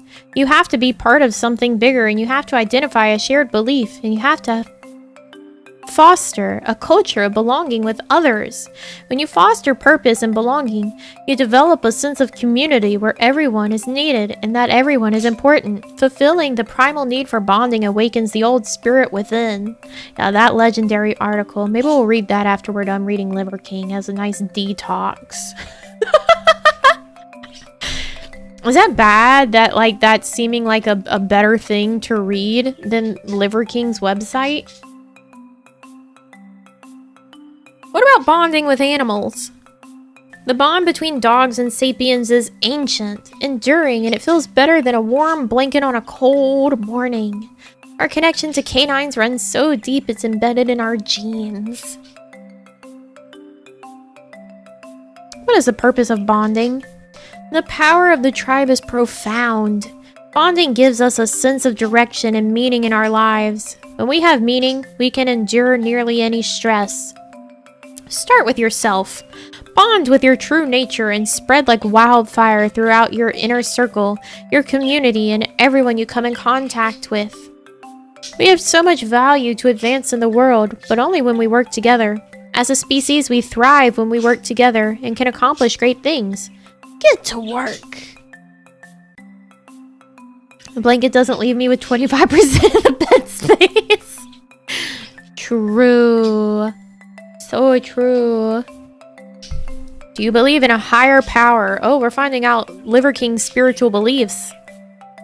A lot of people ask me about my beliefs or religious affiliation. This this is what I believe. That should be a colon, not a semicolon. I believe that we are all of one peoples. I believe that we and our animal brethren breathe from the same air, that we drink from the same body of water. What we share... Ew. I almost choked on spit. That we share the same life-giving sun and forces that nourish our strikingly similar DNA. I believe that my fellow man is my brother, and that my fellow woman is my sister. I believe that it's in our ability to deeply love, bond, nurture, and share the success of the hunt that we have become the very humans that we are today. I believe that all of this is possible because of greater, higher power.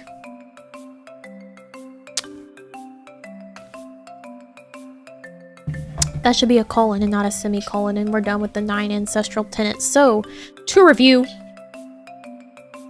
Tenet 1, sleep. Tenet 2, eat. Tenet 3, move. Tenet 4, shield. Tenet 5, connect. Tenet 6, cold. Tenet 7, sun. Tenet 8, fight. And Tenet 9, bond. This is gonna be on the test? No. Get the fuck out of here. Get out of here, Liver King.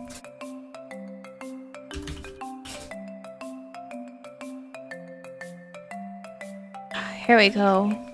The rumor come out. Does Bruno Mars is gay? Who's ready for some actual good reading material?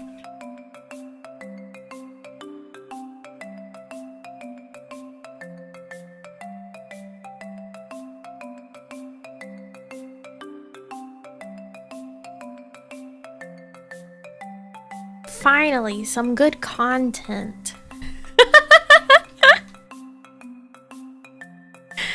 The rumor come out. Does Bruno Mars is gay? Bruno Mars is gay is the most discussed in the media in the few years ago. Even it has happened in 2012. But some of the public still curious about what is exactly happening and to be the reason there is a rumor comes out about his gay. At that time, he became the massive social networking rumor. The public, especially his fans, are shocked. He just came out with his bad rumor, which is spread massively. This time is not about his music career, but his bad rumor. The rumor is out of standardized of hoax. According to last reported, the singer revealed himself as homosexual. Do you still believe or not? This rumor is really much talked by people, even in a person of his fans. Do you believe or not?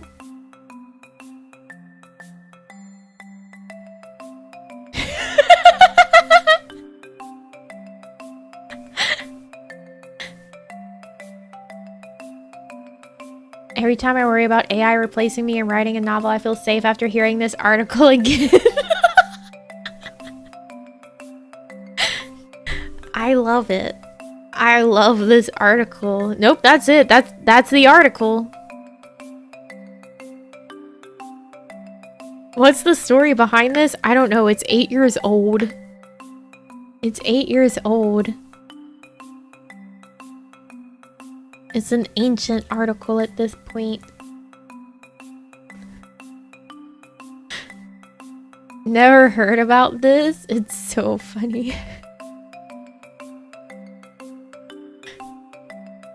Think it was just a meme? No, like this is on a for real website, like brunomars.us, and then there's other like news articles on here. Here's one from 2017. Bruno Mars is the biggest and most important artist.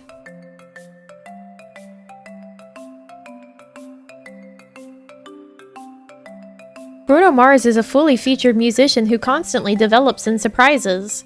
He is a world-famous, award-winning American superstar with millions of sold albums. Bruno Mars is the biggest and most important male pop artist found on Earth right now, only challenged by Justin Bieber. There is, on the other hand, a big difference between the two artists when it comes to musical performance. Like this one's coherent. This one says it was written by admin. The other one has a different author.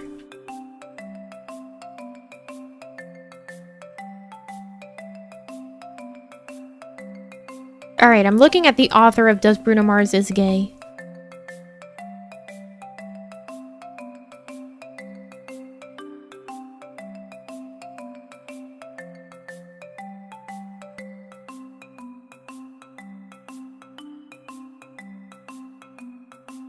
Like, I have to know.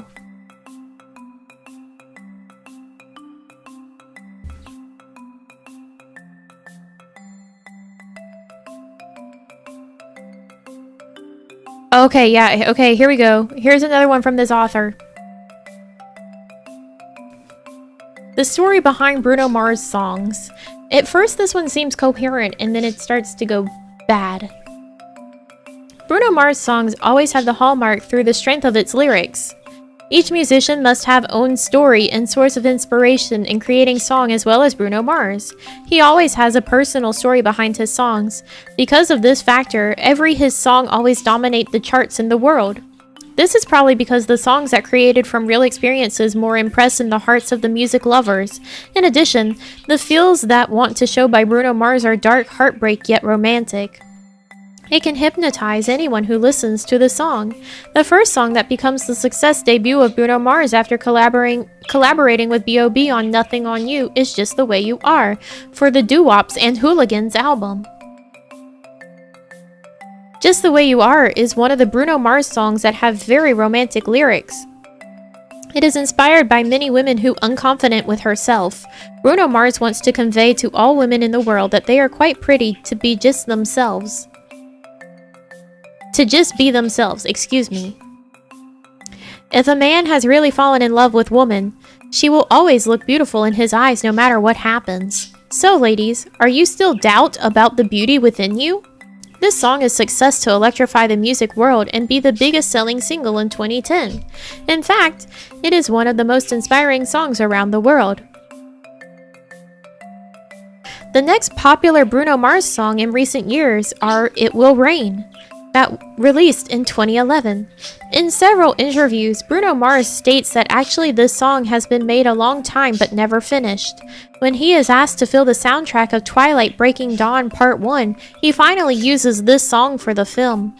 Bruno admits that he has to watch first some scenes of the film to get the inspiration. The most touching is the wedding scene. It makes him feel that the male character really loves his girl and will never be able to lose her. Bruno Mars songs are very successful to bring the atmosphere of Broken Heart into the film.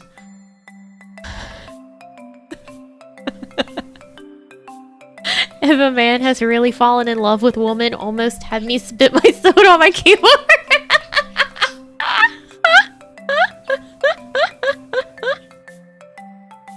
However, success always comes along with controversy.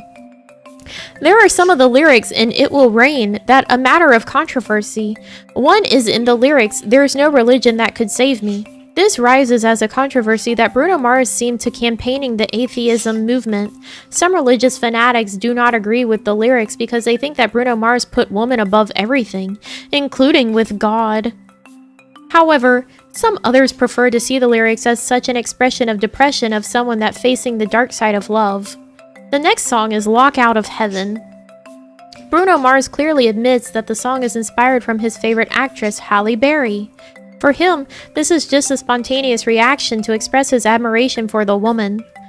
Since there are a lot of very inspiring Bruno Mars songs, he is crowned as one of the 100 most influential people in the world by Time magazine. That's the end of that one.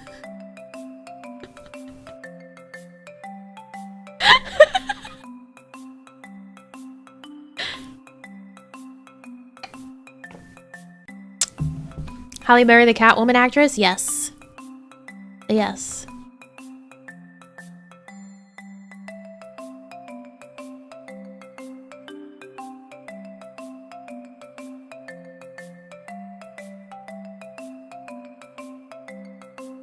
This article written, I feel like it was written by an 11-year-old. Who wants more of this particular artist article? This author's articles. Here's Be the First for Buying Bruno Mars Tickets. If you are a true fan, prepare your budget to buy Bruno Mars tickets for his concerts. Some fans express the disappointment because it runs out of tickets for Bruno Mars concert. Therefore, the committee always provides hundreds of additional tickets. Price is not a problem when compared with the satisfaction that gained when watching Bruno Mars in live performance. He will not give the average appearance on his stage. This is the background for the success that achieved by this Latin-looking men. You should seek information as much as possible related to Bruno Mars' concert schedule. Maybe tomorrow Bruno Mars will hold a concert in your town? Maybe. Not only has a golden voice, but Bruno Mars is also a reliable composer. He is songwriter and record producer who has a proud achievement. His artistry has been seen since childhood. He likes to imitate the style of some world musicians, including Elvis Presley, his idol. In addition, he also does not limit himself to one genre of music. You will find many genres of music in one album that combine smartly. Bruno likes the various streams of music including reggae, pop, jazz, hip-hop, R&B to soul. Therefore, in many occasions, Bruno Mars tickets are always sold out.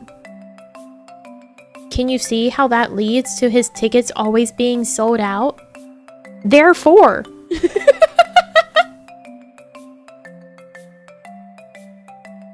Therefore, in many occasions, his tickets are always sold out. It's clear. It's clear causation. As set up by that paragraph. Besides making the very touching lyrics, Bruno Mars always gives feel to each video clip. It can be seen in Grenade Official Video.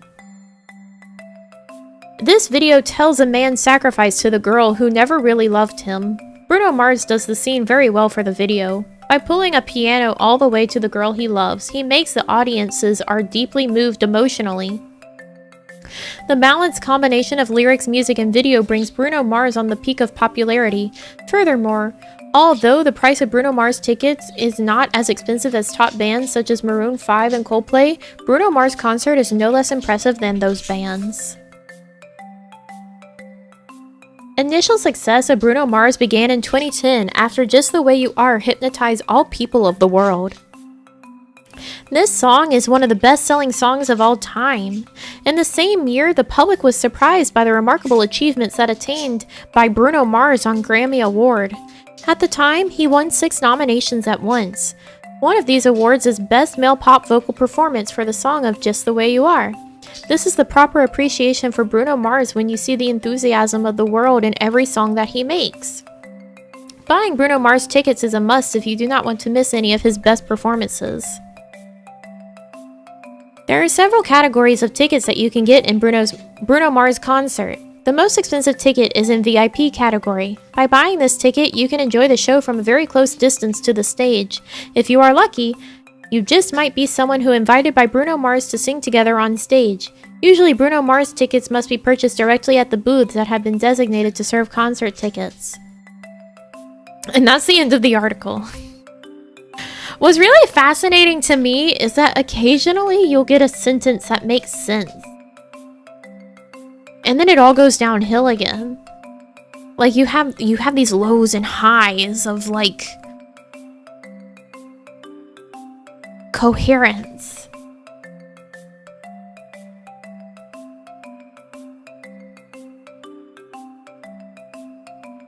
This one is fascinating because it's called Bruno Mars hairstyle with butter.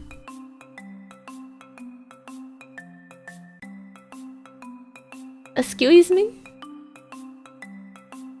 With butter?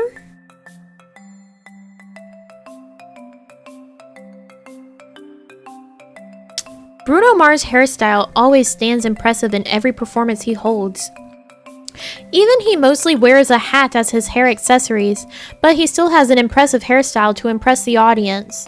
As all of the usual people or even celebrities who make hair as the main appeal in improving the performance by doing some hair treatment to make it looks good, Bruno Mars also does the same. That was a real fucking whopper. Holy shit. That was a whopper of a sentence.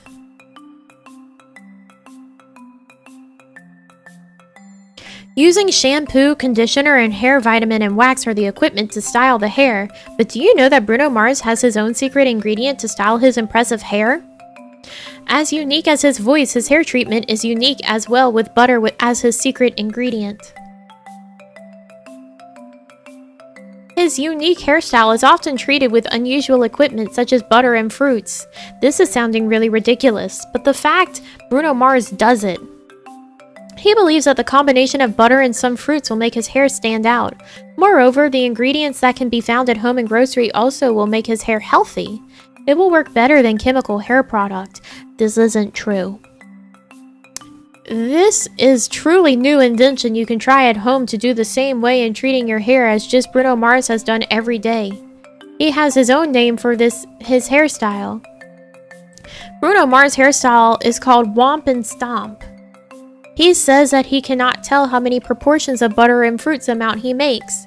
The main thing that must be done is there must be lots of butter with real fruit juice. One of the surprise ingredients in his hair is that barbecue potato pop chips.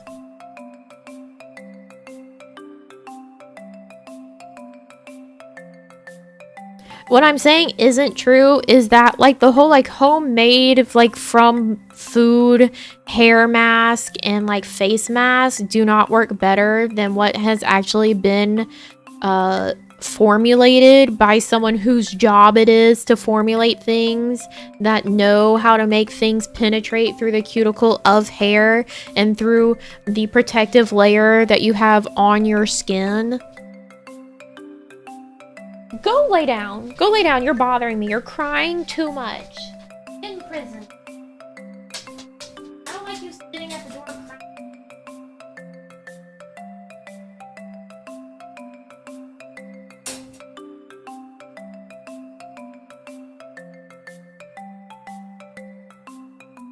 But yeah, like, people have jobs that are formulating these things for a reason.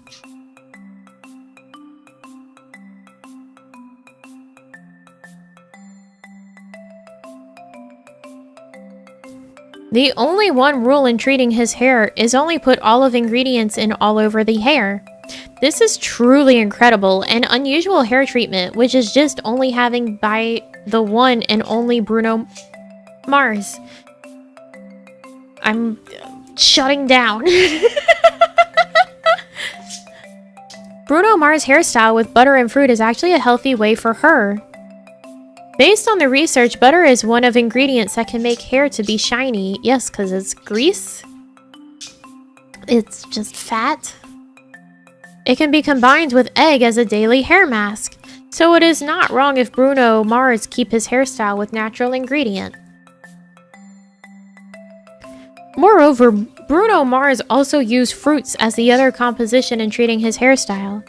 If you are interested with Bruno Mars' hairstyle, you can try lemon juice to be applied on your hair to keep it healthy. No, lemon juice can bleach your hair. Lemon juice can bleach your hair. Don't put lemon juice on your hair. Lemon juice can be used to prevent hair fall. There are some ways you can apply with lemon juice. First, put 5 to 6 drops of lemon juice to your scalp and combine with egg or butter. Second, you can combine it with oil. Combine it with oil before shampooing. Besides of that, Bruno Mars also may use apple as a hair treatment, since it has the function to keep your hair stay black and shiny. This unique hairstyle of Bruno Mars can be your inspiration in doing new hairstyle and getting new hair treatment. Now you will believe that your idol has an unusual way to make you impressed with his hairstyle, Bruno Mars hairstyle. And then it's just a bunch of pictures of Bruno Mars.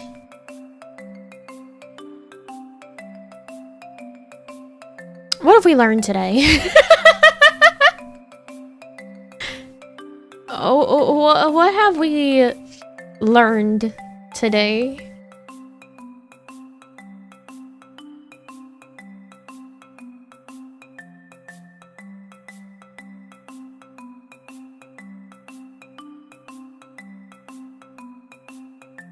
Learned that Bruno's hair probably smells disgusting. Probably, yeah. Feel like I've regressed. Nice room, by the way, right? Thanks. I think it was a fantastically successful housewarming party. Don't use lemon on hair, hug a tree, fight, nothing of value. You learned that you should care about magnesium and vitamin D, and that you're probably deficient in one or both.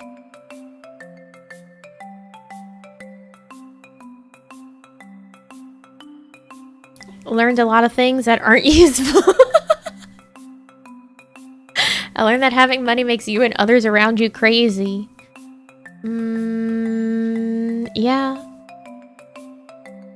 Don't call me deficient. You're deficient. You're deficient.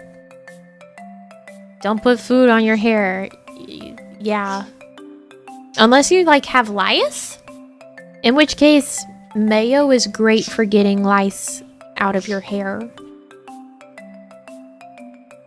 Most definitely deficient in vitamin D. Get some supplements. Get some vitamin D supplements. Vitamin D is very important. Is it really? Yes. Why do you know that? Because I went to public school. And I have a lot of younger siblings.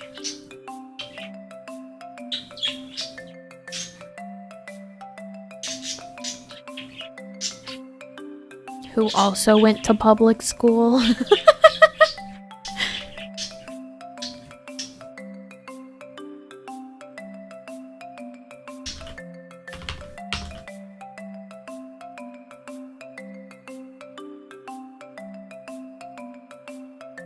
Did they get lice? They have before, yeah. You know, keeping your hair like really super clean is actually a great way to get lice.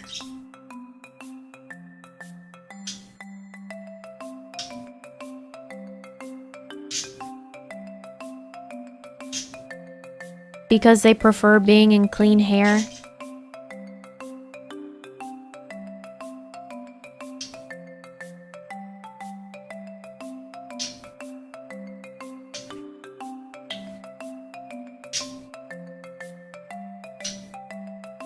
Do they now? Yeah.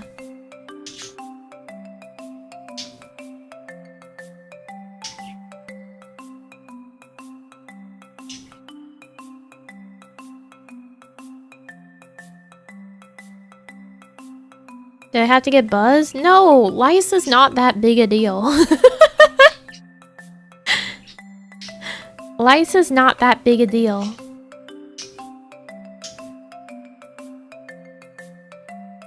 You get some lice shampoo and you kill things and you pull the eggs out with a really fine tooth comb.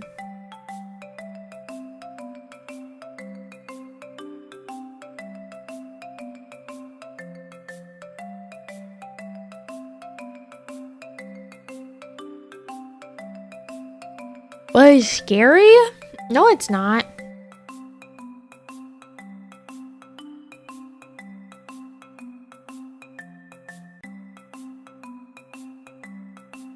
What would Liver King do to fight lice? I don't know. He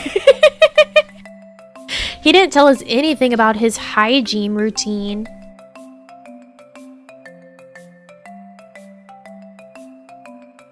Idea of bugs in your hair is a disturbing thought. I mean, it's not like a fun idea, but if you know that it's easy to get rid of them, it's not scary.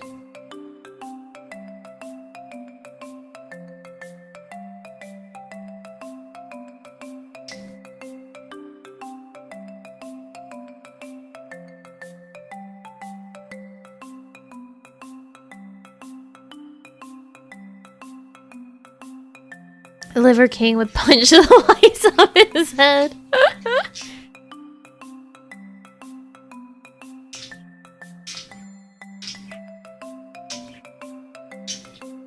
But if you've ever like seen little kids that get sent to school with like a bunch of hairspray in their hair and stuff, like that's another reason why some people will do that. They'll hairspray the hell out of their kids' hair because that helps to discourage lice. It's just because if you're an adult, the likelihood of you getting lice is very, very, very slim. It's kids. Kids are the disgusting little creatures that are more likely to get that sort of thing.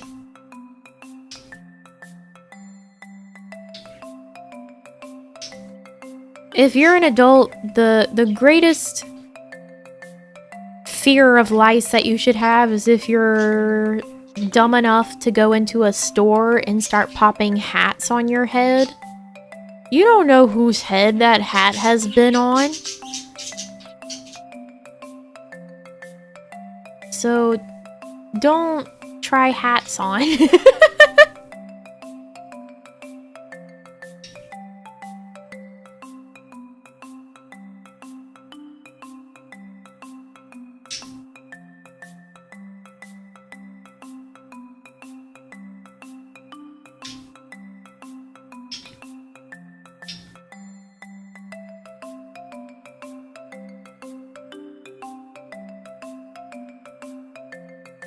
I didn't say to not wear hats. I said don't go into a store and try the hats on. You don't know whose head it's been on.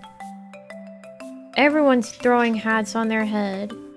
If you buy it, you take it home, you, like, wash it.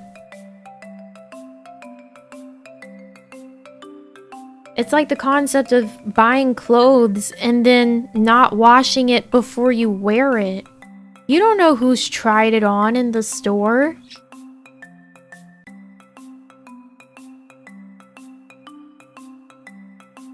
You gonna wear it without washing it when you get home? That's disgusting.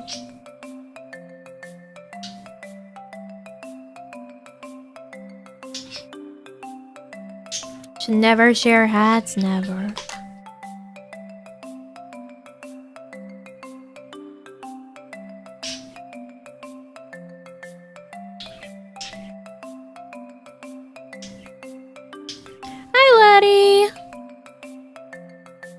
Oh, it's a raid? Were you able to do it for real? Do I have... Aw, beans. Okay, I'll have to make sure that you're in there. Okay, hold on. I'll do that right now. Let me make sure you are all in there.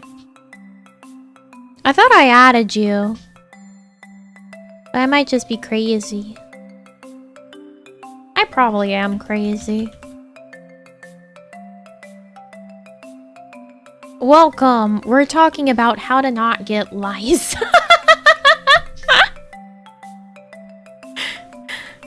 We're talking about how to not get lice. It's very simple.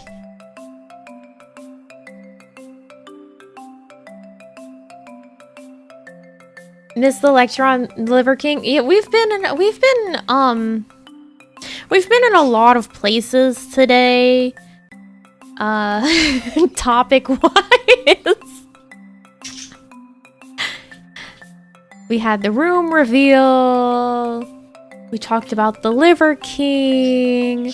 We read some very questionable Bruno Mars articles. We're talking about lice. Oh, we talked about dreams. I showed a recording of me eating my breakfast before stream this morning. We've been a lot of places. We've been on some real journeys today.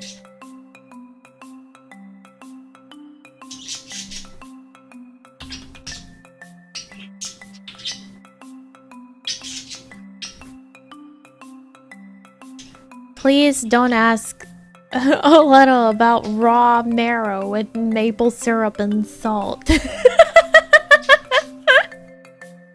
Don't ask her that. No, yeah, the birds are being shitheads. Unsurprisingly. It is like 30 minutes past the time that we usually end. You're confused? That's okay. Don't worry about it. Don't worry about it. Don't listen to them. They're just trying to gauge your Liver King diet.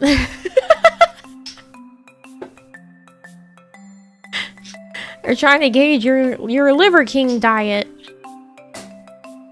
Have to simulate a hunt? No, she's a horse. Horses don't hunt. I guess I don't hunt.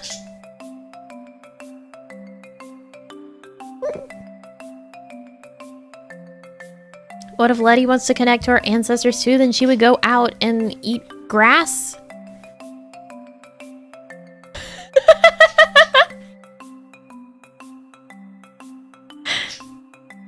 She'll go graze in the fields.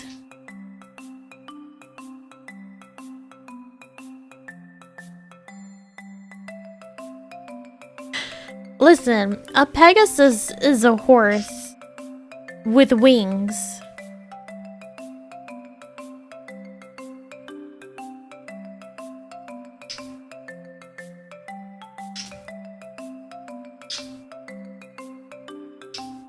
There's no chicken burger in the fields. It's okay.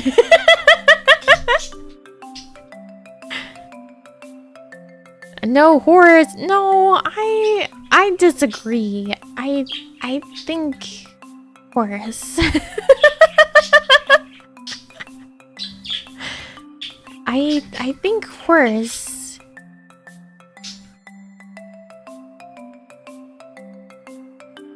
Like your sugar cubes? Dude, I would totally be about some sugar cubes. You don't need to be a horse for sugar cubes. I had a project once that I had to have a box of sugar cubes and we were gluing them to a piece of paper to make art. And I was left with over half the box of sugar cubes left. You can bet that I was going around eating sugar cubes all day.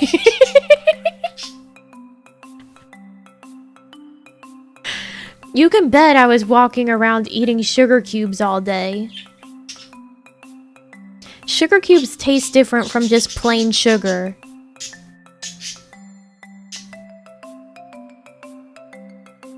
You could believe that? Listen, they were delicious.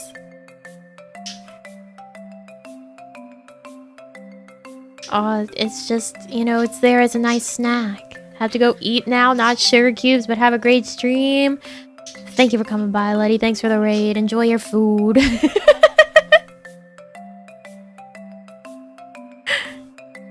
Enjoy your food.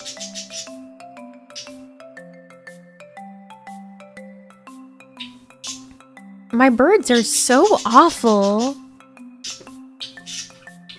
I'm gonna turn them into sweetbreads. Get it? Cause awful, O-F-F-A-L, and awful, A-W-F-U-L, and you use the O-F-F-A-L for this.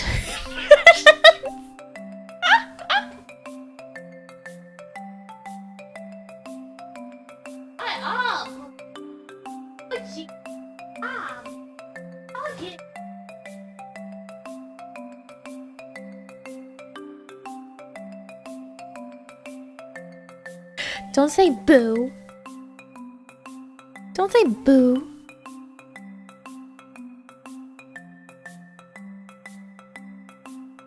No, not boo! I guess thanks for heckling with your money at least. Random. Thank you. The rest of you could learn a thing or two. If you're gonna boo at me, at least pay me.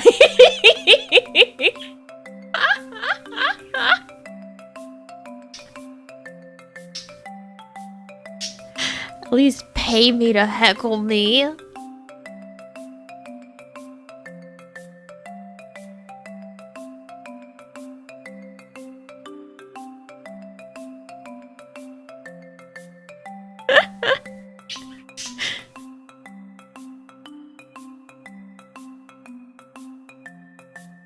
Do it for free because then it's worse? No. Not allowed. Not allowed. Give us a better joke? No.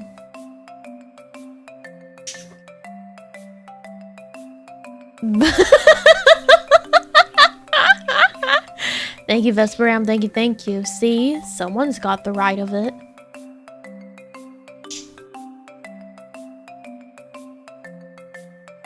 Thank you.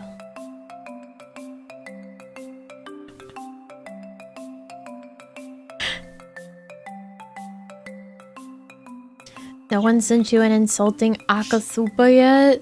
No. I'm just a little guy.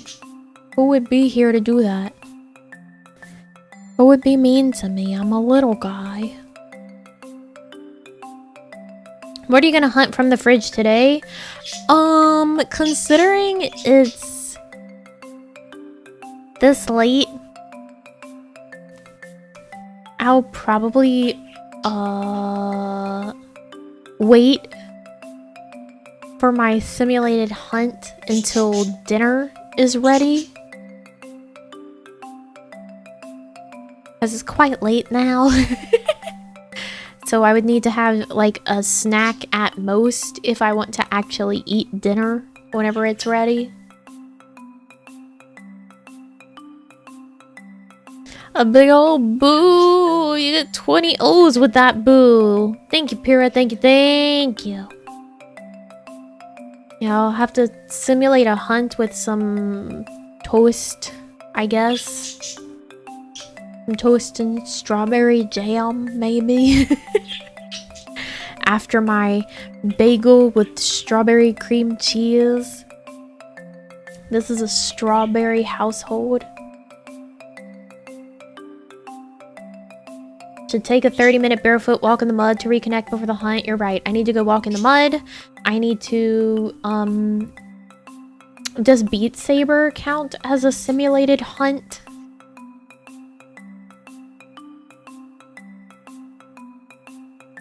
It's an intense physical activity.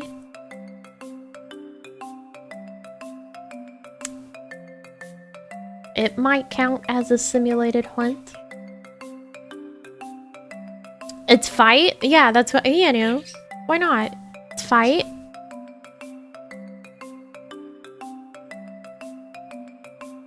Hunting those high scores? Yeah.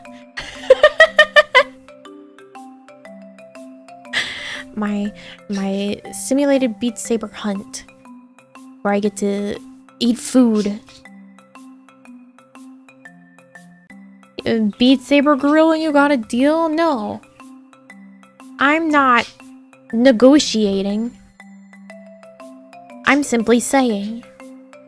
Ooh, Sakuna of Rice and Ruin is on sale. I don't need to buy more games. Did you know I don't need to buy more games?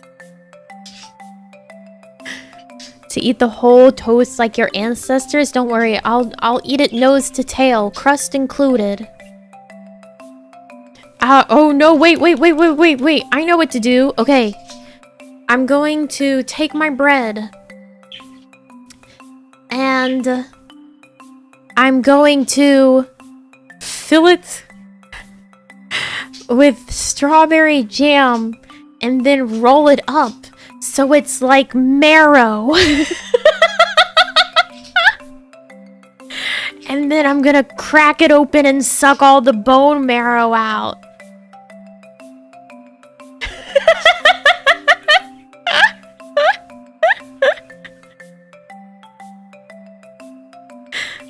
Forget the maple syrup. I'll probably forego the maple syrup because I don't even like maple syrup, but I can put a little bit of salt on it.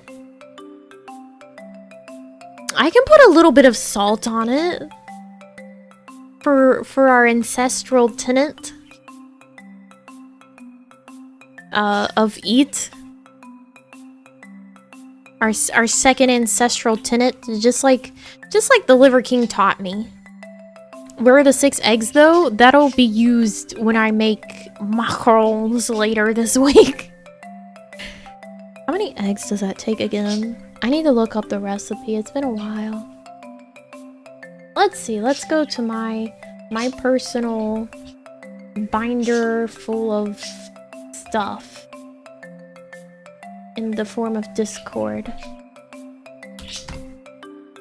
Let me look at all my macaron recipes.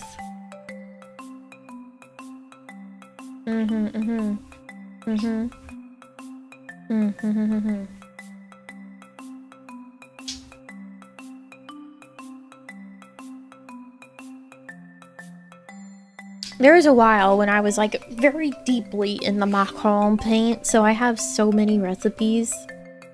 just saved that are a bunch of macarons. Caramel cinnamon. Now that sounds tasty. Take me to that one. That sounds delicious.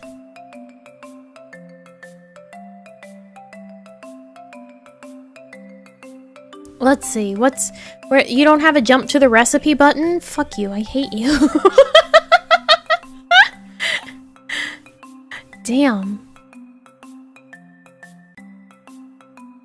Alright, this is 200 grams powdered sugar, 100 grams almond flour. Yes, I have that. 3 eggs. Okay, yeah, easy. I don't want to scroll past someone's essay about how much they love their grandfather in the country who taught them how to cook this in a barn or whatever. Like, I just want the recipe.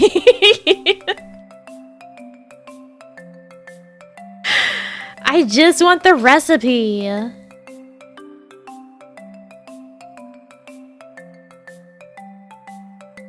TNT! Is this your heckle? Is this your boo? You forgot your message.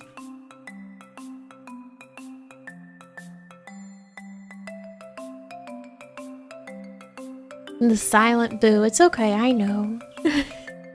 I know. Thank you at least. Hide all of my plans for world domination and recipe blog post? You could. You could. Am I gonna look at it? God, no. Salted caramel buttercream. Ooh, yummy. You know what's so funny? I bought more powdered sugar when I was at the store and thinking, I'll make some macarons. I open up my little cabinet in the kitchen that's like my stuff and it has my macaron making stuff in it. There's already like 2 bags of powdered sugar in there.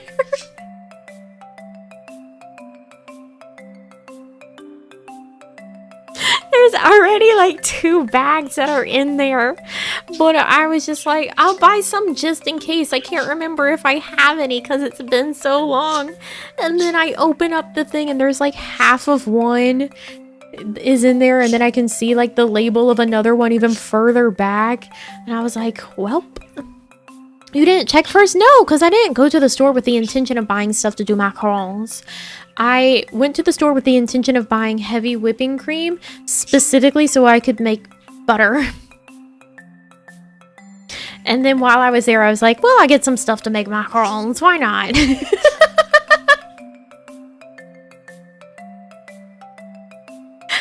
Going to bed, too dead now from dry. Thank you for coming by. Please rest well.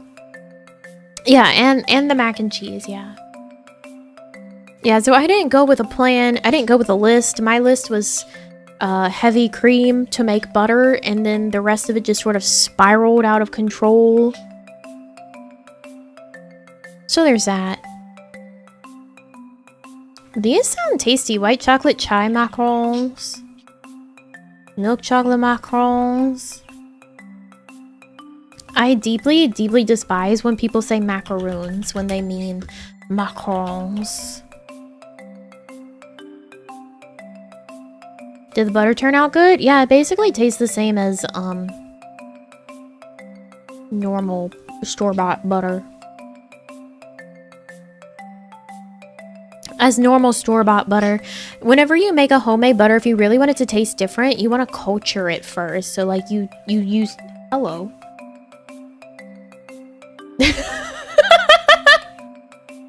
Militant Liver King Stan.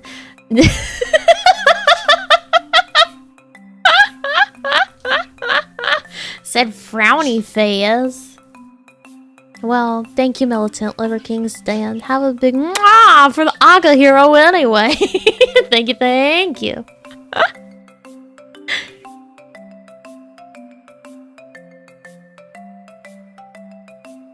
Did the butter? Oh, I already read that. Hello?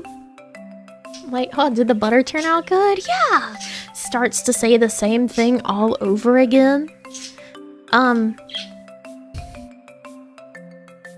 Yeah, you culture it. So like you would use like a bit of yogurt as if you're making yogurt, but then you turn it into butter instead, and then it apparently has like a really like tangy flavor to it. It's also like you're basically like fermenting it before you turn it into butter, so it has a deeper flavor profile to it. Because if you make it just straight, it's basically going to taste like store-bought butter in the first place. It was just something that I wanted to do. Even if it tastes exactly the same, it made me happy. It made my brain happy to make butter, because that was my impulse of the week, was I want to make butter.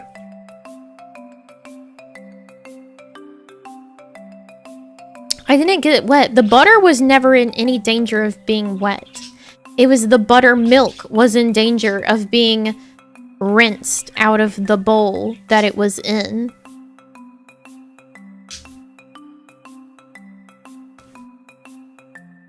How long would that butter last you? So, homemade butter has a shorter shelf life than store-bought butter, because store-bought butter, they make sure they get every little bit of the buttermilk out of the butter, because the buttermilk is what is going to make it sour if you leave stuff in there. And so because of the fact I wasn't very careful with making sure I got every bit of buttermilk out of my butter, it's got like a week basically in the fridge. So if you want to increase the shelf life of your butter, you need to make sure that you're getting every single drop of buttermilk out of the butter before you store it. Didn't know buttermilk was a thing? Yes, it's the milk that's left whenever you make butter. Are you using the butter? I am. I've put it on toast and bagel, and last night we had baked potatoes, or jacket potatoes to some people, and I put my butter on it. Had my butter on my potato.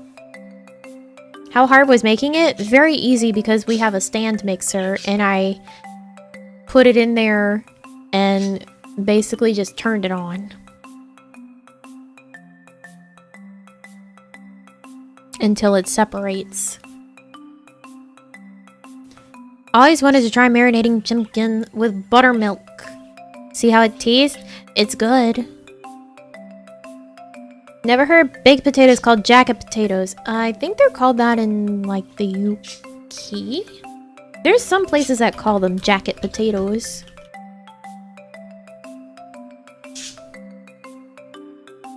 Yes, the UK. Known in some parts of the United Kingdom as a jacket potato. I guess it's because it's wearing its jacket.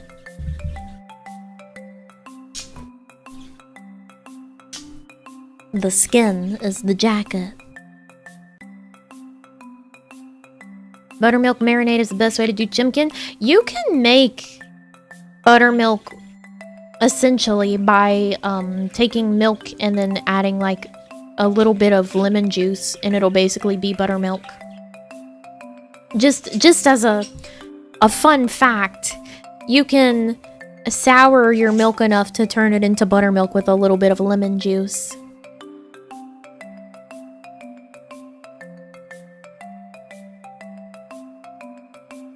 Any proportion to that? Look it up. It's a very common thing. Very, very, very common. If you look it up, you will find it.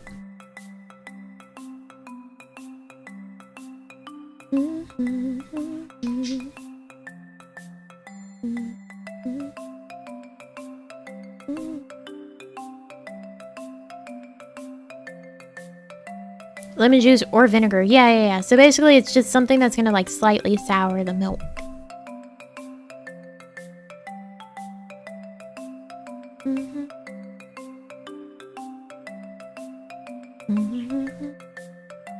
This recipe I'm looking at has the text like in all bold, and it hurts my eyes to look at. Why is it all bolded?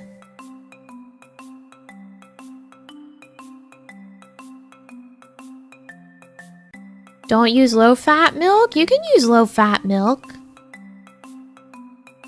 Because, you know, buttermilk is what's left after you separate the milk fat from the liquid whenever you're making butter.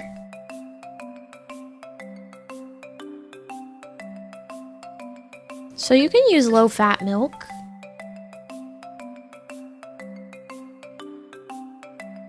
I just wouldn't use, like, skim milk. Because buttermilk is already fairly low-fat.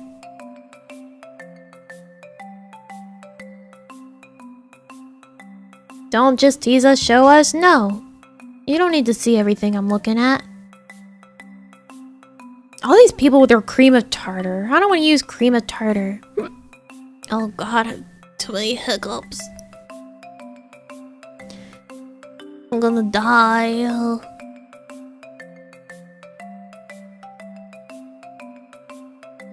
Oh, this has the whack shit of people like actually aging the egg whites.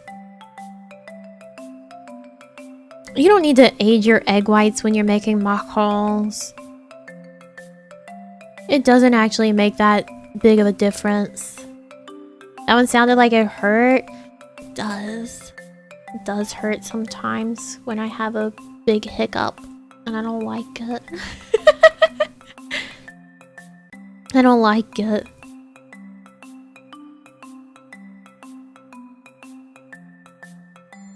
But only the purists do that. It's just like one of those old wives' tale sort of things about macarons.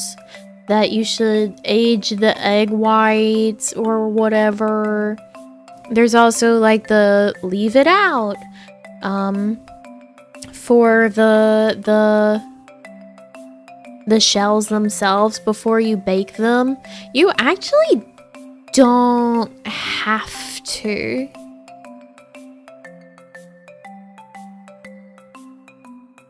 Only thing you should age for a few hours before eating is your sushi. Listen. No. No. Hypothetically speaking, if you received a gift from the fans, would you keep it? I guess. I guess.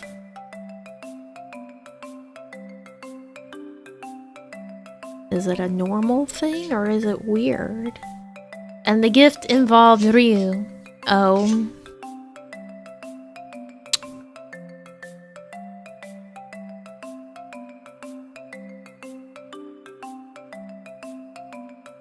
Yeah, I know who you're talking about. So you know how I said I had that one Axel figure and he was imprisoned for all of time? He hasn't been let out of his box. He's in prison. That would be the same case, except I would also probably put him in a very dark place that I would never think about where he is.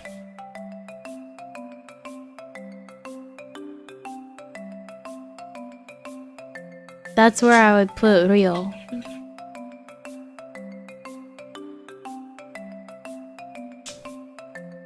He would get the equivalent of a dungeon. But you would keep him? I guess.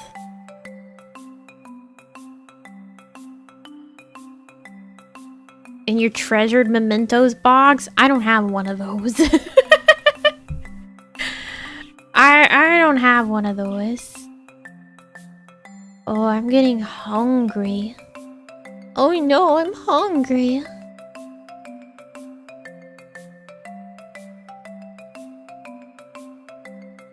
Who would have thought? Why would that ever happen? Why would I be hungry?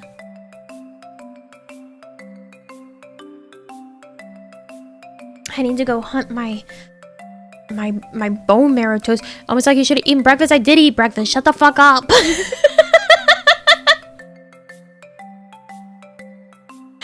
I did eat breakfast. I need my bone marrow bread. You need more water? Yeah, that'll do it. You did? I did eat breakfast. I have video proof. See? I'll show it again. I ate a bagel.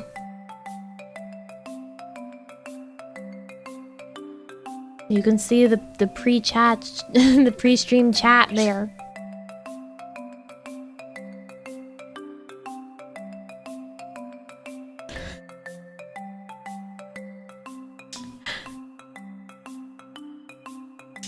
I ate a bagel.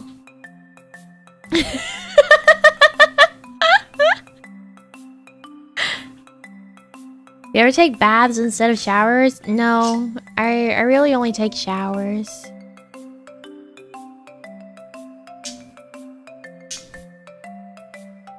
Still can't believe it. I ate a bagel. It was toasted and had my strawberry cream cheese on it. It was a cinnamon raisin bagel. It was delicious. I wish bagels came in like bigger packages.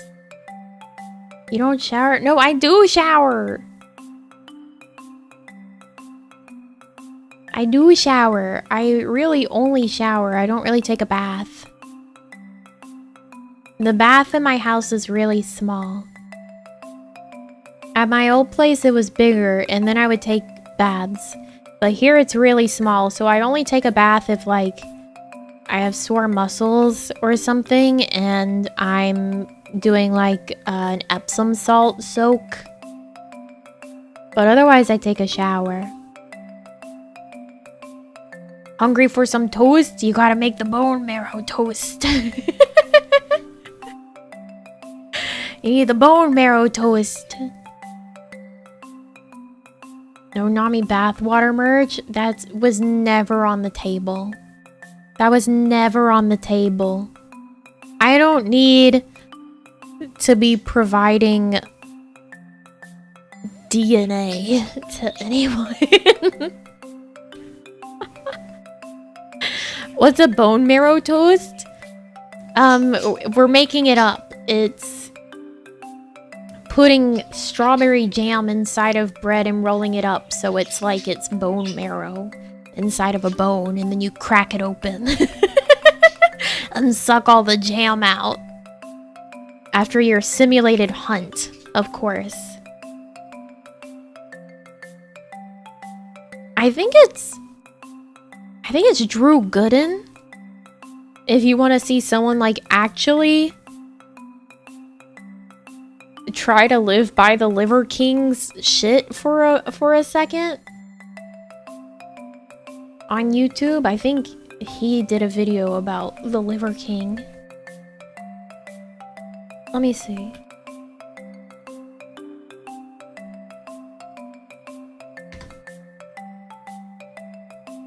No, it was Danny. It was Danny Gonzalez. I've done the thing. They literally named their tour "We Are Not the Same Person," and here I am confusing them.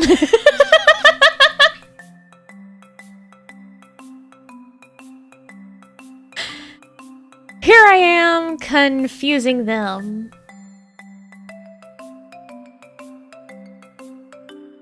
Sounds about right. Listen, it's an honest mistake. Yeah, so Danny has the video that's just talking about the Liver King, and then he also has a video that's like, I tried living like a caveman influencer. And that's the one where he actually attempts to live like the Liver King outlines. So if you want to see someone actually attempt to follow the Liver King's ancestral tenets, Danny Gonzalez has you. He has you.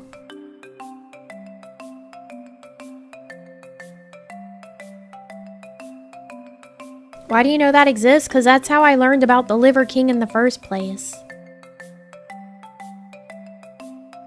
It was one of his videos about the man. It's an actual thing. I thought we were just making it up. No, the Liver King is real. Ooh, beware the Liver King. He'll come in the night for your liver.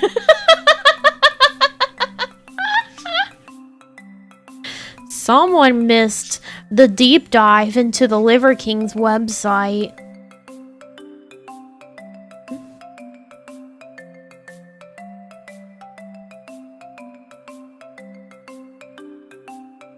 He can simulate hunt you. I would be so fucking scared. I'd be so fucking scared if this man simulated a hunt at me. Terrifying.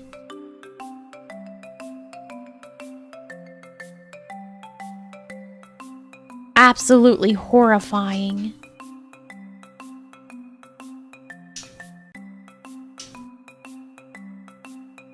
Someone make a Liver King creepypasta.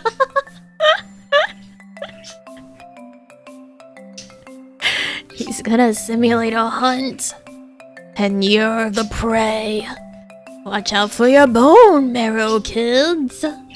He'll suck it right out of ya. I need to go eat bone marrow toast.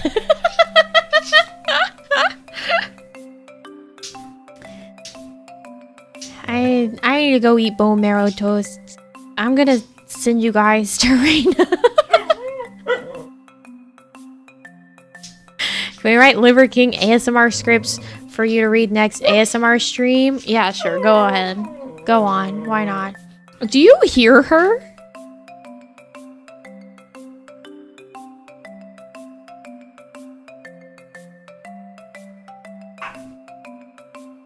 What is going on with her? She's so dramatic.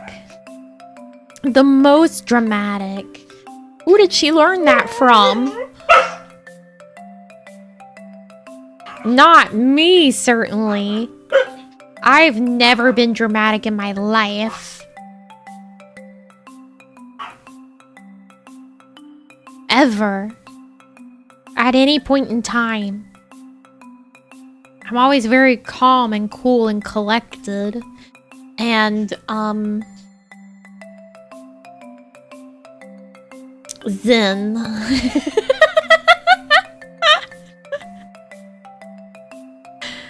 So zen. All the time. Yeah, and not aggressive.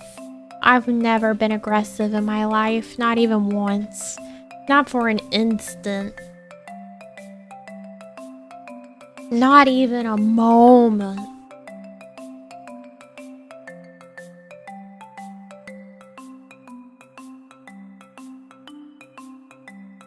Where's the video proof? Do you want the bagel eating video again? That's what I've got for you. As video proof.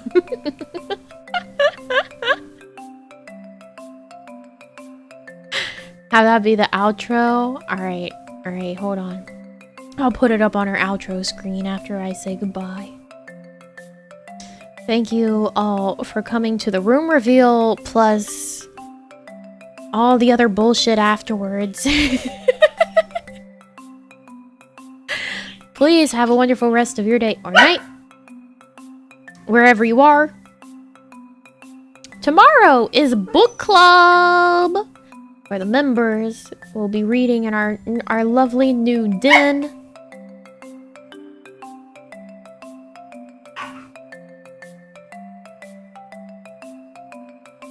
Go enjoy Reina's stream.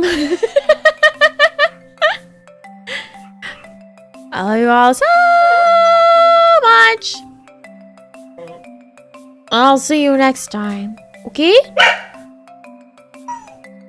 Bye!